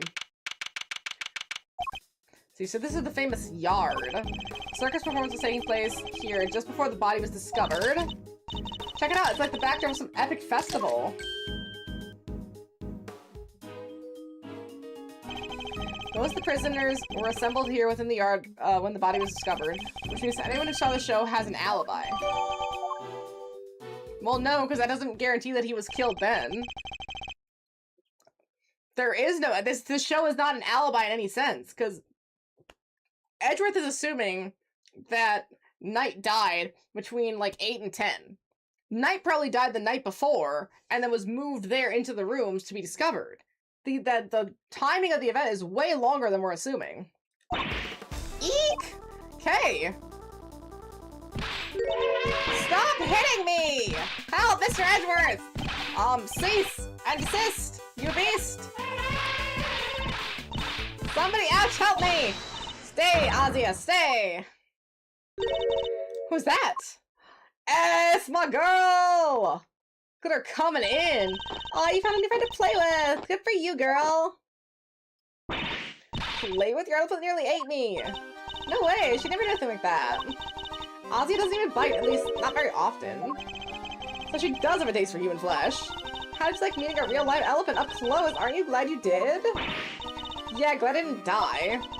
Well, you did have fun, right? Right? There, sweetie, don't cry. She had a wonderful time, didn't you, Kay? That was like the poor girl Fender. She did. Oh, I'm so happy. See here, let me make it up to you. How about a hug? Ah! Keep your trunk to yourself. Oh, another new friend. Isn't this just the best day ever? I am Associate Defense Attorney Miles Edgeworth. Oh my gosh, I'm so sorry. I hadn't even introduced myself. I'm Regina. It's so nice to meet you. I'm Kay, Great Thief Extraordinaire, and Mr. Associate Defense Attorney, Great Associate. The self-introduction brought to you by the word convoluted. And your elephant's newest friend is Mr. Fender, the defense attorney. Oh, she's not just any elephant, she's Azia, the Asian elephant. Ozzy had the second you told her to. They really have a way with animals, Regina. Aren't Asian elephants smaller than African elephants? I think they are. Like, African elephants are huge. See, well, I wouldn't be much an animal tamer if I didn't. What, so you're Simon's boss? That's right, Regina Berry, head of the Animal Taming Department. Showbiz Division, Berry Big Circus. It's so lovely to meet all of you. Pleasure's all ours, mademoiselle. Here's Eddie Fender. I'm a bit of an ace attorney. So much for whipping me into shape. Yes, she's perfect. What are you muttering to yourself about, Kay? Joining her girl group! The positivity, the charisma, the energy! Regina, you'd make a perfect partner in crime for the great thief Yatagarasu. Great thief? That sounds like fun. My animals and I hassled this fall like quite a bit in our time. That's the one thing we don't want to steal. Gotta keep it on the down low, stealthy ninja-like. Where's the fun without a show? The down low sounds like it might get me down. Bummer. I think we got a fundamental difference of opinion going on here. It wouldn't need to appear that negotiations have broken down. Maybe next time, Kay. Well, Mr. Edward, let's get cracking. See, we can't see much of what's beyond that metal fence, though. Indeed. We're in sore need of information on it in addition to evidence. Therefore, we should make an effort to talk with any person of interest as well. Oh, he's back out here. I don't want to look at him right now. Let's look at some evidence. We can't go behind here. This must be the stage for the show. Think people would be interested in a great thieving show? I'm sure the police would be very eager to attend. Okay, what about this? Suspicious. A simple, sturdy built well. I wonder if this, if it was the work of the prisoners. Somebody's left a bunch of tools lying around. There's a long piece of rope and a pretty heavy-looking weight. Let's see, it weighs 30 pounds. Oh, and there's some pulleys, too. Okay, can you stop touching everything in sight? Aw, come on, it's not like I was gonna take anything. What exactly would they be used for, I wonder? Okay, we can't go any deeper into that. That's unfortunate. What about over here? Hey! Who are you shouting at? Ponds usually have goldfish in them, right? I want to see if they'd come say hello. I only see water striders. Hey, water striders are cool. They can walk on water like ninjas. Whoosh, whoosh. Man, I wish I could do that. So much for goldfish. Check out the fence. Danger, high voltage. I never saw one of these in real life. Hey, that must be the fabulous garden outside the warden's office over there. I guess the guard mentioned being able to see it from her window on the detention center side. Wish this dumb barred metal fence was in the way, though. I thought it was all one big yard. That's what I thought, too. Again, that kind of puts a hamper on things. How did they move it? It must have been through the stuff. They got it in through the equipment. So given how protective the warden seemed of her little bit of earth, I imagine it's hard to keep riffraff like us out. Let's see. Power room? Store appears to be locked. I'm gonna open it. Can't guarantee anything, but I'll certainly give it a try. Now, if we deem it necessary, we'll simply ask for the key. Spoil sport. This could have been my chance to shine. You could just shine somewhere else, but you'll not make an audience out of me. Let's check the boxes. An Asian elephant named Azia, and one of the very big circus's many animals. She certainly seems very fond of the petting humans, based on what we've seen. Well, most humans. You can't just glare at her like that, Mr. Edgeworth. She'll think you're trying to show her who's boss. Are you telling me she thinks I'm one of her kind? No, just that she respects you, I guess. How comforting. Basket? Oh, not you. What's up? Well, I guess I should ask him, but I want to check the basket really quick. A wicker basket, or rather a cart, given the wheels. Sniff, sniff. Ooh, smells like animals. I suppose they must have been using it to move things around. Hey, wouldn't it be fun to hop in and race it downhill? You know, they can move stuff with a basket. Oh, you know what else would be fun? Racing downhill on office chairs. Where did any of that come from? Okay, now let's try Fender. Circus show. Who doesn't love a good circus performance, eh? A foray into the realm of fantasy. If the performance is a good one, it can certainly be entertaining, yes. Man, I'm getting pumped just thinking about it. A chance to escape reality, however brief, can often be a powerful tonic. You got that right. Doesn't it just make you want to hug something? Like the circus? Holding a shower right in the shadow of the fence that keep these guys in. Guess the magic of the big top is enough to make them forget that they're in the same boat as the animals. Fence. I suppose I should examine it too. It is a part of this facility after all. Oh, we missed a show, but we still got the stage and all the other stuff to check out. He's right, I should check. Okay, we got that. Okay, so he's just supposed to guide me, I guess. So if you're the head of the animal team department, you must be Mr. Saint's boss. That's right, my dad founded the Big Berry Circus, or Very Big Circus. When he passed away, he was murdered. I'm sorry to hear that. We have our new ringmaster now, and he made the circus bigger and better than ever. He's such a nice man. He was a good friend of my dad's, too. Wow, that's great. Lucky you. I know, right? It was this idea to set up departments like animal taming, magic, and ventriloquy. Only animal taming and ventriloquy have more than one person right now. But the Big Berry Circus is getting bigger and better day by day. Some of the guys really are going places. They're getting on well. I'll leave them to it. Did she ever marry Max? Like, didn't he propose? Like, that was a whole thing, right? I wonder if she'll give us a tip about that. I want to see. Can you tell me about the show? Oh, it's a wonderful thing. I mean, it's a story. And not just any story. It's a love story. Isn't that dreamy? Sounds like a regular riot. So, who's the star of the show? Let me guess. You? No, silly. That'd be Azia. And she falls in love with none other than Regent the Tiger.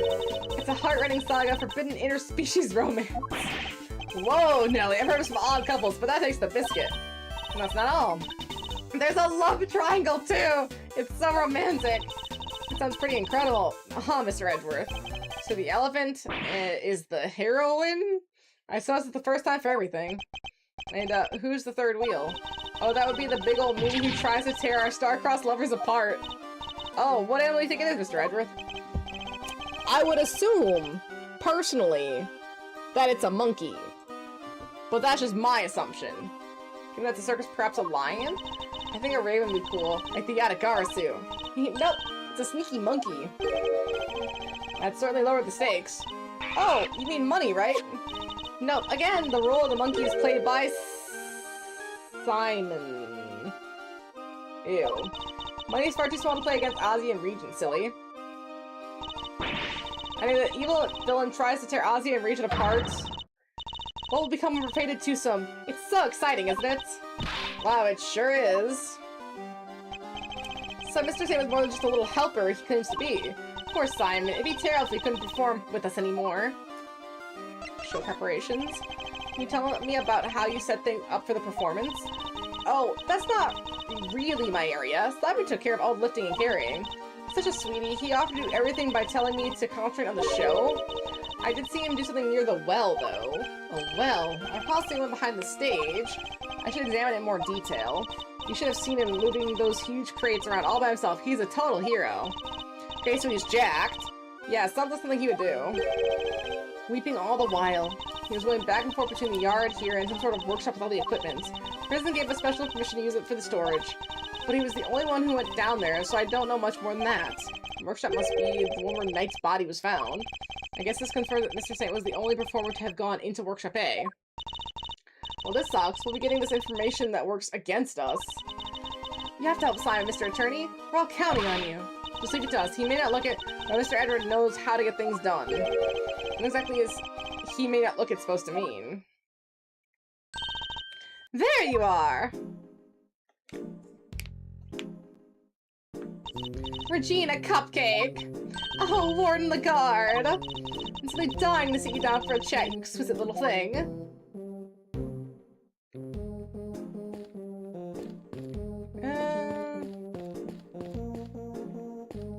So I have to talk to you. See, Mr. Attorney, sir, and how are you today, if you don't mind me asking? Today? We just talked to you earlier, Mr. Saw. It's been a long day. Oh, heavens, I do apologize. Ever since I came to call this place home, I've been working on my interpersonal skills, you see. In order to be as annoying as possible, I'm currently helping out with the circus show's stage teardown and cleanup. If you have needed me, I'll do my utmost to help. I'm just chipping in and doing what I can. Model prisoner that I am. Yes, my stay at the prison has seen me reborn. The Frank Saw you see before you was a change man. Change man? Who now targets the recently deceased? No, you misunderstand. That was just a moment of madness. A moment of madness? Ugh, you're a disgrace to all thieves everywhere. You're right, of course. I can't deny it. I still have a long way to go. As a thief? Anyway, as you can see, I have a shiny new bracelet on, so it's straight and narrow for me for now. Like I said, I'm a model prisoner. Not that a real model prisoner would need to keep telling me that. Let's see, vocational training. I'm doing everything I can to prepare for my eventual return to society. Yeah, you even skipped the show to focus on your training, didn't you? That's right, only 2 inmates were absent, Saw and Canis. Why didn't you tell us about Mr. Canis sooner? Oh, that. Look, I don't think there's an inmate in this prison who'd talk about him if they didn't have to. He's, well, you could say he's the real one in charge around here. You didn't hear from me, but well, I guess it comes with being the fixer. The fixer? Yes, anything you need, he can get it for you. How does he get away with it? I'm not sure, but he's the only one who does. I heard he has a secret way of getting things into the facility. I imagine being the fixer affords kind of certain privileges. Not that I concern myself with such things anymore, of course. And what are these mud packs exactly?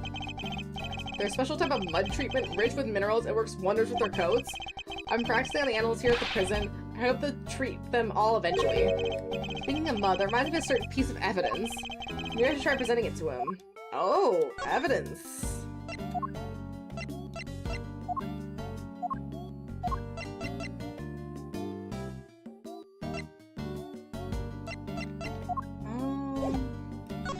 Piece of evidence. So it's a piece of evidence we have.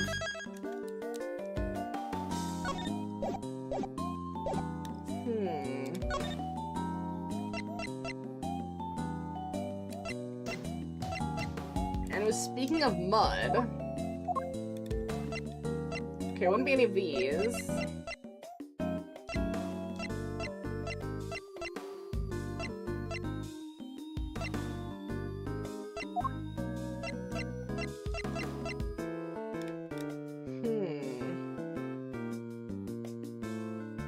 I don't think it'd be the tarp, right? The body is covered in dirt. Let's try the body is covered in dirt. Because it's the only thing related to dirt that he mentioned.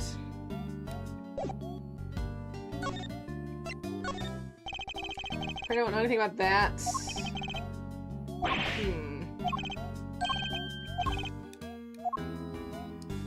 Okay.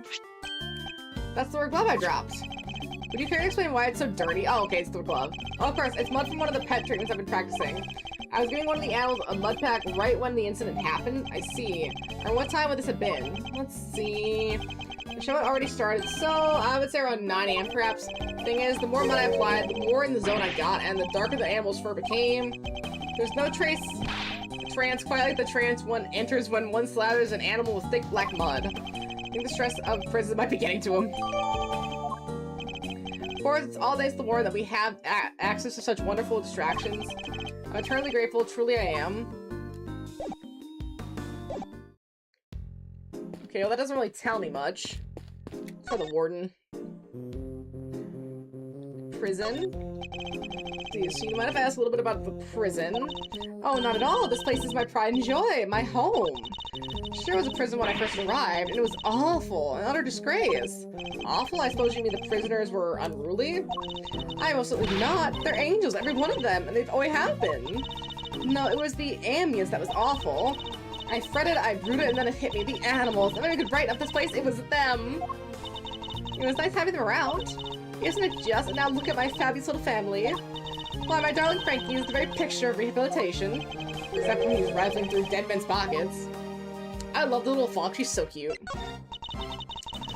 We have so many success stories around the family, but darling Frankie really is a marvel. He's thrown himself into his vocational training and is always the first to volunteer for everything. What, and your other model prisoners don't do that? Oh, of course they do, my dear, of course. They're all such triers, such doers. It's just that Frankie, he knows what's good for him. What does she mean by that? Anyway, he's a very good boy. So do try to be nice to him, won't you? Very big circus. Loud soaring music, great leaping animals. The very big circus truly has it all. And everybody who come here gets to see it once a month. Once a month? Really? In that case, let me see. She's better at thinking of something to confess to. This monthly show is always performed by the very big circus. Of course, sweetie. I'm Regina's biggest fan. That girl's my little princess, my superstar. She's so wonderfully talented. Oh, yes, she is. Yes, she is. Oh, she just really kissed that fox on the mouth. And she's so adorable, so sweet. I could just gobble her right up. You're not lying when you say you're her biggest fan, huh? Which is why I'm worried about her. So worried. If he's found guilty, why, darling Regina will just be devastated. So something must make sure that doesn't happen, Mr. Lawyer. Please, I'm begging you. Is there anything I can do to help you clear up this awful misunderstanding? You let me know. Regina darling, you put on the most splendid show for us yet again. The stage, the stars, and you in particular, my princess. It was simply divine. That's so nice of you. I hope everybody else who watched enjoyed it too. About that, dear, I'm afraid I have something awful to confess. There were some absences, you see. She must be in Canis and saw it. We were 3 members short. Unbelievable, I know. How will you ever forgive me? I'm sorry, were you saying 3 inmates didn't attend the show? That's right, sweetie. I counted the seats myself. 1, 2, 3 no-shows. And I always make sure there are enough seats for everybody. Mr. Edward, that's not right, is it? Indeed, as far as we were aware, Mr. Candace and Saw were the only ones not present. That doesn't add up. Who was the 3rd missing prisoner and what were they doing? It seems we need to investigate further. Oh, I was enjoying my chat with dear Regina so much, I almost forgot. I must feed the little one. Little one? Do we get to see how she goes through the fence? Yikes! Alligator? You're looking as adorable as always, Allie, my sweet. Aw, she's so pretty. And what a cute name. Yes, Allie the alligator. Isn't she darling? She's my favorite, aren't you? Yes, you are. I'm so jealous. Can I pet her? Of course, princess, of course. Oh, they are crazy women. Boy, howdy, these two are made for one another. They look like they'll be busy for a while. Think we should, go back inside the prison and check the cells. Yes, let's. Perhaps we can find a clue there as to who our 3rd missing prisoner might be. Maybe someone with a singular parrot in their cell? Just saying. Sir, Mr. Edward, sir! Phew, I finally caught up with you. Gumshoe? Hey! Gumshoe's music is so iconic. Detective! Or I guess this music is. You're not needed elsewhere? No, the judge and the kid aren't here yet. Oh, and I got your message. So you searched the victim's cell? Did you manage to turn up anything? We struck gold, sir. Well, blood anyway. It was right on the floor. Only in tiny specks, though, but it's at least something. Okay, for the holding cell was the scene of the crime, right? Not quite. It proves a possibility, but it's not quite conclusive yet. I thought you'd say that, sir. That's why I ordered some follow-up work. I asked for friends to analyze the blood to see if it matches the victims. They're on it as we speak. Damn, he is on it! Look at that! Look at Gumshoe! He is on top of it! Nice work, Gummy. You thought of everything. Detective, you must have been impressed. Did you hear that? Can't you just let my boy have his win? Why are you gonna tear him down like that? That's not fair. That's not nice. Can't my man just take the dub here? Gee, I don't look so surprised. I don't look so surprised, sir. I just hope things need to go in our favor. Let's see. White floor data updated in my organizer. Cool, cool, cool. So, alright, so that's proof of the murder happening in the detention center. And for our next trick, we'll find out how the dog got over there. Don't worry, you can leave that one to me. Until the kid and his chaperone get here, we've got the whole prison to ourselves. Which is why I brought my secret weapons along. Secret weapons? I'm sorry, a few tools of the trade that have helped me bust into more than a few cases wide open. Hold the 7 secret weapons of Dick Gumshoe, Ace Detective Extraordinaire. 7, you say? I don't know about you crazy cats, but I'm sold. Miles? Very well, detective. We'll try using your secret weapons. You got it, sir. Blaring you through the list. Secret weapon 1. My trusty old metal... Of course, the metal detector! Did he also bring missile? Made of silver, steel, or scrap, this little guy right here will find it. So it detects metal. Very good, detective. Next up, secret number 2. Missile! Missile! Everyone's favorite crime-fighting canine. You can check pretty much anything you put in front of him, especially food. He sure is a lot cuter than Mr. Candace's dog. And now for secret weapon number 3. Where'd I put it? Aha! Wait, what? Is that a fishing rod? Don't tell me you're going fishing for clues. No, I mean, I just happen to have it with me, is all. I see. Well, onwards and upwards. Let's see what else you have here. That's all she wrote, sir. So it's only 2. I mean, you're 4 secret weapons short of so-called 7, and one of them was a fishing rod. Sorry, but it's all for today, okay? Let's, show you the rest next time. What do you think I call him secret? Guy can't just go share everything he's got at once. That's crazy. In that case, then I suppose the 3 you're designed to reveal to us will have to do for now. Alright, which one do you want to use, sir? Metal detector. The metal detector seems promising. Coming right up, sir. I'll just crank the old girl up. And away we go! Oh, I don't actually get to do any metal detecting. Is everything alright, detective? Looks like I should have brought a spare battery. Oof, that's not gonna be much help. Sorry, sir, it looks like the metal detector will have to wait. Let's try something else. Alright, which one do you want to try, sir? Fishing rod. Let's get the fishing rod try. You got it, sir. There's a pond in the prison yard. You may find something helpful lurking in the depth. Yes, sir, leave it to me. Ah! What's the matter, detective? You're not gonna believe this, sir, but I had something big for a moment, and then it took off with the bait and my fishing line. There's a real whopper looking in those waters. Come to think of it, there's an alligator living in that pond. I probably shouldn't tell the detective that he nearly almost lost more than just his secret weapon. If the fishing rod will be much use, sir. Let's try something else. Alright. I guess missile's the only option. You got it, sir? Hey, Missile! Come here, boy! Aw, he really came! So what are we tracking? Trying to find out how Mr. Canis' dog got to the holding cells in the first place. I thought the same route was used to bring Knight's body back to the prison. So we give the pooch a sniff of the body, and he'll find the route for us. But the body would still be here, yeah. Well, I guess the bits of the body would be. Does anyone else smell something sweet? All I smell is the odor of blood. It's faint, sir, but it's there. Almost like cake, maybe? Why the body smell of cake? Okay, Missile, get a nose full. Maybe... Is the body made of cake? Is it a real body or is it cake? This actually might be a question we need answered. Was it really cake? That's the way too. He said it for maximum security. Uh-oh, he's going in. We'll just have to follow after him. Is he not here? See, this is Canis' cell, though the man himself is absent, it seems. Is he meeting with someone in the visitor's room? Do you think Missile's onto something? Shh. Looks like maybe he is.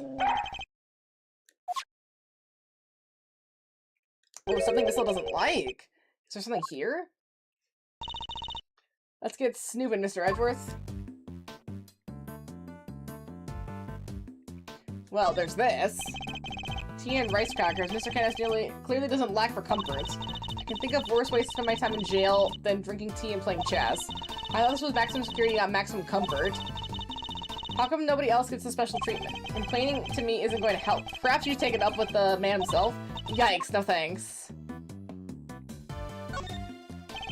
Mr. Canis' chisels. Everyone is a potential murder weapon. That reminds me of something. The furrows in your brow. When you frown, it looks like somebody took a chisel to your forehead. I have no idea what you mean. See, they're so deep. Don't tell me you don't see it, Mr. Wood Carving Face. Have you quite finished?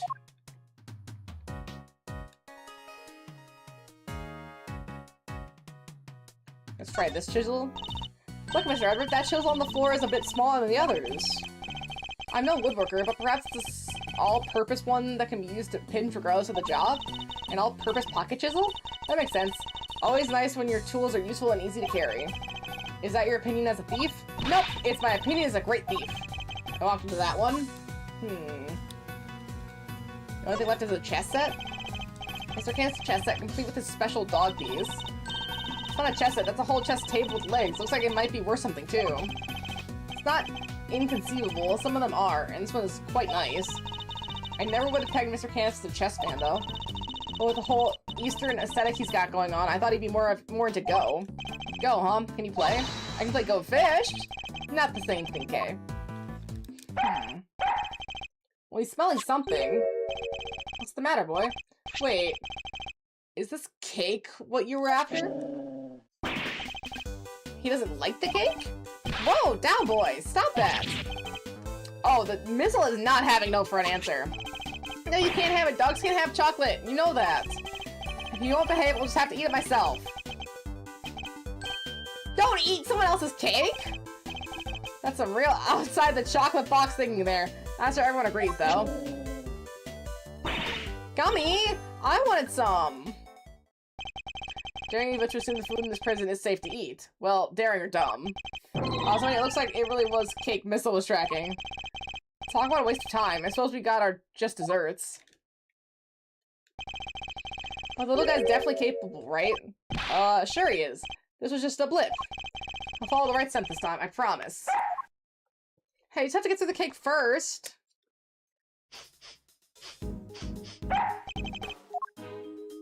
Okay, away from the yard. Away from the yard.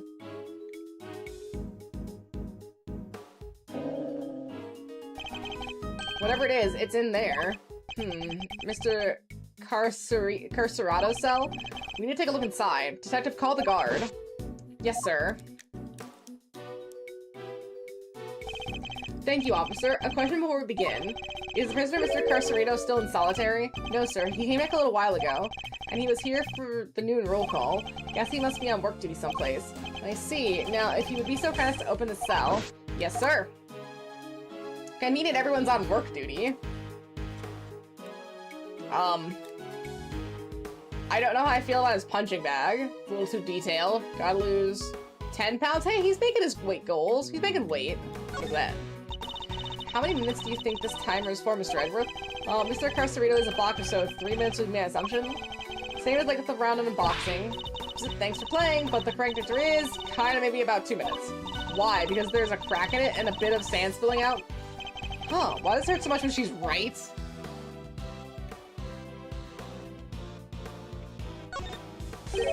I'm surprised that they give this prisoner heaters, usually kind or unusually careless. I wonder if he uses it all year round? To help him lose water weight, maybe? Eesh, I hope his furry friend can deal with the heat. Yeah, he has a polar bear! I should have learned to sweat things out together by now. This punching bag has certainly seen better days. The punching bag? What breed were you again, Missile? Sure it wasn't a boxer? No way. No way indeed. Quick, detective, move the sandbag aside. Yes, sir. A hole! Could this be maybe a hatch even? Whoa there, wait, Missile! I'm going in too. Wait, stop! Sir, I'll go get her. Oh, that's tight. You shouldn't have eaten the cake. He's gone! Well, I'm not going in there. Guess we'll just have to wait and see. Where would it let out? Hello, okay. Are you alright? You're not gonna believe this, but we're in the detention center.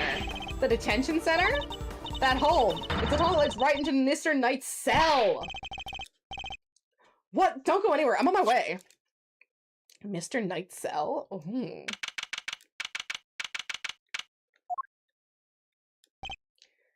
Okay. Hey there, Mr. Edgeworth. Guess you could say they made a breakthrough. Quite. At least they came out unscathed, I think. So the floorboards under the bed were torn up. So that's how they did it. There's no doubt about this. This must be the route they've been looking for. Corridor connected to the detention center and the prison is locked by the heavy security doors. This is so convoluted. But with the help of this tunnel, it can be circumvented. It's so convoluted. There's a sweet sense that started this whole search. Could it be the scent was in fact coming from Mr. Knight's body after all? Incidentally, Knight's body was covered in dirt. Dirt that might have come from being dragged through this tunnel. Okay, what was it like down there? Well, it was pitch black, so I couldn't see a whole lot. Luckily, my camera has a flash, so I took some pictures. Let's see what you've captured. Look at that! Footprints! Looks like a fork, and I guess we're digging for the tunnel. That aside, are those footprints? Paw prints even from a dog, perhaps? I mean, it could be from a bear as well. It's a vital piece of evidence. However, it begs something of a question. It does? Mr. Carcerato? I'm so bad with this name. Has really been making use of his tunnel, which means... Detective, we need to find out where Mr. Carcerato is immediately. Huh? Oh, nuts! The guards were alerted and began searching for Mr. Carcerato right away. He was nowhere to be found! They couldn't find him! Because he's dressed as a guard? Well, have the police been notified? Yes, ma'am.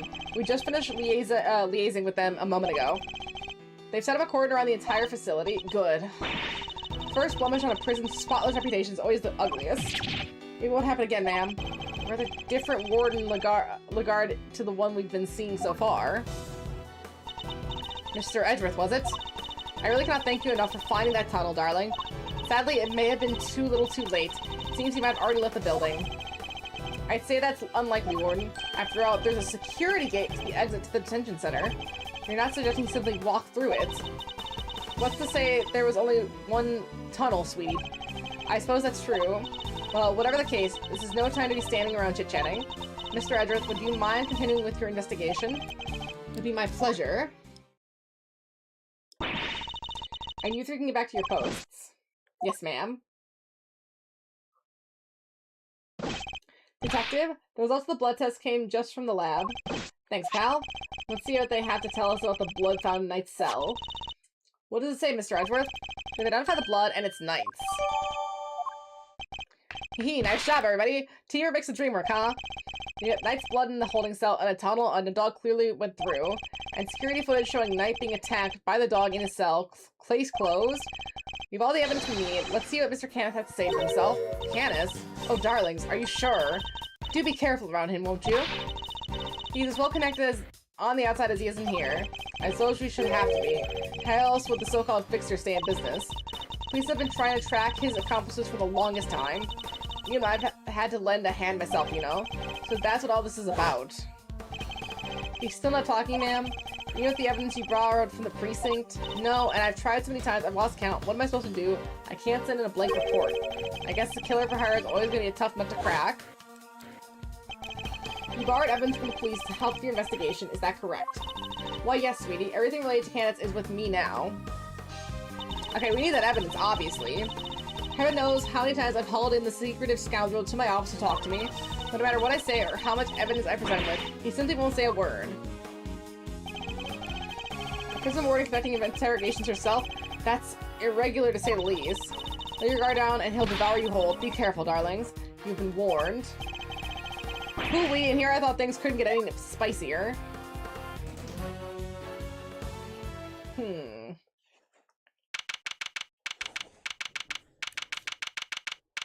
This mission, or this case is really interesting. And I like the dynamic of... I guess I like the dynamic of it being in a prison. And I like that we're dealing with a judge and a rookie prosecutor. But I don't know, this one seems like it's dragging a little bit. Maybe it's just my perception. But there's just a lot going on, but it just doesn't feel like a lot's happening. See, Judge Gaville, I didn't expect to find you here. This one just feels like it kind of drags. And it's hard to explain why. We've been conducting inquiries, which, given that we are in charge of the investigation, is hardly strange. This is strange that you are still here, Mr. Edgeworth. I gave you a warning, did I not? I told you that your badge was at risk, should our paths cross again, and yet here you are. I'm sorry that you thought that I might be so easily discouraged, Your Honor. But I'm not about to let the truth slip from my grasp, no matter what you or the committee might say. I'm here to present a certain someone with evidence that you yourself should have uncovered. You have more business with me, I take it, Mr. Edgeworth. Ew, I don't count the dog's licking him. It's so weird. I do. I promised I would be back to prove that you were the killer, and here I am. This should be amusing. Very well, whenever you're ready. Objection! Where'd all my killers go? They just disappeared on me.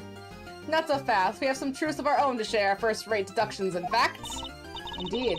We're now more certain than ever that Simon Saint was the murderer. And only he could have moved Mr. Knight from his holding cell to the prison proper. We shall prove this to you beyond a shadow of a doubt. But first, a question. Are you quite determined to continue on with this course, Mr. Edgeworth? Should you fail to rebut our deductions, there will be no going back. Your very career hangs in the balance. What? You mean you'll take his badge if you don't like how this goes? That's intimidation! Not at all. If anything, I am showing him mercy. This is not Mr. Edgeworth's case, it never was, and I am under no obligation to hear him out. He is prepared to accept the potential ramifications of his actions. I will allow him one last chance. I wonder if it's all coming to a head now. It's hard to tell. Were you willing to take the risk to put your beloved badge on the line? Mr. Edgeworth, I mean, there's not really many other people we could talk to. I'm kind of at the end of the line here. Sir. I wonder if that means that Candace disposed of the trainer guy. Because I guess he's our only current loose end. We don't know where he is. Okay, ladder, confrontation, Verity, Gaville. It says confrontation, so this might be it. I'm confident in my reasoning, and what's more, I'm representing the firm of Edgeworth & Co. and not intend to besmirch that name. My duty will be done, and I will not be intimidated. Very well, let us see whether you are brave or simply reckless. By the power vested in me by the almighty goddess of justice, let this judgment commence. Eustace, if you'll allow me. Fine by me. He's all yours, Gaville. So now we're going up against Gaville. How Knight wound up in the prison proper. Are you aware of the incident involving Mr. Knight the day before yesterday, I assume? He assaulted an innocent guard and stole his keys. Later in the middle of moving a large animal cage, Mr. Stain stopped by Mr. Knight's cell for a little visit. That's when Mr. Knight stole out of his cell using the keys he had stolen. He slipped into the cage, and there he hid as he was wheeled out of the prison workshops. I figured she was going to bring up Mr. Stain going to Knight's cell. Yesterday, after you so kindly made us aware of the security camera footage, we decided to take a look at it ourselves. Perhaps you would like to see what we found. This is still from the footage we received. Mr. Stain speaking with Knight at his cell. Correct. You'll also note he is in position in the cage in such a way as to obscure the camera's view. It is this blind spot that Mr. Knight exploited in order to enter the cage undetected. A sound deduction based on what we can observe. Blind spot, which means that the camera wouldn't have been able to capture the moment Knight entered the cage, if he did at all. So it's possible that he didn't actually leave his cell at this point. I don't get it. Why would Mr. Knight want to hide in the cage? There's really only one possibility. He intended to make an escape. A prison break? That's so cool. Mr. Garcereso, Mr. Knight, everybody's doing it. I had to step up my game. Okay, that was really not the time. Mr. Garcereso's escape is no nothing matter. It is my belief that Mr. Saint helped Mr. Knight with his escape attempt. That is to say, he was his accomplice. Wow, go Simon. That wasn't a compliment! I understand that the cage is briefly taken to one of the workshops. I imagine that if things got a plan, Mr. Knight would have remained in the cage until after the show, and removed from the premises along with the rest of the circus's equipment. Unfortunately for Mr. Knight, Mr. Saint had other ideas. He killed his friend in cold blood, but why? Why would anyone do that? Judge Caville's argument seems reasonable, but there must be a fault in her logic somewhere, and I'm going to find it.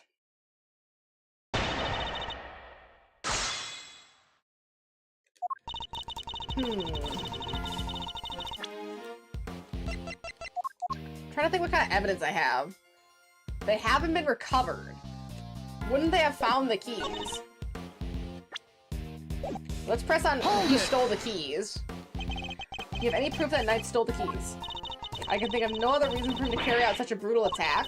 Once the guard he assaulted regains consciousness, I am sure he will confirm my suspicions. I wouldn't be so sure. Perhaps I should press her further on her reasoning. Press further. Sorry, but I believe this is a flaw in your reasoning. If Knight had the keys, there was nothing to stop him from leaving whenever he wanted. Why wait for Mr. Saint? There was no need, surely. He chose the option he deemed most likely to succeed. He stole the keys and hid them somewhere, then waited for an opportune moment to present them himself. He hid the keys? I'm afraid he might have made an uncharacteristic oversight, Your Honor. But Knight wasn't hiding any keys. That had been proven already. And this is the piece of evidence that proves Knight didn't have the keys.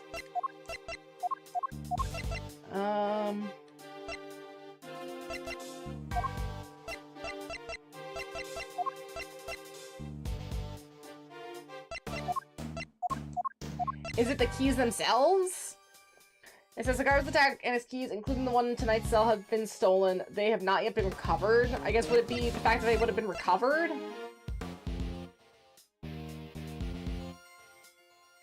Take that! I'm going to assume it's because they haven't been recovered.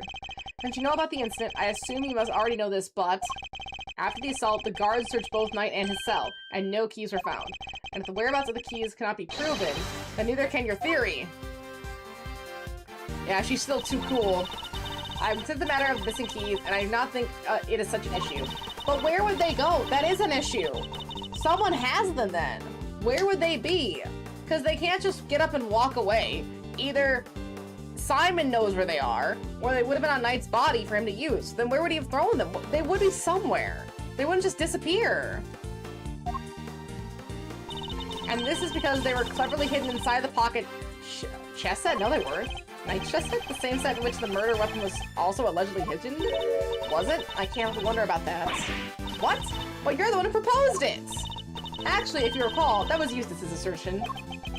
So the two of them aren't of one mind on this, I take it. Allow me to restate the facts. Mr. Knight hid the keys he stole from the guard inside his chess set. When Mr. Say came back to see him, Mr. Knight used the keys to open his cell and climb inside the cage. He was then moved from his holding cell to that workshop in the prison proper, all with the help of his friend and accomplice. Had things gone according to plan, he would have been taken out of the facility after the show. But they did not. Instead, his accomplice murdered him while the show was taking place in the yard. But Mr. Saint was a part of that performance. How would he even have time to commit the murder? How indeed.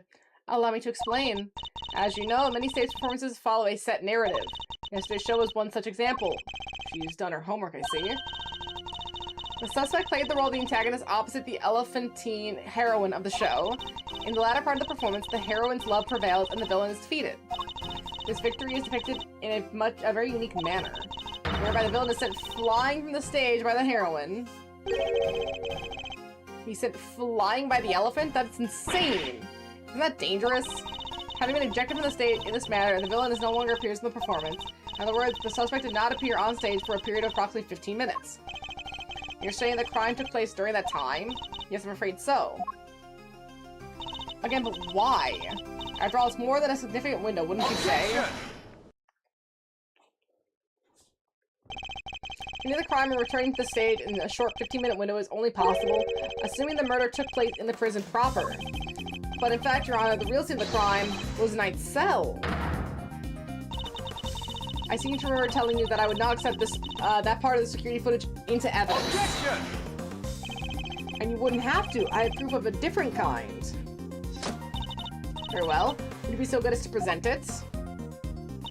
What proof do you have that the murder took place in the victim's holding cell? Take that! Blood. This appears to be a photograph of the floor. Almighty goddess of justice, grant me patience. The floor you're so dismissive of, Your Honor, has traces of Knight's blood on it. Oh, that got her! Traces, you say? Is this evidence reliable? After all, I don't believe you have access to the necessary forensic operations. Objection! No, but you do. I have my resources. A certain blunt instrument, you might say, but a reliable one. The detective, how very unfortunate for him. Perhaps before you decide to circumvent the law, you might have considered that the committee's influence extends to the police. Oh no, now Kelly's badge is on the line too! Forgive me, detective. I didn't even put you at risk as well. I will enter the facts that Mr. Knight's blood was found on the holding cell into evidence. However... Objection! Bad luck, idiots! You're really on to the edge now, Mr. Worthless. Mr. Winter, I'd forgotten you were here. It was nice while it lasted. I just wanted in to tell you that your entire argument is one big inconsistency. You showed us camera footage of a dog killing Mr. Knight in his cell. Are you saying that it also wiped the blood before it left the scene? Oh. What the trick's gonna do, huh? A blood-wiping dog, you're a joke. A blood-licking dog, maybe. You'd have wiped that blood up, wouldn't you, boy? Yes, Helmut, yes you would. What?! That was one of the tricks I taught him before our work together was so rudely cut short. He's a very tidy boy, you know, never misses a drop. I wouldn't do to leave any evidence, after all. Except dog saliva. Saved by an assassin of all people. Jeez Louise, he could've just taught the little guy to shake hands. Oh, he does that marvelously, too. Although, the way I taught him to do it is somewhat unorthodox. First, he bites down hard on the victim's hand. Then... I'm not listening! Aw, poor Kay. I see. Very well then, Mr. Edgeworth. It seems she may have gathered some evidence worth considering. Your understanding is... Objection! Wait, I'm not done yet. I just thought of something else. Overruled. Oh boy, somebody's taking no prisoners. Eustace, would you be so kind as to allow me? All yours, Gaville. Well, do you accept the truth now? The crime took place in Knight's holding cell, and the assassin's dog was the killer.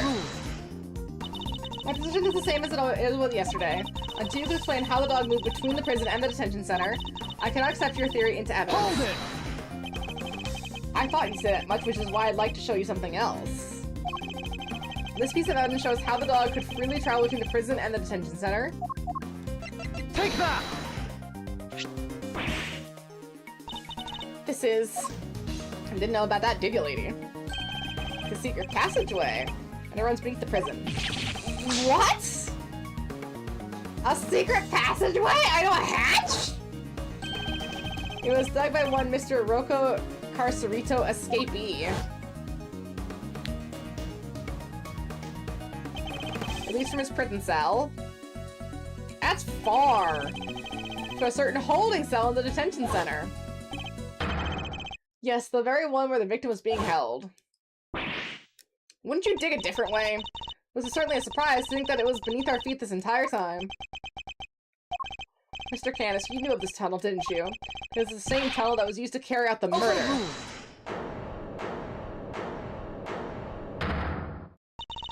In the name of the goddess of justice. Overruled, Mr. Edgeworth. You are out of line. How so, Your Honor?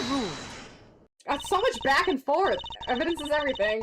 We're in the court of law or in the scene of an investigation. Isn't that your little catchphrase? Well, it just so happens that I have some evidence of my own. Oh.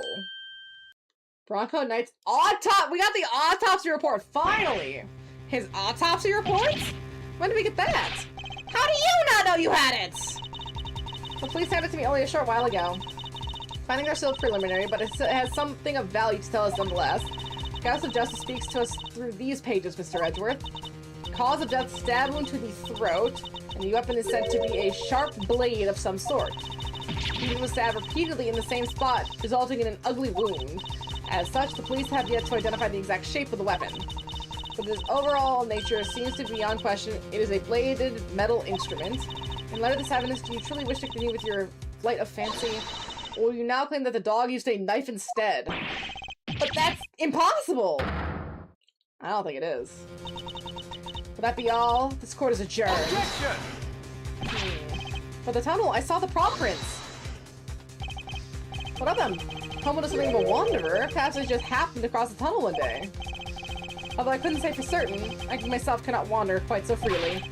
And all the dogs have a chip in their shoulder that allow them to open doors. The dog walked out of the cell, walked over, walked into the guy's room, dropped down, walked in with the blade in his mouth.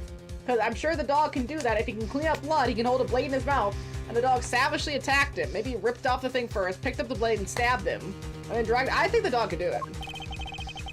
He knows how to keep a secret, huh? Kinda wish she kicked us in the teeth a little earlier than that. She was baiting me, waiting for the perfect moment to cross me with that autopsy report. And I fell for it. Hook, line, and sinker. You are lead attorney for the defense, correct, Mr. Fender? This is the interim autopsy report in question. I do apologize for the delay. Yeah, no sweat. Thanks for hooking us up. Yeah, thanks for the hookup, lady. Yep, this all checks out. Yep. Mr. Fender. A handshake is not necessary when receiving an official court document, you know. So please feel free to let go of my hand. It's not a holy relic, after all. I was just trying to be friendly, Your Honor. Had you lingered a moment longer, the goddess of justice would have spoken to you through my gavel. Alright, I got it! Nice work, Camille. Just like we planned. I did only as you instructed, Eustace, but thank you. This report came from the police. I have no choice but to accept it as its legitimacy. But the dog didn't kill Knight, then that takes Canis out of the running. The goddess of justice speaks to me, Mr. Edgeworth, and she is merciful. She tells me that you might yet keep your badge if you will finally abandon this fruitless quest. What's your move, sir? I think she really means it this time. What do you think, detective? My answer remains the same, Judge Cavill. I will see my duty done, and I will not be intimidated. Even with how things stand, you still refuse to concede. This may very well be your last chance. Your badge hangs in the threads. Let it fall if it must. I have something far more important to protect as an associate attorney. My client. The goddess of justice is no doubt saddened by your refusal to accept yet another offer of mercy. Attaboy, Miles. That's what I like to see. Looks like the defense never rests is really starting to mean something to you. Credit to your old man, though. He's the one who said it first. My father. In fact, I could swear I saw a good spirit in you for just a second there. You said you've changed since your days in Von Karma's shadow. I didn't believe you at first, but I'm starting to. Thank you, Fender. Alright, kids. This is where the rubber really hits the road. Put your thinking caps on, it's make or break time. If it's true that Knight has offed with a bladed weapon, does our whole case really fall apart? Bladed weapon, of course. There are 5 chisels in Candace's cell when we last looked. A former assassin certainly wouldn't struggle to commit murder with a tool like that. In which case, the weapon that killed Knight was... Are you quite finished? It would be in your best... There it is. Evidence is everything! It may well be my little catchphrase, but it's also true. So the murder weapon was a sharp blade. Then where is it? The guards didn't find it. Why can't you let this go? So what if they could find it? What are you driving at? What have I to tell you? That I now know what the real murder weapon is. And it was right under our noses the whole time, indeed. It was one of Mr. Candace's chisels. What? Overruled. I would advise you to stop bombarding us with your irresponsible half-baked theories, Mr. Edgeworth. You have repeatedly insisted that Mr. Candace was killed in his cell by a dog. I still have to go where the evidence takes me, both in the courtroom and in the scene of the crime. If the murder weapon was in fact a chisel, then yes, the murderer could not have been the dog. But that begs the question of what exactly it was we saw in the security camera footage. Oh yeah, the security footage. How do we explain that, Mr. Smarty Pants? An excellent question. The footage shows...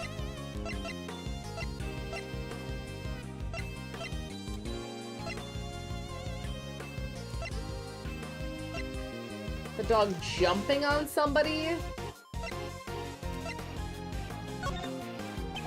Mr. Candace's dog jumping up at Knight. The dog attacked Knight, but he didn't kill the man. He didn't? No, Knight was merely knocked out. The dog didn't drag a corpse through the tunnel. He dragged an alive, unconscious Knight. The real killer was the dog's master. Ooh, I get it. By bringing Knight here, Mr. Candace could finish the job. And he could definitely use one of his chisels to do it. Correct.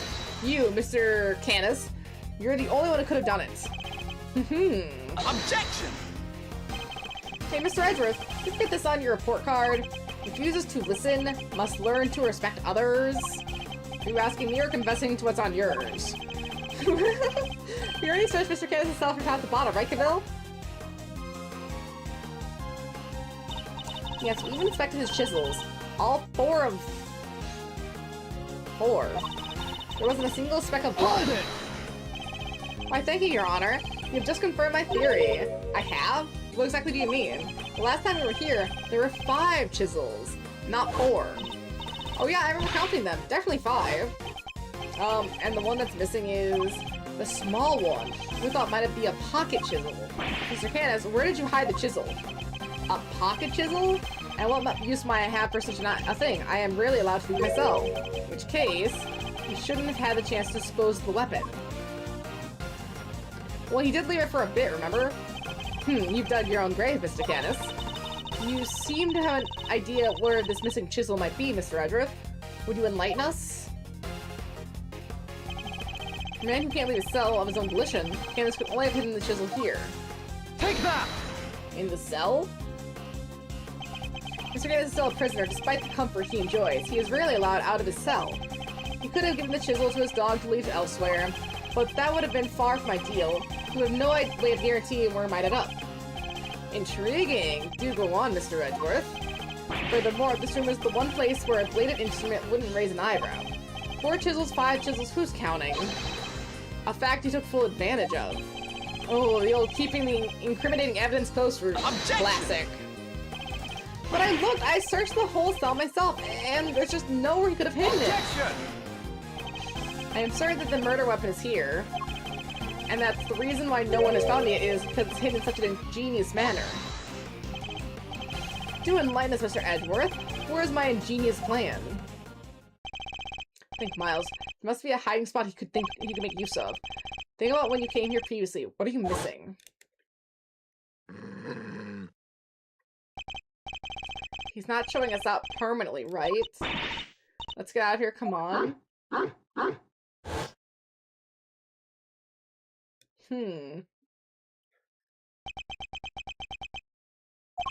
The dog! He hasn't made a sound today! It's in the dog's mouth! When he was here before, he barked and growled repeatedly. Candace even encouraged him to do so. That must be it. I knew something was off. I can hardly believe it, but I think I know where he hid the murder weapon. Give up already? I expected more of you, Mr. Edgeworth. Hold it! As well you should. If you give me a moment. Well, this piece of evidence shows where you hid the murder weapon. He literally hid it inside the dog. Ew. Your dog. He seems unusually quiet today. Oh yeah, unlike last time when... Mr. Candace, if you'd be so kind as to open Helmut's mouth. Oh, come on. He hasn't barked because he's a well-behaved boy. I had to order him to last time. And order him again this instant. It's not like you were asking for the world, Mr. Candace. Or do you have something to hide? If you insist. Come on, Helmut. Open up. In the mouth! And there we have it, a chisel that small with... What?! A chisel in the dog? Why is there a chisel in the dog? You know what, thank you, Eustace, for saying what we're all thinking, because that was weird. I've been strangely quiet. I guess his brain has finally caught up. Eustace. Why don't you be a good boy and call for forensics? Tell them it's urgent. Okay.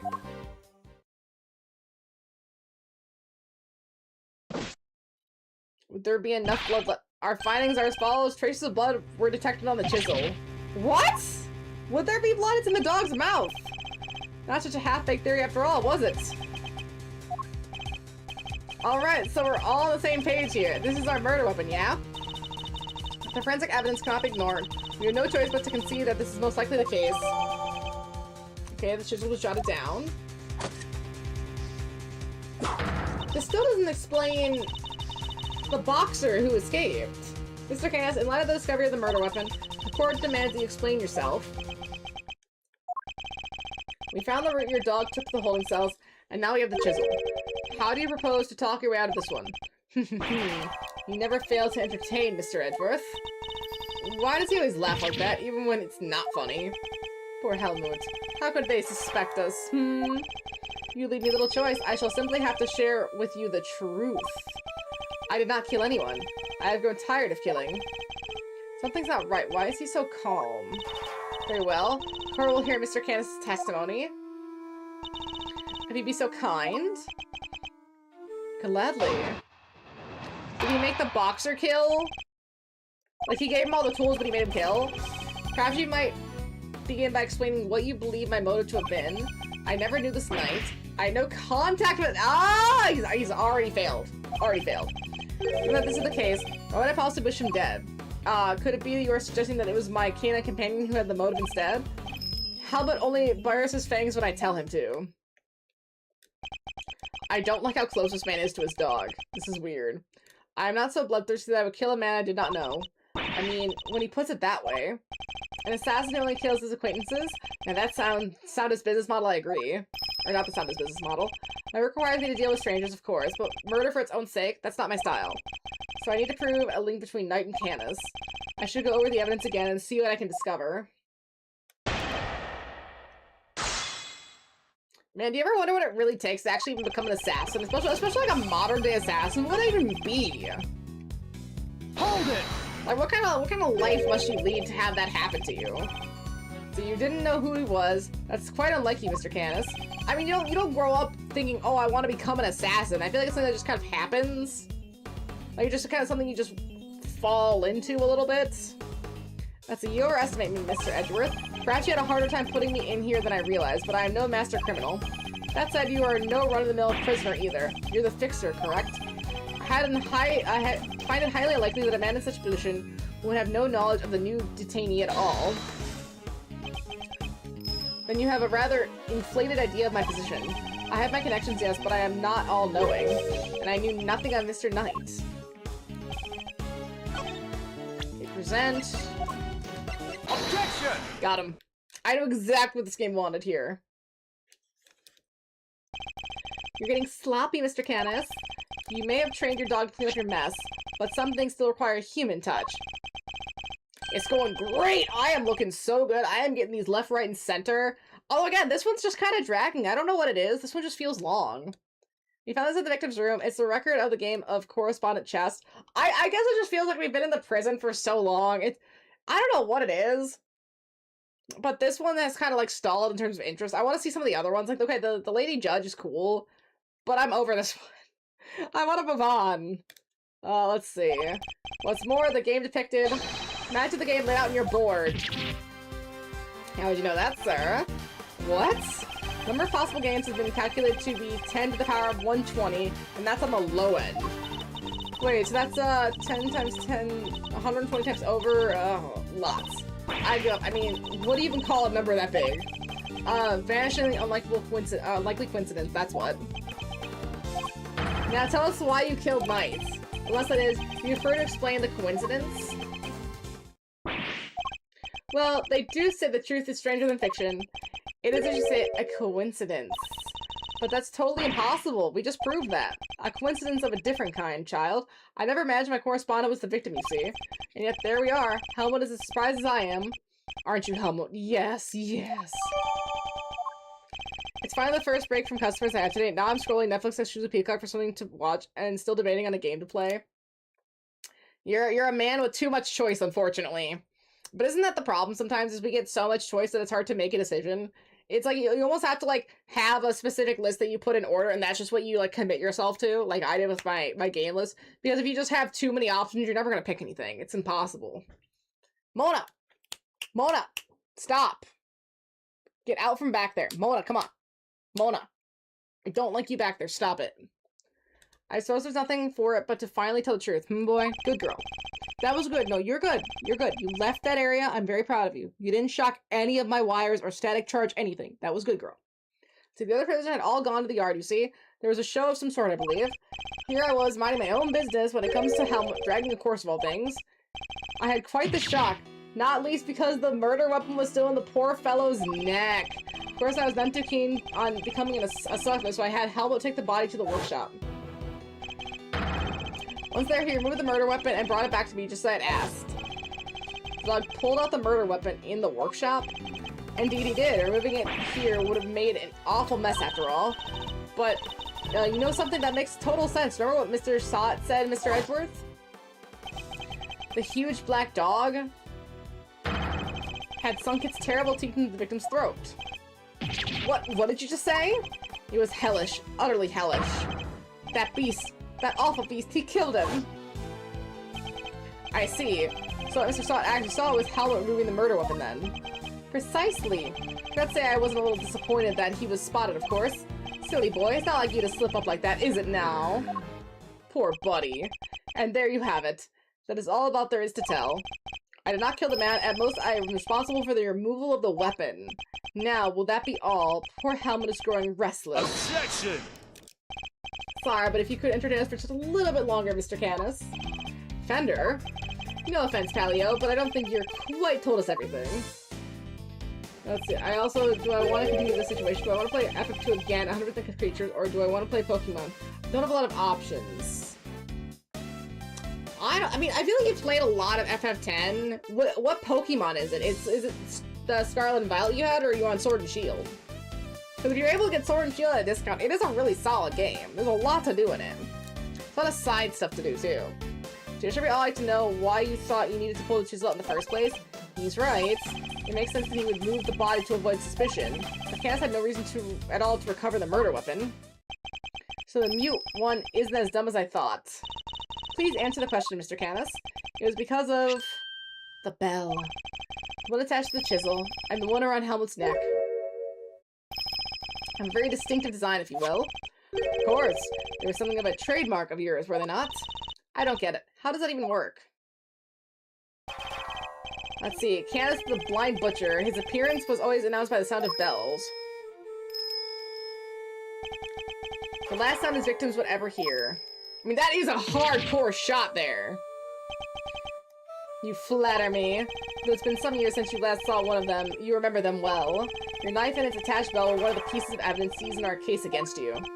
Yes, it was but one of my bells. One of only two in existence. Just two? Two and only two. One for my knife and one for my beloved Helmut.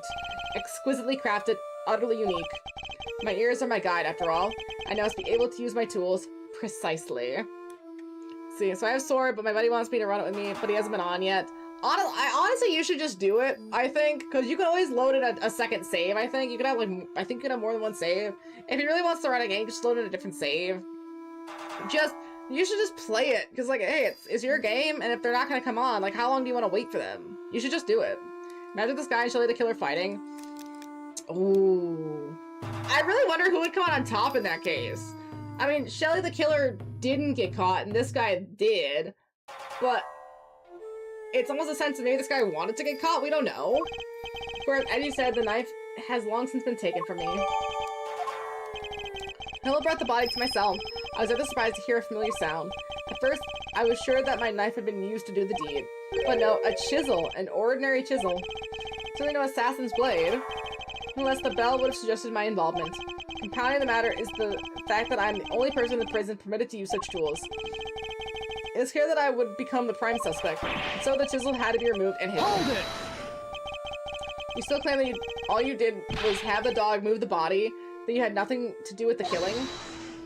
Yeah, how much they bail on me? I gotta drop these dudes. However, the guy gave me heads up on Best Buy Pokemon card restocks. He knows people there, and I went in his info and pitch black drops. Lol. I mean, again, you could just have a second run. Just have 2 runs, or you could have, like, your main account, and then you can make a second profile if you're like, oh, if it doesn't let you, just make a second profile. Make a second profile and run it on that profile. He doesn't have to know. So you need not take my word, Mr. Edgeworth. Why not have it checked for my fingerprints? Eustace? Huh? Me? But I don't know how to check for prints. Get forensics. Oh, right. Sure thing. He's so sweet and stupid. We got him. Fingerprints. They're Mr. Knight's. Mr. Canis? No, just Mr. Knight's. Oh, and forensics said there are no sign of any prints having been wiped off. Weird. Only Knight's fingerprints. This isn't good. Should I get them to check again? Now, do you see? I have never so much as touched that chisel. Hummel carried it in his mouth, that is all. Therefore, any prints must belong to whoever had it last. Nintendo's stupid. If they make a second profile, I need to pay for online on that profile too. That is really evil, especially if it's on the same Switch. Why are they so stupid? The murder weapon belonged to the victim? Ooh, that's not helpful. As I said, I have not touched the chisel. Therefore, I cannot be the killer. Or do you wish to suggest otherwise? Ugh, I've got nothing to counter with. But what could this mean? Is he not the killer after all? Is he actually telling the truth? No, he can't be. I am sure this goes without saying, Mr. Edgeworth, but if you do not find a solution to your current predicament, and quickly, I will have little choice but to relieve you of your badge. Given my patience has a limit, I will not tolerate you throwing this investigation into chaos. Am I clear? You've done it now, sir. She's serious. Hate to admit it, but the fingerprints turn everything on its head. Without more evidence, I'm back to square one. Wait, something doesn't add up. A few things, actually. What would Mr. Knight have needed a chisel for? And why would his prints be on it?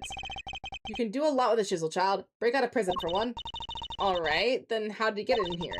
There's no way the guards would let him bring a super sharp tool in with him, right, Mr. Edgeworth? Hey, Urta, Mr. Edgeworth. I can't stand here hemming and hawing just because of a little setback. It was in the cake. It was in the cake. That's why you smelled of cake. It was in the cake. The file was in the cake. It was in the cake. GTA 6 got rated, and it's usually an indicator that the game is pretty much finished. But that's the thing. We really just don't know with GTA at this point. Like, it could be like another year and a half before it's out. They're so weird about how early they drop information on stuff and how early information is released on that kind of stuff. They really should have waited until they were way more prepared. See, the important thing is finding the truth, you know? It doesn't matter how we get there, as long as we save Simon in the end. We can't give up now, or ever. Or ever, Medley. Forever and ever. Right, was there any question? Of course, look at me. Could you imagine it's rated T? Could you imagine how pissed people would be if they somehow wanted to go for a T rating for, like, more money, kind of like they do with movies, even though that would never make you more money, especially in gaming, because it's mostly for adults. Not mostly for adults, but a lot of adults buy it. So it's like, that's where the money is, kind of thing. Oh my gosh, people would riot. Yeah, what she said. I'll second that. You won me around with that, Kay. I half tempted to offer you a job for real. It's like I said, the defense never rests. Or rather, like your pop said. What do you think lies in the heart of those words, Miles? Any guesses? Heart of those words? It's like this. As defense attorneys, our client's fate rests on our shoulders. We're the only ones they can turn to. Simon's our client, and we're the only ones who can save him. So we can't rest, not while he's counting on us. I'm not about to turn my back on our old man's legacy. Are you? I'm an associate with the defense now. No, I'm an associate with my father's firm. That's the role I have chosen, and that means that if I fail to save my client, I have failed in my duties. I will honor my father's vision and save Simon Saint. No matter what setbacks I face, I cannot admit defeat.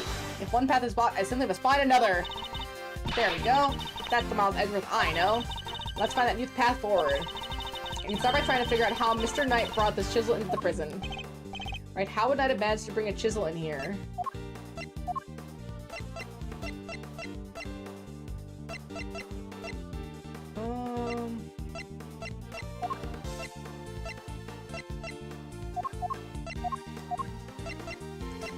Let's see.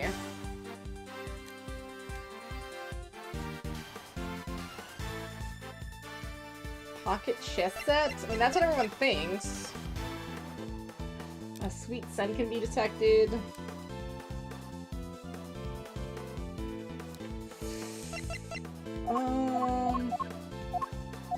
I feel like it's either gotta be something about the sweet scent, the chess set,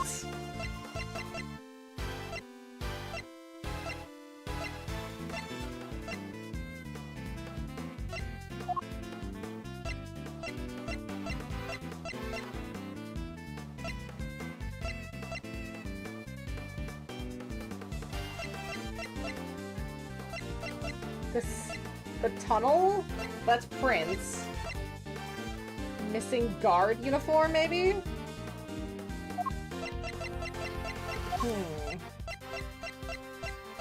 Take that! Usually it wouldn't be possible to bring a metal object into this facility undetected. Because of the security gates, right? Correct, but we already know that checks at one of the gates haven't been entirely thorough as of late. Namely, gates only used to scan people. Any items they bring into the facility are only subject to a cursory check.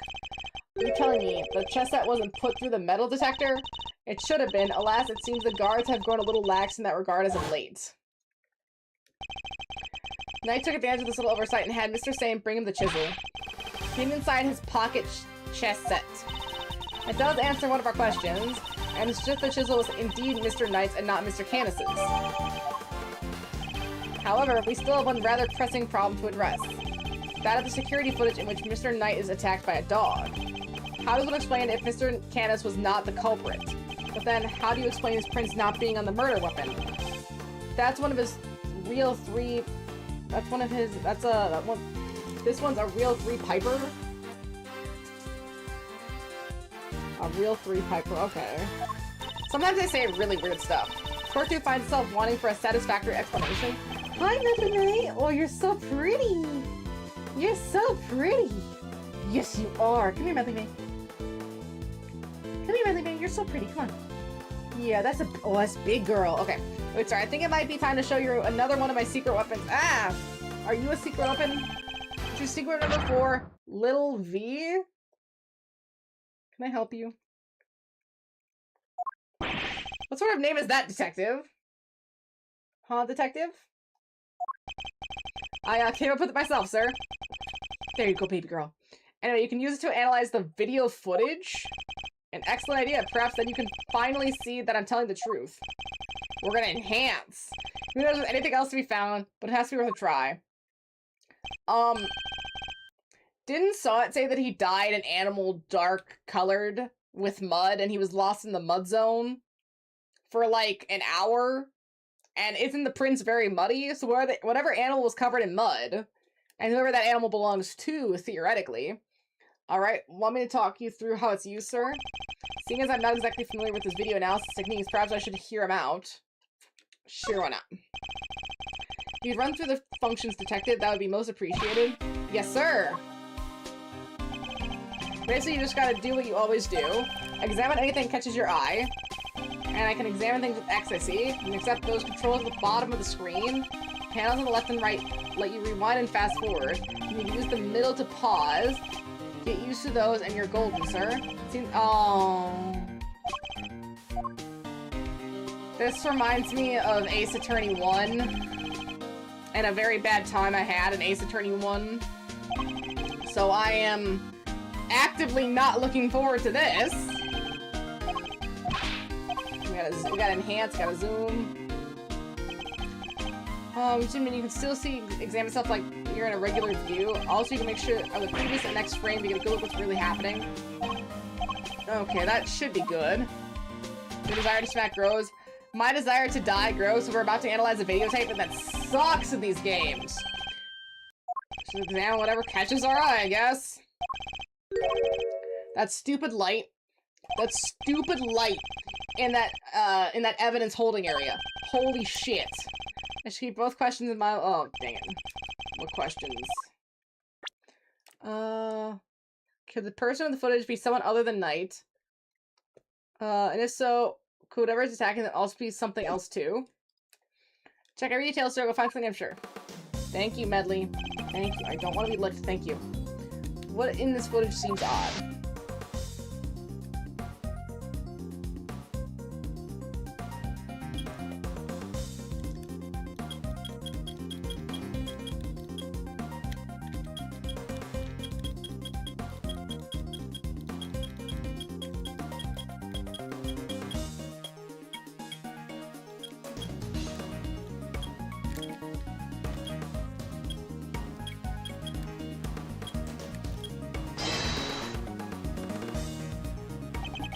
I must be seeing things. Just taking another look. Okay.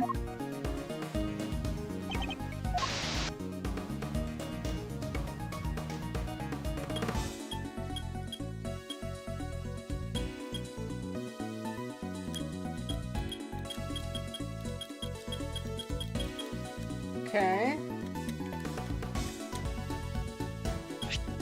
Why? Okay, figures reflected in the mirror here too. Is that a hat? Say, doesn't that look like the hat from the guards wear, sir? Aw, oh, geez, is that what I think that is? Have there been many reports of the animals attacking a guard recently? Not that I've heard of. So this may not be a guard at all, but somebody dressed as one. Someone came in and asked for $60 a gas pump. Sure, rang him out. His card declined. I told him it declined. He walked away, went up to the pump, came back in and said, why isn't it working? Maybe because I said it declined. Some people really just live in their own little world. He probably didn't even hear what you said. He probably like swiped his card, you said something, he's like, yeah, okay, and then he leaves. And he's like thinking, oh, I'm fine, I should go pump my gas. He's truly just not paying attention to the world around him because some people just really don't. And it's always so frustrating. Dog, please pay attention a little bit. Take that! Uniform. My princess. So no guards have reported being attacked by an animal as far as we know. Medley, no. But we did hear about a guard's fair uniform being stolen. The person in the security footage could perhaps be someone disguised as a guard. Someone attempting to escape without being noticed. A guard disguise? I guess it might work. Wait, weren't we just talking about someone escaping? Or indeed, someone who seems to have successfully made his escape. The person in the footage isn't Knight, but the creature may not be a dog either. Alright, sir, let's zoom in and check it out. Okay, that's a good pretty princess.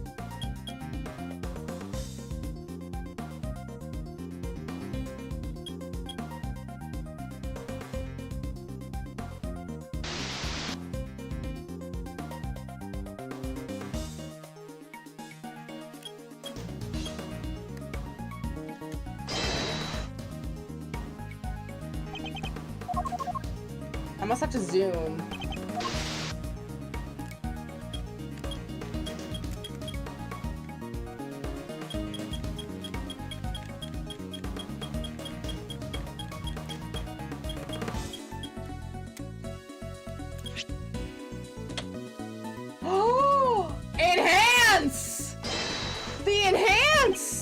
Wait, that's... I suspect we may have made a critical error in our judgment. What we're looking at here is no dog. This animal is a bear. It's not a dog, it's a bear. What? So the paw prints from the photo I took were not canine, but ursine. Oh, we got it now. A bear? So could that mean... Yes, I think it could. After all, who else do we know with such a pet? We had assumed that it was Knight in the security footage. Well, it was his cell after. It's hardly a crazy theory. Perhaps, but now that we know about the hole underneath the bed, it's no longer the only possibility. Whoever had access tunnel could very well be the one caught on camera. Who is that, Mr. Edgeworth? Would you care to tell the court who you believe this person to be? The person the security footage is...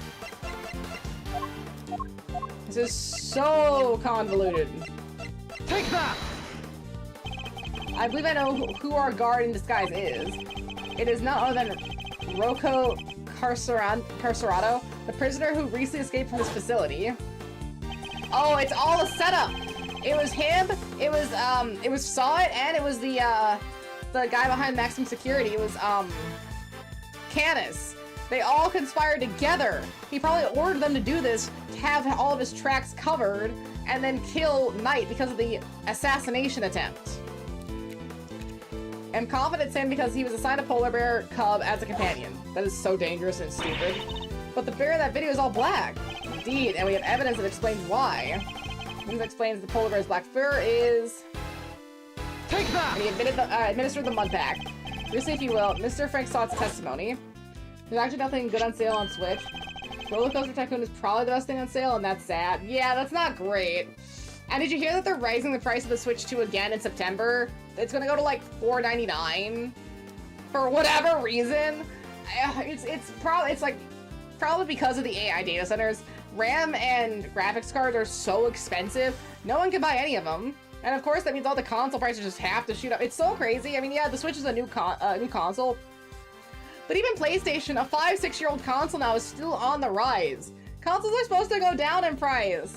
What if I wanted a second one? Like, I had a couple extra, like, it was a couple $100 or something. Oh, I could buy a spare PS5. Wouldn't that be great? No? $600? Insane work. That's the rubber glove I dropped. Would you care to explain why it's so dirty? Oh, of course. That is mud from one of the pet treatments I've been practicing. I was giving one of the animals a mud pack right when the incident happened. I see. Around what time would this have been? Let's see. The show had already started, so around 9 AM perhaps. Thing is, the more mud I applied, the more in the zone I got, and the darker the animal's fur became. I know Twilight Trance what enters when one slathers an animal thick black mud. The circus performance was underway. He was giving one of the animals a mud pack treatment. And that animal could have been, indeed, our polar bear. I really intend to do the game I want to try is Mario RPG, but I don't want to drop $60 on it. Yeah. No, that's understandable. It's only like a 11-12 hour game, so for $60, you're really not getting your money's worth. I mean, hey, maybe it's a great game, but again, for only 11 hours, you could beat that in 2 days, and then say $60 for 2 days, which isn't super great. Let's see, Mr. Edgeworth, your latest assertion simply introduces yet another contradiction. But it's from the security. Maybe, are you a contradiction? You're perfect. I fully understand, Your Honor, and your doubts are entirely justified. Mr. Sott mentioned applying the mud pack while the circuit performance was underway. And this does indeed introduce a new contradiction concerning the security footage. It does? Yes, let's put it this way. When would you expect the footage to have been recorded, Kay? It was taken right after he applied the mud pack treatment. It would have been around 9 AM. In which case, something isn't right about the footage. Really? And what's that? Hi, pretty princess. What new contradiction does the 3D footage introduce relative to when it was recorded?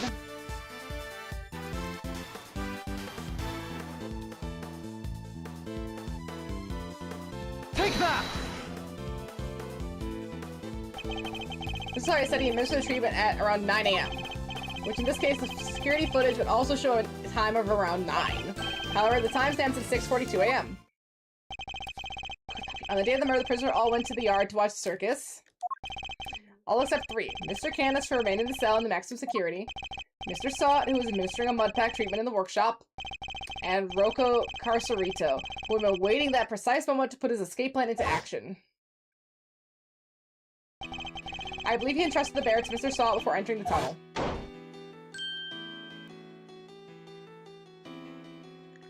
Even the poor bear's sweating, that's not cool. And the bear then slipped out of Mr. Sott's grasp to run after its human.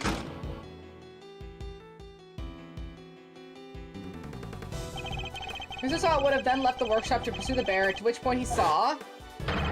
Yes? Mr. Candace's doll retrieved the murder weapon from Mr. Knight's body. It all fits perfectly, except for the security footage, which should have been recorded from around 9 a.m. However, the timestamp is 3 hours off. But why would the timestamp be wrong? Detective, I would like you to have the security camera examined right away, please. Devil Cry reboot $6 worth? I think if you haven't played it and you like DMC, it's worth it just to experience it, especially for $6. I mean, I think it's like a 24 or 30-hour game, so on the longer side. It's got some interesting combat, some dumbass retcon lore. It's an interesting time, I'll say. I would love to replay it eventually, because I've only played it once. And again, it's an interesting time if you like DMC, and if you haven't played it before. Because giving it a once through is usually generally pretty solid. I'm back, sir. I just talked to the guards, and...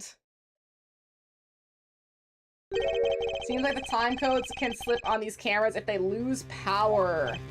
What? They're pretty old, sir. Guess the clock stops when the power's off, which would mean the power was cut off for approximately 3 hours at some point.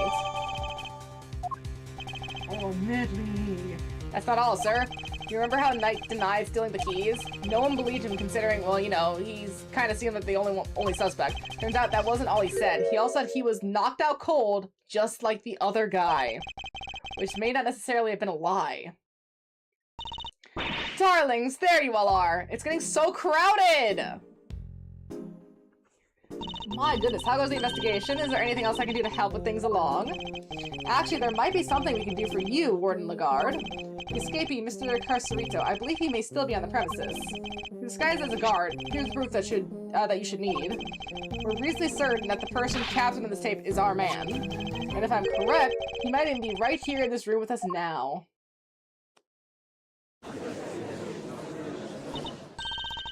Mr. Carcerito would have been wearing a bracelet, right? Yes, a bracelet that could easily be hidden under the sleeve of this stolen uniform. Furthermore, doors out of the prison proper don't have those sensors that detect the bracelets installed. So if he avoided doors with sensors, he could simply wait for an opportunity to finally make his escape. Well, yes, I suppose he could. You just have to avoid the workshops and the cells and... oh my. He's one of you, isn't he? He's here right now! Look! It's Teddy! Hey, paws off! Game it's off me, you big palooka! Thank you, Teddy. Very kind of you to confirm our suspicions. Ah! Dang it, kid, if it wasn't for you, I'd have... what a thing it is to be loved, huh, Mr. Cerrito? I don't know. I'm almost envious. Charge, apprehend this man. A moment, if you will. I have some questions for our would-be escapee. If you are to learn the truth, I will need to speak with him. With your permission, of course. I can hardly say no now, can I? Well then, come on, hit me with your best shot. Mr. Carcerito's escape led directly into Knight's cell, so it's highly possible he had something to offer. Tell me what you were doing the night Mr. Knight's body was discovered. $6 for SMT5V2. Ooh. I mean, that is a lot longer of a game than the reboot. And it's gonna give you more content than Mario RPG, especially if you want to do multiple playthroughs. There's like 7 endings. I think a base game had 5 endings, and... no, base game had 3. It might have been 5. It's either 5 or 3. I can't remember off the top of my head. But then the new endings, there's 2 new endings. So A, there's multiple endings, and B, if you ever want to 100% the compendium, kind of like a Pokédex, you do have to go through multiple endings. They do force you because you have to collect certain gods and stuff. And if you want a challenge, that Shiva fight. I mean, yeah, the Demi-Fiend fight is hard. That is a whole other level, but Shiva will humble you. So for you guys, huh? You're the ones who found my secret getaway tunnel. You know how long it took to dig that freaking thing? I had my guard uniform, a whole dug, and a plan in place, so I went for it on the day you found the guy. But then this little guy just had to come right after me. The sack of fur was covered in mud too. Had to go back to our cell. Can I help you, sack of fur? You're very pretty. I would have gotten away with it if somebody hadn't off night and brought you bums down here. You claim to have dug the tunnel just now. How exactly did you do it? How? Used everything I could get my hands on, see? Hammer, spoons, you name it. But every dime I had in this cock made me fix her. And what do I gotta show for it, huh? Not be disheartened, friend. Tomorrow is another day. There's an outside chance Mr. Carcerito and Knight met face-to-face just before Knight's death. I used to see what other details I'd extract from him. Sausage! You gotta relax, sausage. Okay.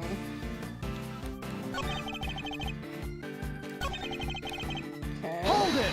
Keep pressing. Yes, he's the revolver guy, correct. The uniform was from the Fixer too? Uh-huh, sure was. Heard he had something on one of the guards.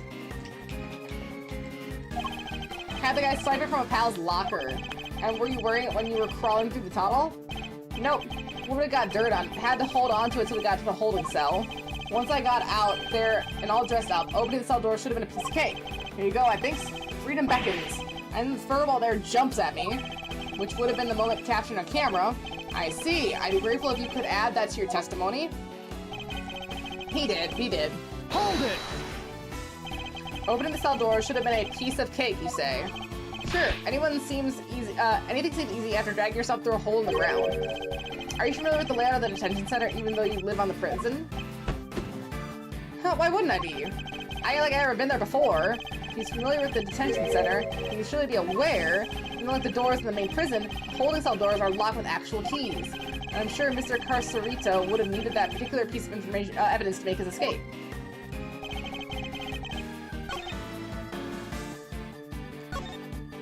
Particular piece of evidence to make his escape.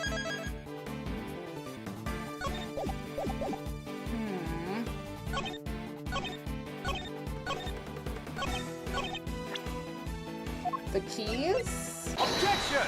The keys. It's gotta be the keys. You claim that leaving the holding cell would have been a piece of cake, as you put it. Yeah, you got a problem with that? Cause we can make a problem if you catch my drift. Even once you had reached Knight's cell, you still had another door to contend with. How exactly did you plan on opening it? Mr. Carcerato, I posit that leaving the cell wouldn't have been a piece of cake, only because you had the key. I don't got no stinky key. I didn't need one. It was a piece of cake because the door was open. I walked right out. Objection! Yes, I suppose Knight's cell was vacant by that point. There would have been no reason to lock it. And it was indeed unlocked when I went to examine it for myself. Perhaps when you did find the scene today, it would truly wasn't locked because it was after the murder. But you had attempted to escape previously. Yeah, the security footage shows when you tried and failed because Teddy caught you. This was during the circus performance before the body was discovered. The holding cell was still locked at that time because no one knew that Knight had been killed yet. Therefore, you must have had the key to a cell on you. Without it, your escape would not have been possible. Are you saying, could he really have? I believe he could, yes. The theft of the keys was, in fact, perpetrated by none other than Mr. Carcerito. He is the one who attacked the guard. Nahabiho is great. And he's just right in there. He just wants to be like you. He wants to be a powerful Nahabino. It's such a good time. Again, it's $60 for all that there is in SMT5. Again, especially if you want to do multiple runs, because you got to do there's like at least the original 3 runs, and then there's like a true run, and I think there's one other separate run. So there's like 5 separate runs you could pick because you follow everyone's path lines. I never did. And then there's the other 2 where you have to kind of be careful of the choices you make because that'll influence which ending you get. I got an ending I didn't want, but you can get both if you replay it. And of course you keep your compendium of demons so you can get all the strong demons right away. Are you a pretty princess? You're so pretty. Let's see, but not just the guard, Knight 2, all to gain possession of the guard's keys. Great kissing. Yes. It wasn't me, you lousy bum. I don't even know this Knight guy. After you stole the keys, you went back to your cell to avoid suspicion, and then you waited for the perfect moment to escape. The moment when the prison would be almost deserted. That's right, the moment of the show. This is where this... Mona! I saw that, Mona. Stop. God, everyone here is bothering me. You're all such bothers! The moment of the show, just before the discovery of the body. Unluckily for you, the particular attempt was thwarted by your furry friend. Medley! Says who, huh? You got proof, Genius, to say you're win yet? Nuh-uh. Knight knocked the guard out for the count, and everybody knows it. Don't play games with me. Knight wasn't as much a victim as the guard in this case. As a matter of fact, I have proof that Knight had been attacked in his cell. Take that! Oh. Overruled. Whoops, no, I was too hasty.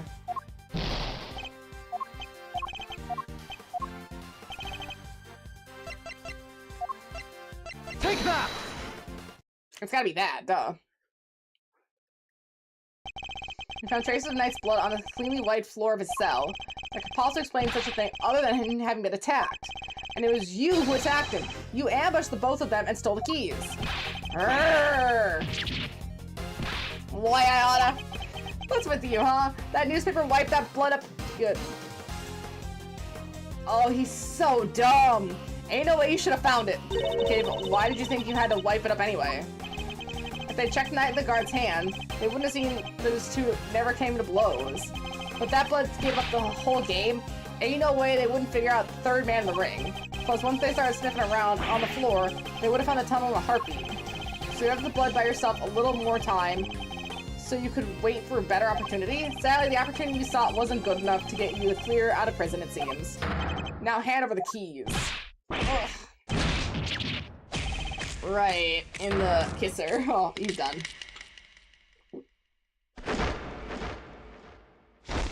Gosh, even the polar bear abandoned him.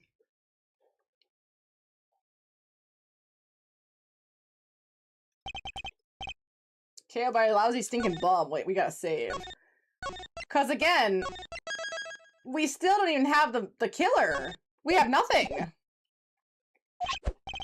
Fine, you want keys? Here. I hope you choke on him. Overruled. Wait a moment. If Mr. Carcerito here had the keys, indeed, Your Honor, your theory relies on Knight having used the keys he allegedly stole to escape his cell. That was the only way he could have been able to enter Mr. Saint's cage and then move to the workshop. Unfortunately, we now know that the theory cannot possibly be true.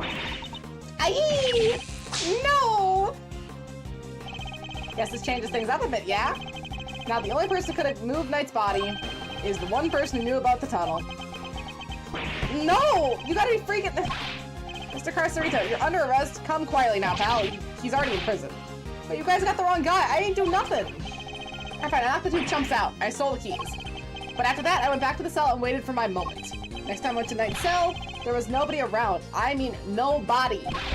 Plus, his body was found in the workshop. You think I just magicked my way there or something? I couldn't even have gotten out of my cell. Indeed, you only had the key to Knight's cell. You could have had left your own cell back at the prison. But Mr. Candace's dog could. What? It was not you, but Helmut who moved the body from your cell to the workshop. I get it now. I'm saying it was the only con in this conspiracy. Indeed, one can easily imagine that Mr. Carcerito and Mr. Candace might have worked together. Mr. Carcerito could have killed Knight and dragged him back to his cell. And then Candace's dog took him from there to the workshop. There are no restrictions on the animal movements within the prison. Movement between the detention center and the prison proper, however, is tightly controlled. There is only one possible route, and only you could have taken advantage of it, Mr. Carcerito. I don't know. Let's see, how could you be so sure, huh? Maybe there's more of them and you just don't know. Something tells me that digging even a single tunnel was arduous enough. You got that right. Try scraping more than one hole in the dirt with a spoon. Like for me, I didn't have to dig the whole way. Somebody already did a bunch of work for me. What? You didn't dig the entire tunnel yourself? Nope. Found it when they put me in the cell. Ran all the way from the well in the yard already. Even looked down the well to check it from there. It's the same tunnel, all right. I just made good on what somebody else already started. Then, what was the original tunnel for? Who knows? You don't have all the answers, pal. Maybe somebody else tried to break out. Or maybe the animal dug it. Like to get water from the well or something? I've heard of more plausible scenarios than that in B-grade movies, Kay. Well's dry, kid. Ain't no water to be had down there. Though, come to think of it, a smell, yeah. Always smelled kinda nice down there. Kinda sweet. Nice. Gee, I don't know. It smelled sort of like dessert, I guess. A sweet scent? Sounds very familiar. Where did you come across a sweet scent before? Take that! What if Gumshoe noticed a sweet smell when we were examining Knight's body? With the help of a police dog, we followed the scent of the body and traced its route back through the prison. And Mr. Carcerado was how we found your tunnel. Could the same sweet scent that you noticed be coming from the well? Very clever, Mr. Edgeworth. You need to suggest that this is evidence of the body being moved through the tunnel? I do. Furthermore, Mr. Carcerado, you're the only person who could have done it. Nobody else had access. Except by the well. Except through the well. You have our thanks, Mr. Carcerado, truly. Finally the truth comes to view. Now unburden yourself. It is time. Confess your role in this tragic incident. What? You're pinning this on me? I'm glad to see you're finally in agreement, Your Honor. Oh, if only we were, Mr. Edgeworth. Mr. Carcerado may have been an accomplice, but not for Mr. Canis. No, he was working with Mr. Knight. Hold it! What do you mean? I do not believe that he moved Mr. Knight's body. And that I believe he let Mr. Knight the use of the key he stole. You gotta be kidding me. Granted, it seems likely he attacked Mr. Canis, but it doesn't necessarily mean that Mr. Canis was not unconscious as a result. What if he wasn't? What if he and Mr. Carcerado had reached a certain agreement? What kind of agreement exactly? Mr. Knight was plotting an escape for which he required a means of leaving a cell, and there was that precise means in the form of keys Mr. Carcerado had just stolen from the guard. Mr. Carcerado himself would need to pass through— oh gosh, it's so long! I don't know what it is. This one just feels like it is so long. Right, Medley? I don't know, the back and forth, I guess it's supposed to be like, oh wow, they always have something, it's super hard because they always have something. That doesn't feel hard. This feels kind of like a bullet sponge boss, right? Where it's like, I don't know, they're almost too good and that every little thing is getting kind of annoying because like, dog, we gotta get somewhere here. We gotta make some moves. Right, dog? We gotta make some moves. Not those moves. Not those moves. Okay. She didn't like that. Let's see. Mr. Carcerado himself would need to pass through Mr. Knight's cell in order to effect his own escape. Mr. Knight need only to shout and alert the guards, and Mr. Carcerado's plans would be ruined. And so, the two deals were struck. And the only strike I can do is my fists. Oh, I still need to deny it. So, we're agreeing that we still disagree? Mr. Knight and Mr. Carcerado unlock his cell so that when Mr. Saint arrived, he could escape into the cage. Chill. Mr. Dane was then able to move him into the prison proper just as planned.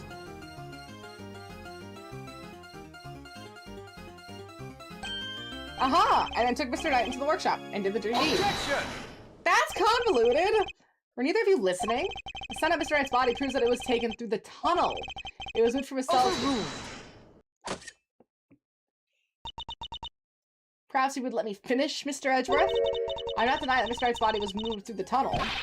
What are you driving at? Is this a trick question? As you say, Mr. Edgeworth, the sweet scent shows the route the body took. However, it did not enter the tunnel from Mr. Knight's cell. And how did it get down there? There's another possibility, one you have seemed to overlook. The well in the yard. Could a body have been entered the tunnel from there? But why would it? The well in the yard. Oh yeah, that thing. Mr. Knight did not take the cage to the workshop. He took it outside. There he killed Mr. Knight.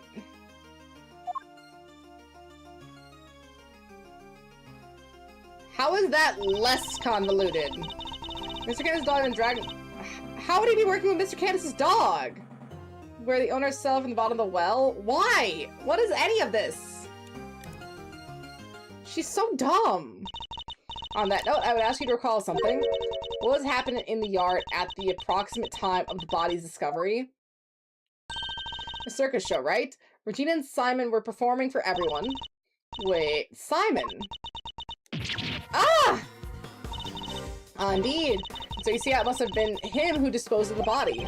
Trish Cavell is a truly formidable opponent. Oh, she's just dumb. She so officially adjusted her theory to fit the facts.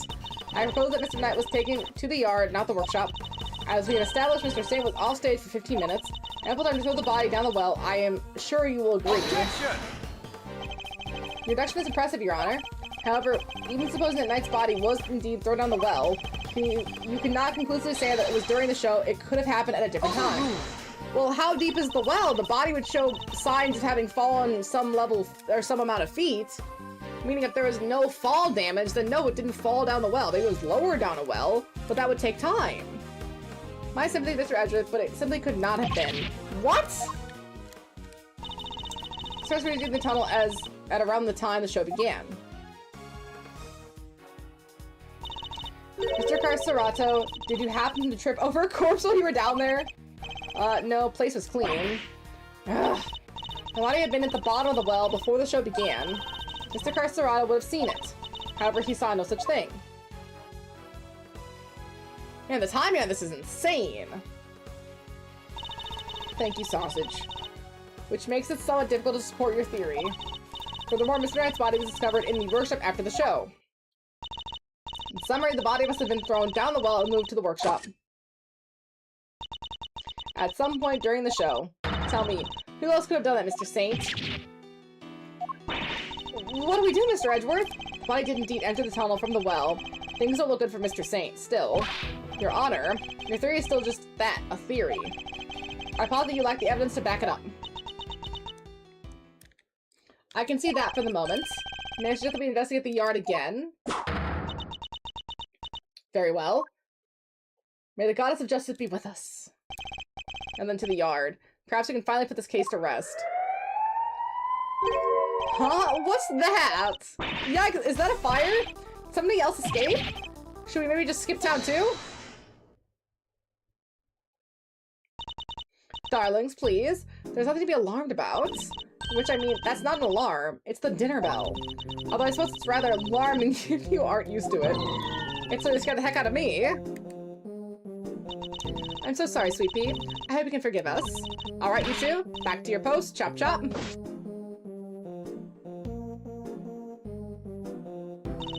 As for you, Rocco Carcerato, it's time we went to your room.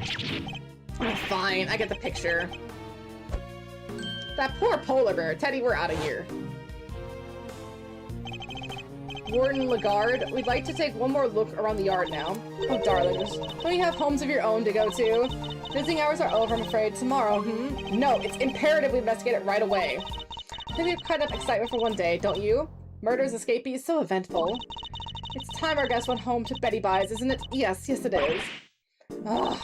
Well now, darling, don't make me bore you with all that I am the warden, this is an order nonsense.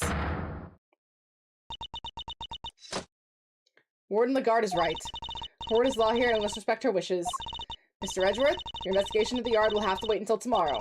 You may keep your badge for now. The matter of your standing can wait. I bid you all good day. The stakes are so high already in these first two cases. Truly, where does it go after this? There's 3 missions left. How do they get more higher staked than this? It's insane. What are you waiting for, kittykins? Off you go. Fine, at least there is a tomorrow for me. Judge Cavill believes that Knight's body was dropped down the well, and then taken through Mr. Carcerato's cell to the workshop. But is that truly the case? Did the factually support her theory? She also seems to believe that Mr. Saint had to be the one to move the body. Was he really the only one with the opportunity to do so? Come on, Mr. Edgeworth, tomorrow's another day. We'll figure out a way to save Simon. I know we will. Yes, we will. I'll prove that Mr. Saint is innocent beyond a shadow of a doubt. This case is insane.